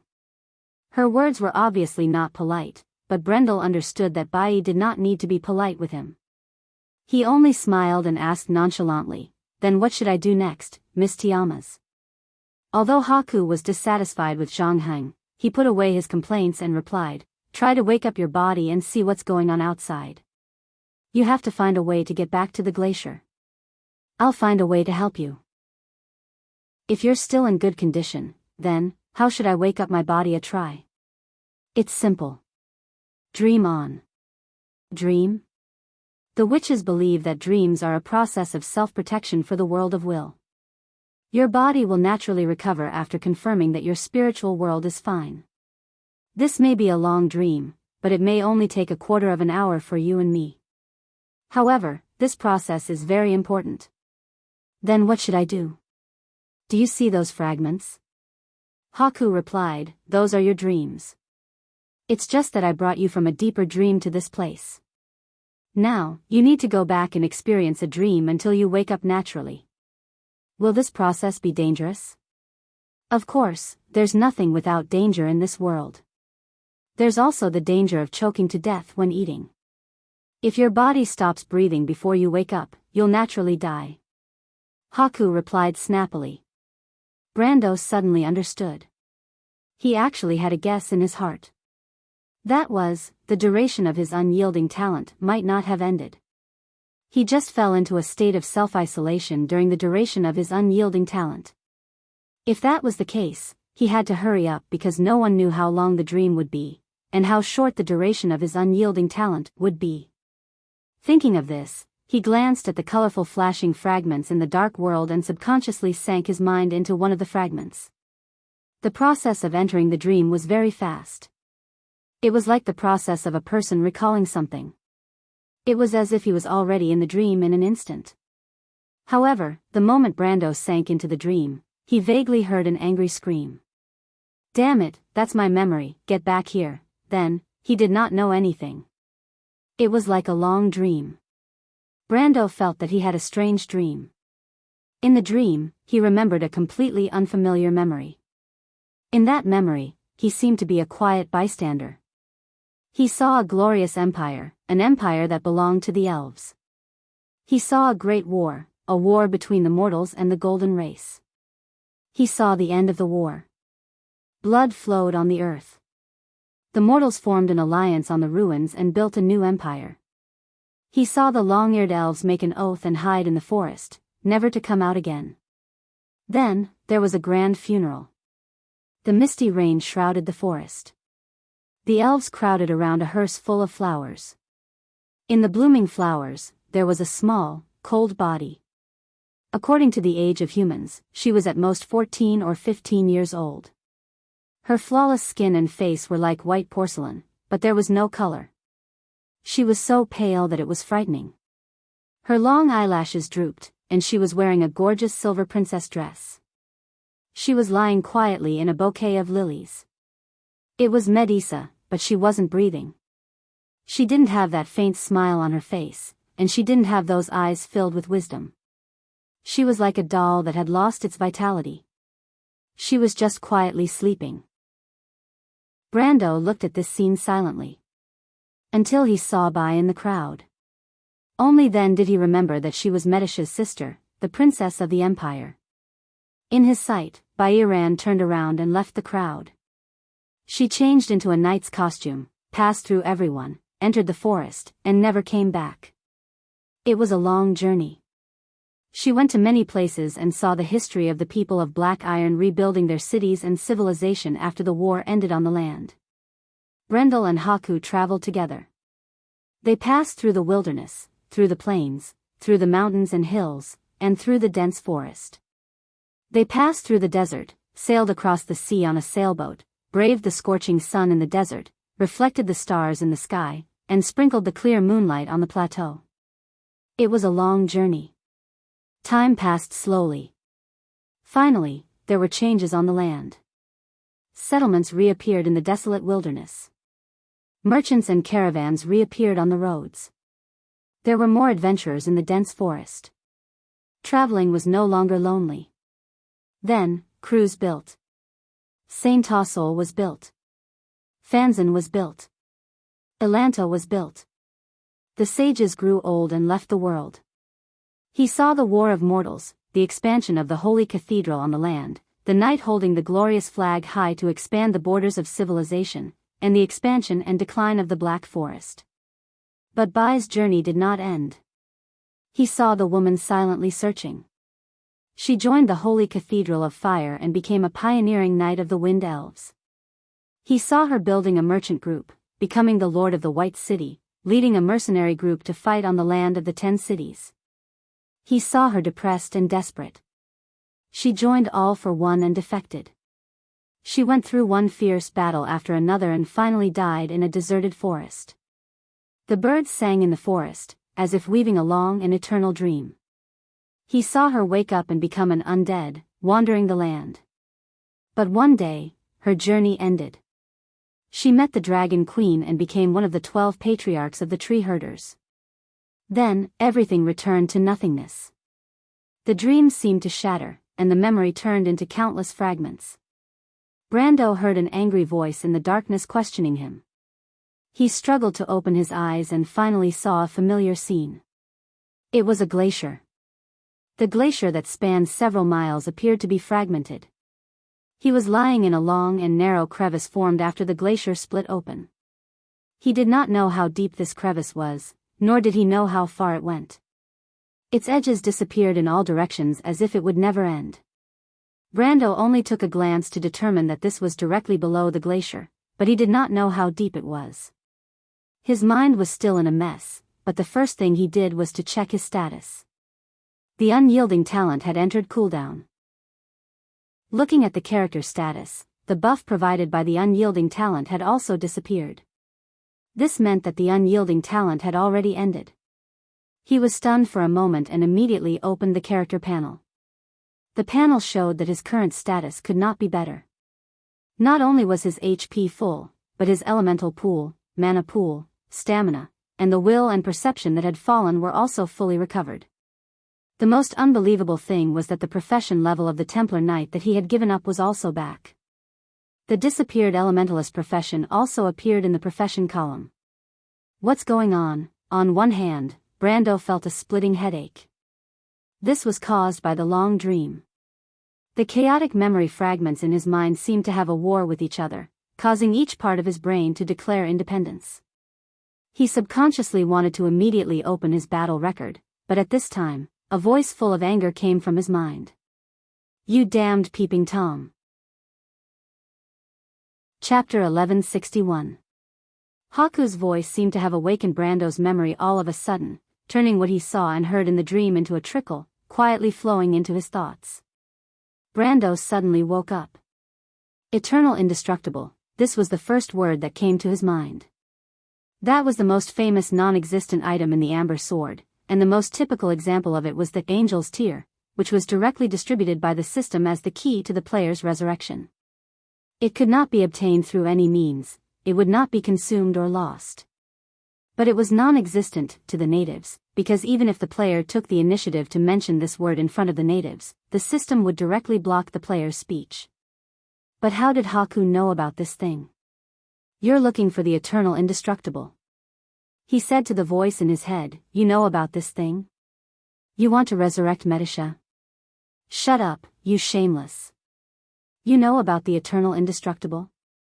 Haku's voice sounded a little shocked. "Tell me first, where did you learn about this term?" "A dazzling person told me." Haku paused for a moment and replied.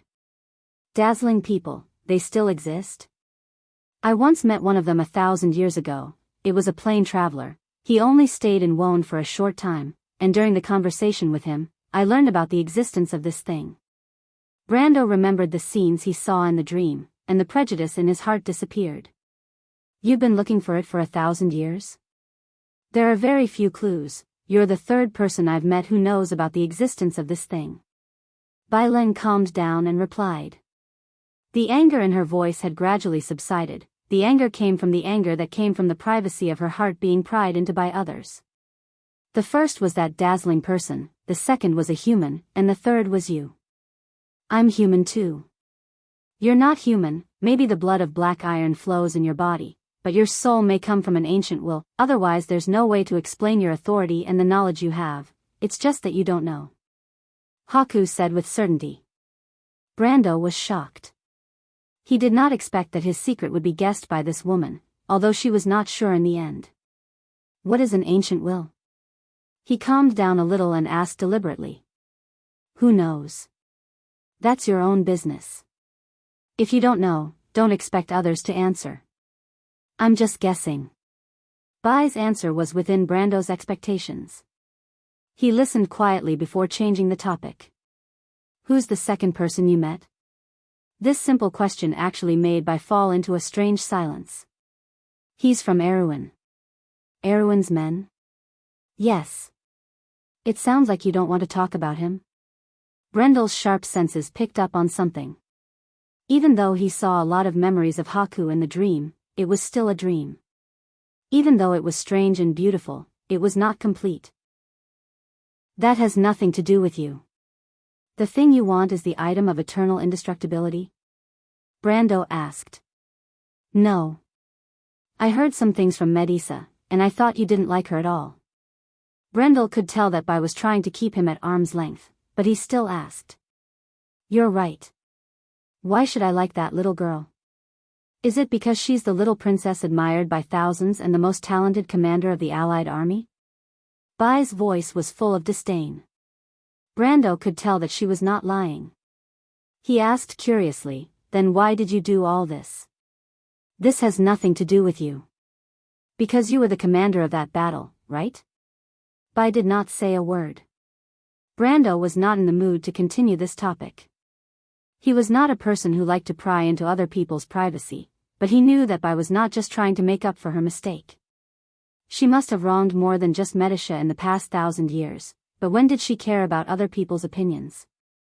It was just that she did not want to admit it, and Brando did not want to force it.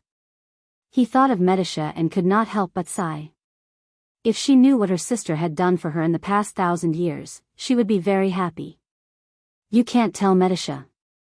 Wait, you're spying on my thoughts? Brando said angrily. Same to you. Brando immediately found Bai's existence in his spiritual world. He was a planeswalker, so it was easy for him to do this. Then, he isolated her in a corner. Bai snorted, but did not say anything. Brando ignored the woman and opened his battle record. His eyes scanned down line by line, and soon, a special record jumped into his eyes. 732, unyielding buff disappeared. 732, character died.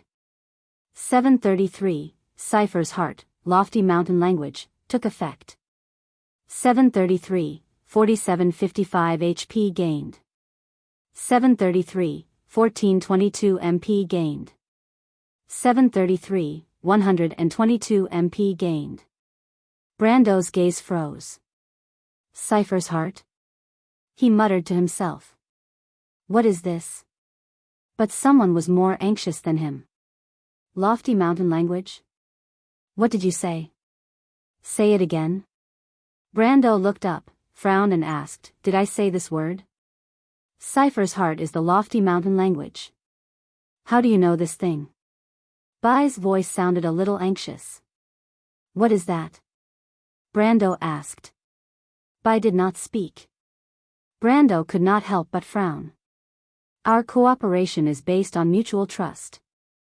I don't want to threaten you, but if you hide everything from me, it will be difficult for me to believe your sincerity, Miss Tiamas. You can back out at any time. You don't have to threaten me, Bai replied. I want to back out now because I didn't get what I wanted from this cooperation. According to the agreement, you have to tell me where this place is and let me find a way to complete the trial, but you didn't do it. Brando did not back down. What does that have to do with this? Of course it has something to do with it. You don't understand my current state, right? I can tell you that I was resurrected because of this thing.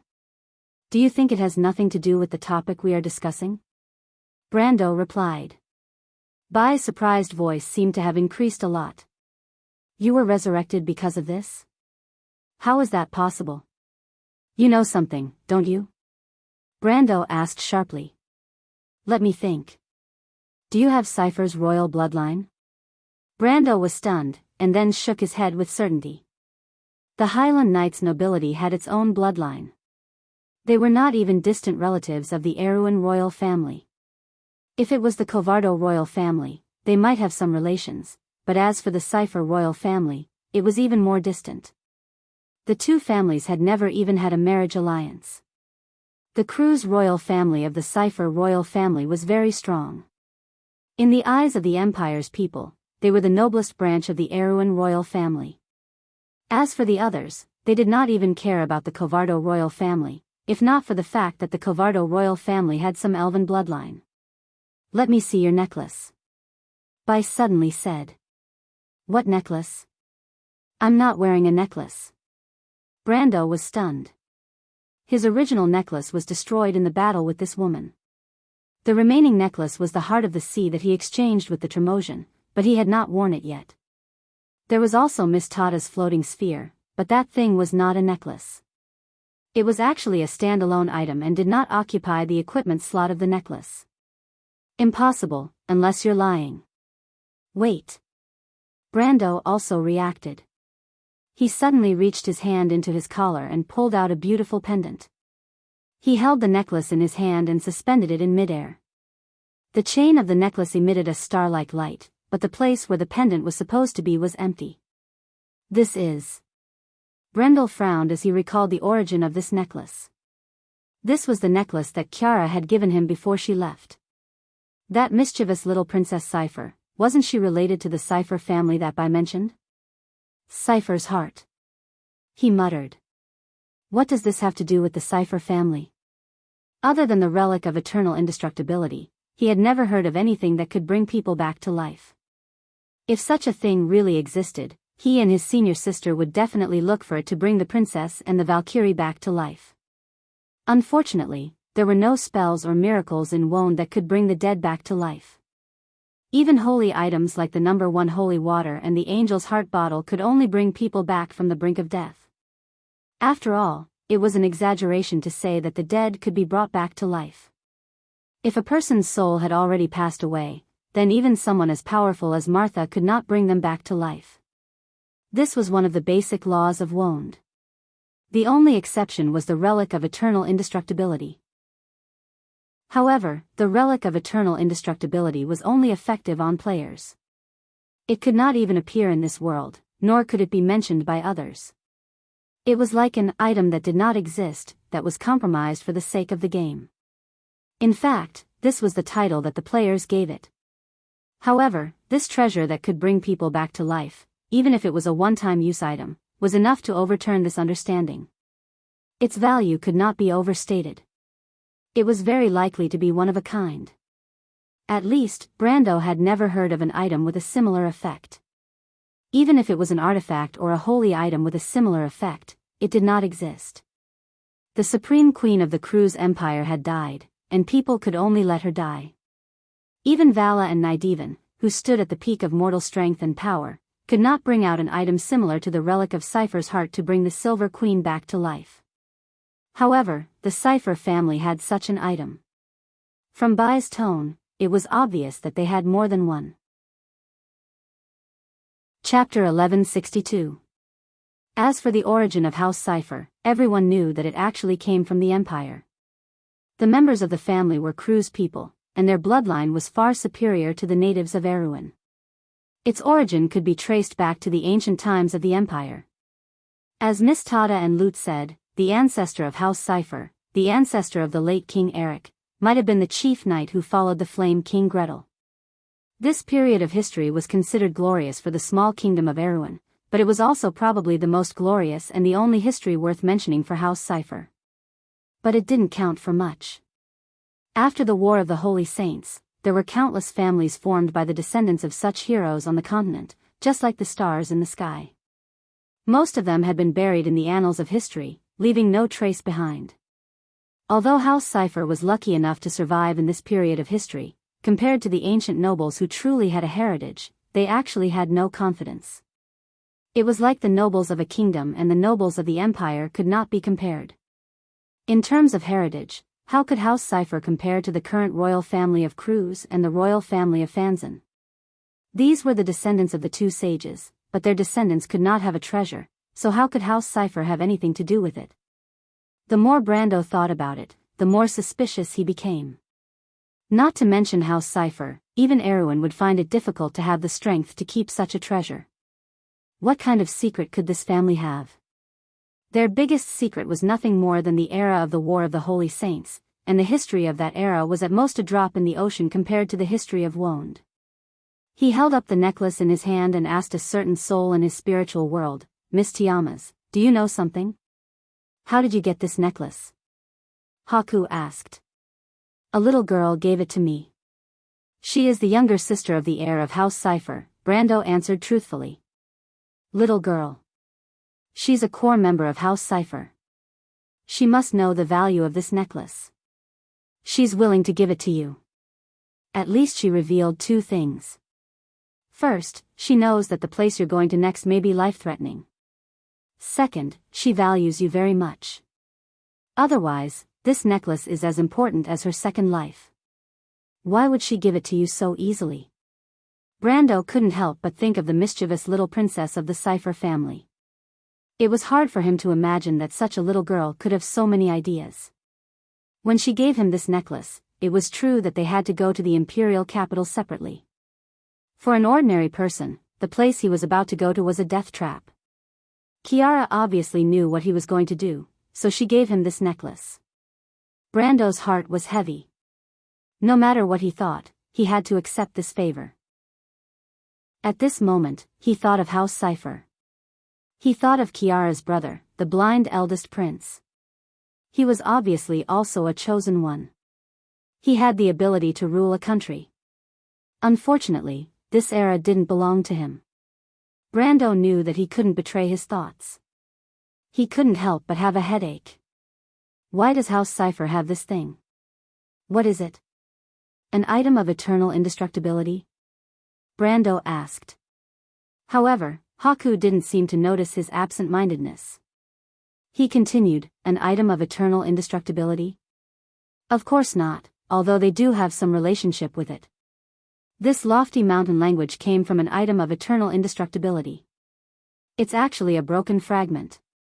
These fragments were made into 6 gemstones, known as Cipher's Heart, and kept by the core members of the Cipher family for generations. Of these 6 diamonds, 3 have already been used, and the whereabouts of 1 are unknown. Right now, other than the one in your hand, there should only be 1 left in the hands of House Cipher. It should be in the hands of the legendary eldest son of the Emperor. Then how did House Cipher get them? Brando asked. You want to know? Haku suddenly asked. It's a very long story. It doesn't matter. Brando thought that she was being perfunctory. He shook his head and replied, we have plenty of time here. Haku paused. She suddenly said faintly, I once knew a man named Erwin. His name was Villefort. He was a branch of House Cipher. During the chaos of Forza, his ancestors broke away from the current House Cipher. His ancestors brought their bloodline to the south to avoid the chaos. They settled down in today's Ranner area. He had a wife and a pretty good family. Villefort was a traveler. I got to know him during my travels.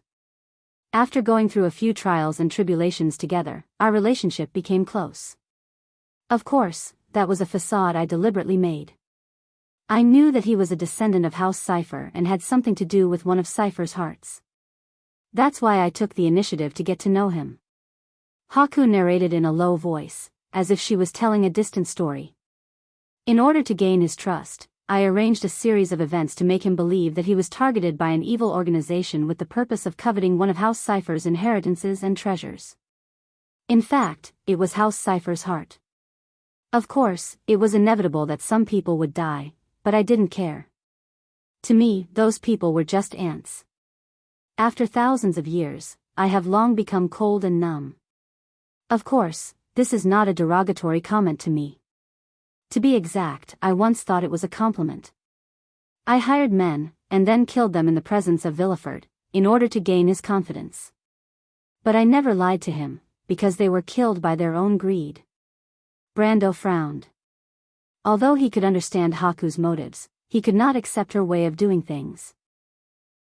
This woman was even crazier than the Silver Queen, because everything Constance did in the end was under the influence of her own dark side. She had never deliberately pursued coldness and killing. She just chose what she thought was the most efficient way. Compared to her, Medissa's elder sister was a little unreasonable. I don't know if it's because 1,000 years is too long. Loneliness and stubbornness caused her to become like this. But the only thing he was thankful for was that at least this kind of character was not seen in Medisha. Haku did not care about Brando's opinion. She continued, at the end of the plan, I killed his wife, but saved his 2 children. What? Brando almost could not help but exclaim. Why, do you have a problem with my way of doing things? Haku's voice turned cold, and she asked lightly. It's hard not to have a problem. Although he had a favor to ask, Brando did not intend to flatter this woman. Then you can kill me to show your righteousness. but I seem to have taken the wrong medicine. His words became a little sharp, and he said tit for tat. Brando shook his head. Although he was not used to it, he did not intend to become a messenger of justice.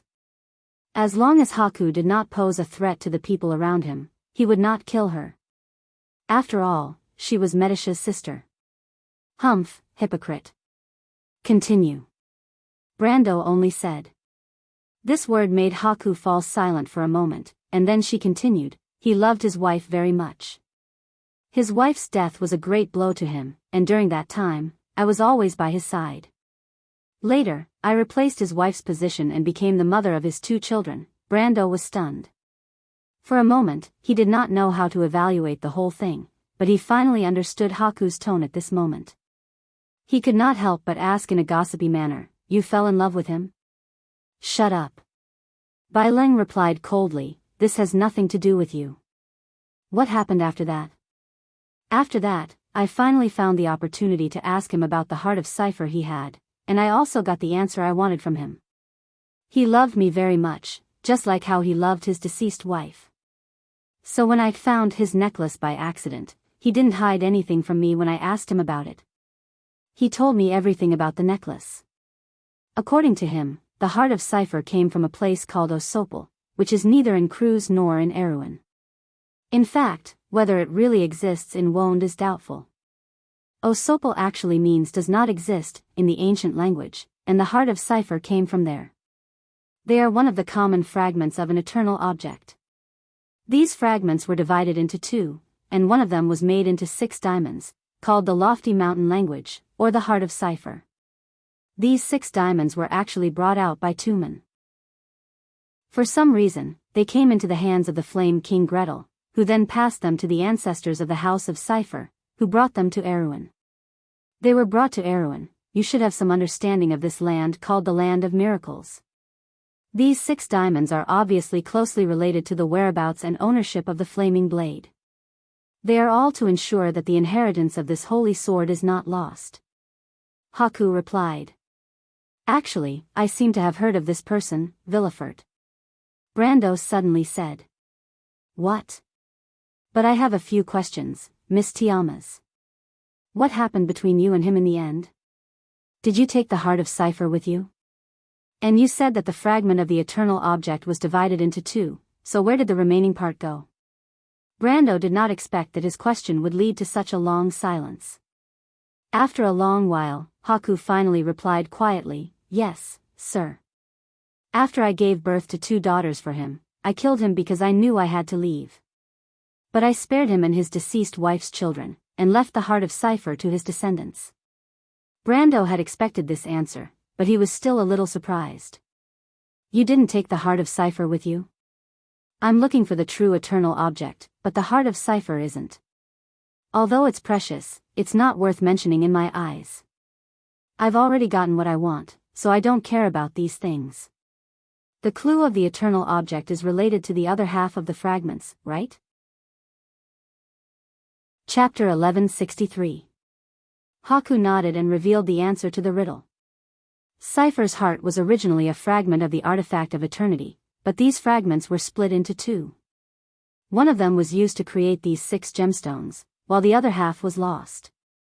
The lost fragments retained their original form, which was why they were still connected to the artifact of eternity to this day. Those fragments may reveal a secret. As long as I find them, they can lead me to Osapa, the legendary place. I believe that the relic of eternity is here, and I spent countless time confirming its existence little by little. After nearly 1,000 years of searching, I finally got the answer I wanted from the man Villefort. Haku ended his description with this paragraph. Brando sat on the shattered glacier. Cipher's heart had restored him to his original state, so his current condition was far better than when he was trekking in the snowfield. He could confirm that he was still in the trial world, but there was no biting cold wind under the glacier. Although the temperature was still very low, he was not in a hurry at the moment. He stood up and said to Haku, then let's go, Miss Tiamas. Haku stopped. You haven't told me where this place is, and how do I get out of here and complete this trial? Brando asked again. This is the tile latch. You are walking the path once taken by the Knight of the Azure. This is the trial of the Chong Mountains. Of course, it is not as simple as it appears on the surface. At the end of these mountains, there is an altar, and the azure lance was once inserted on that altar. The tile latch? Is it related to the tile latch of Wonde? Many of the names of Wonde come from myths, but it is also possible that the mountains did appear in Wonde a long time ago, just like the throne of Himalud. Haku replied. So we have to find the altar? Naturally. Then what do I have to do? First, you have to go back to the ground. Can't we just follow this glacier? Brando asked as he surveyed his surroundings. Although the space under the glacier was narrow, it was far less dangerous than walking on the glacier. The memory of the biting cold wind that could erode one's will was still fresh in his mind. Bai sneered. Where do you think this place is? There are memories of nothingness under this glacier. Mortals will eventually lose themselves if they walk in here. You've been to the deadly frost forest, so you must have seen those nameless people. Is it that dangerous? It's just hearsay. If you don't believe me, you can try. Maybe there's another way out under the glacier.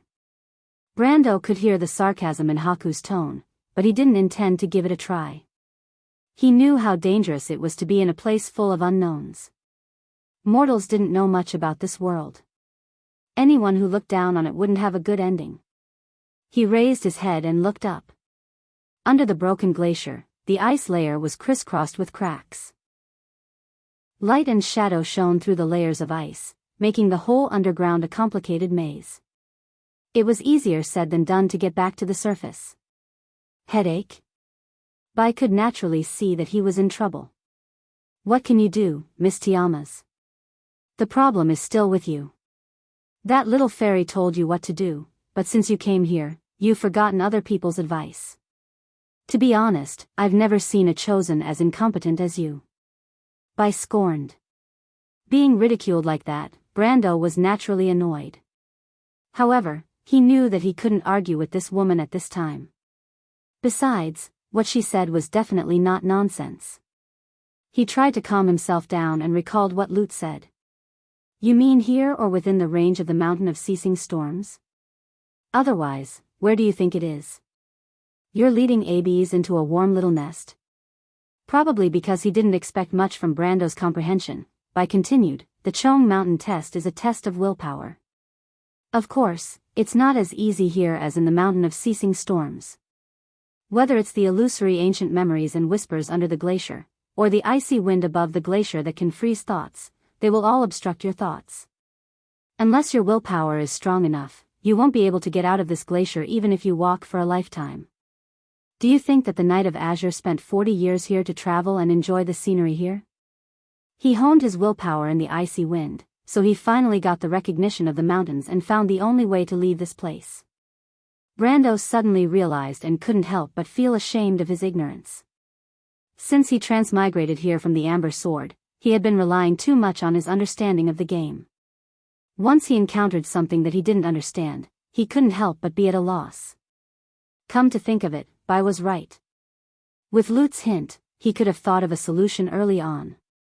But his performance now was worse than in the game. As a player in the upper middle class, he couldn't rely on his performance to stand up. Brendel was slightly alarmed. He had relied too much on his experience in the game, and had actually lost the most basic sense of vigilance and sensitivity to his surroundings. This was what he relied on the most in the game, and it was also one of the basic qualities of an expert player. Fortunately, his battle instincts were still there, and his skills had not returned. In fact, he had improved a lot in this world. Otherwise, with his current vigilance, it would have been difficult for him to survive the battle with Lushta. Realizing that there was a problem, Brando quickly adjusted his attitude. He looked at the ice wall above his head and focused. As soon as he focused his attention, he immediately felt the difference in the world under the glacier. In the darkness that was originally empty below, there were some strange whispers echoing. These tiny voices seemed to drill into his mind from every pore. Brando was even sure that ordinary people wouldn't be able to help even if they covered their ears because these whispers appeared directly in their hearts.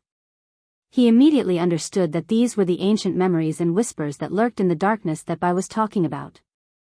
He couldn't help but take a deep look in that direction. Although these whispers could only be heard by concentrating, if a mortal stayed down here for too long, they would inevitably be unconsciously influenced and eventually be tempted to fall into depravity. They would completely lose themselves and become the nameless people he saw in the deadly frost forest. Fortunately, Bai reminded him. Otherwise, if he wasn't vigilant, he might not have been willing to go back to the glacier. He might have unknowingly fallen into the trap. After thinking about this, the woman's mockery didn't sound so harsh.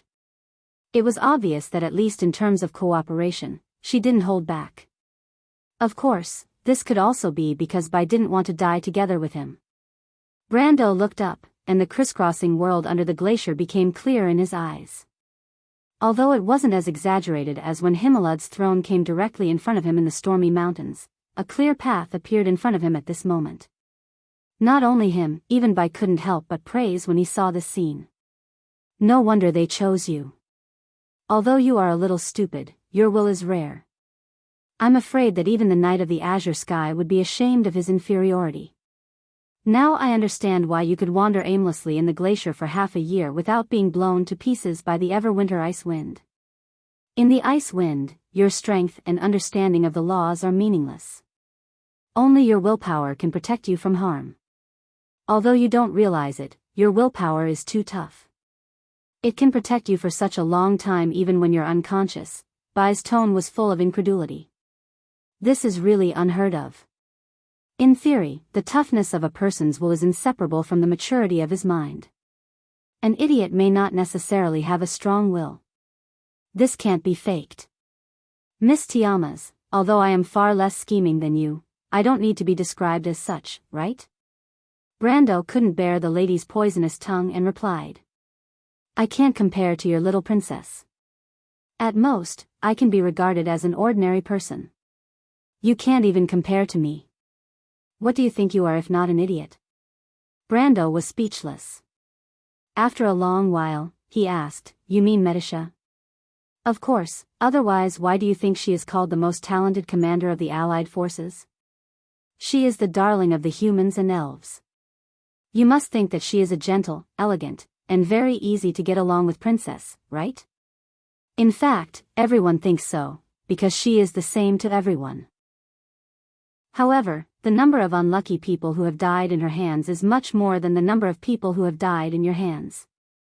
Bai was full of disdain. When your little princess sent her enemies in the court to guard the borders, your grandfather's grandfather's grandfather wasn't even born yet. But to be honest, I really like her in her current state. The last time in ABs was probably the only time in my life that I could teach her a lesson.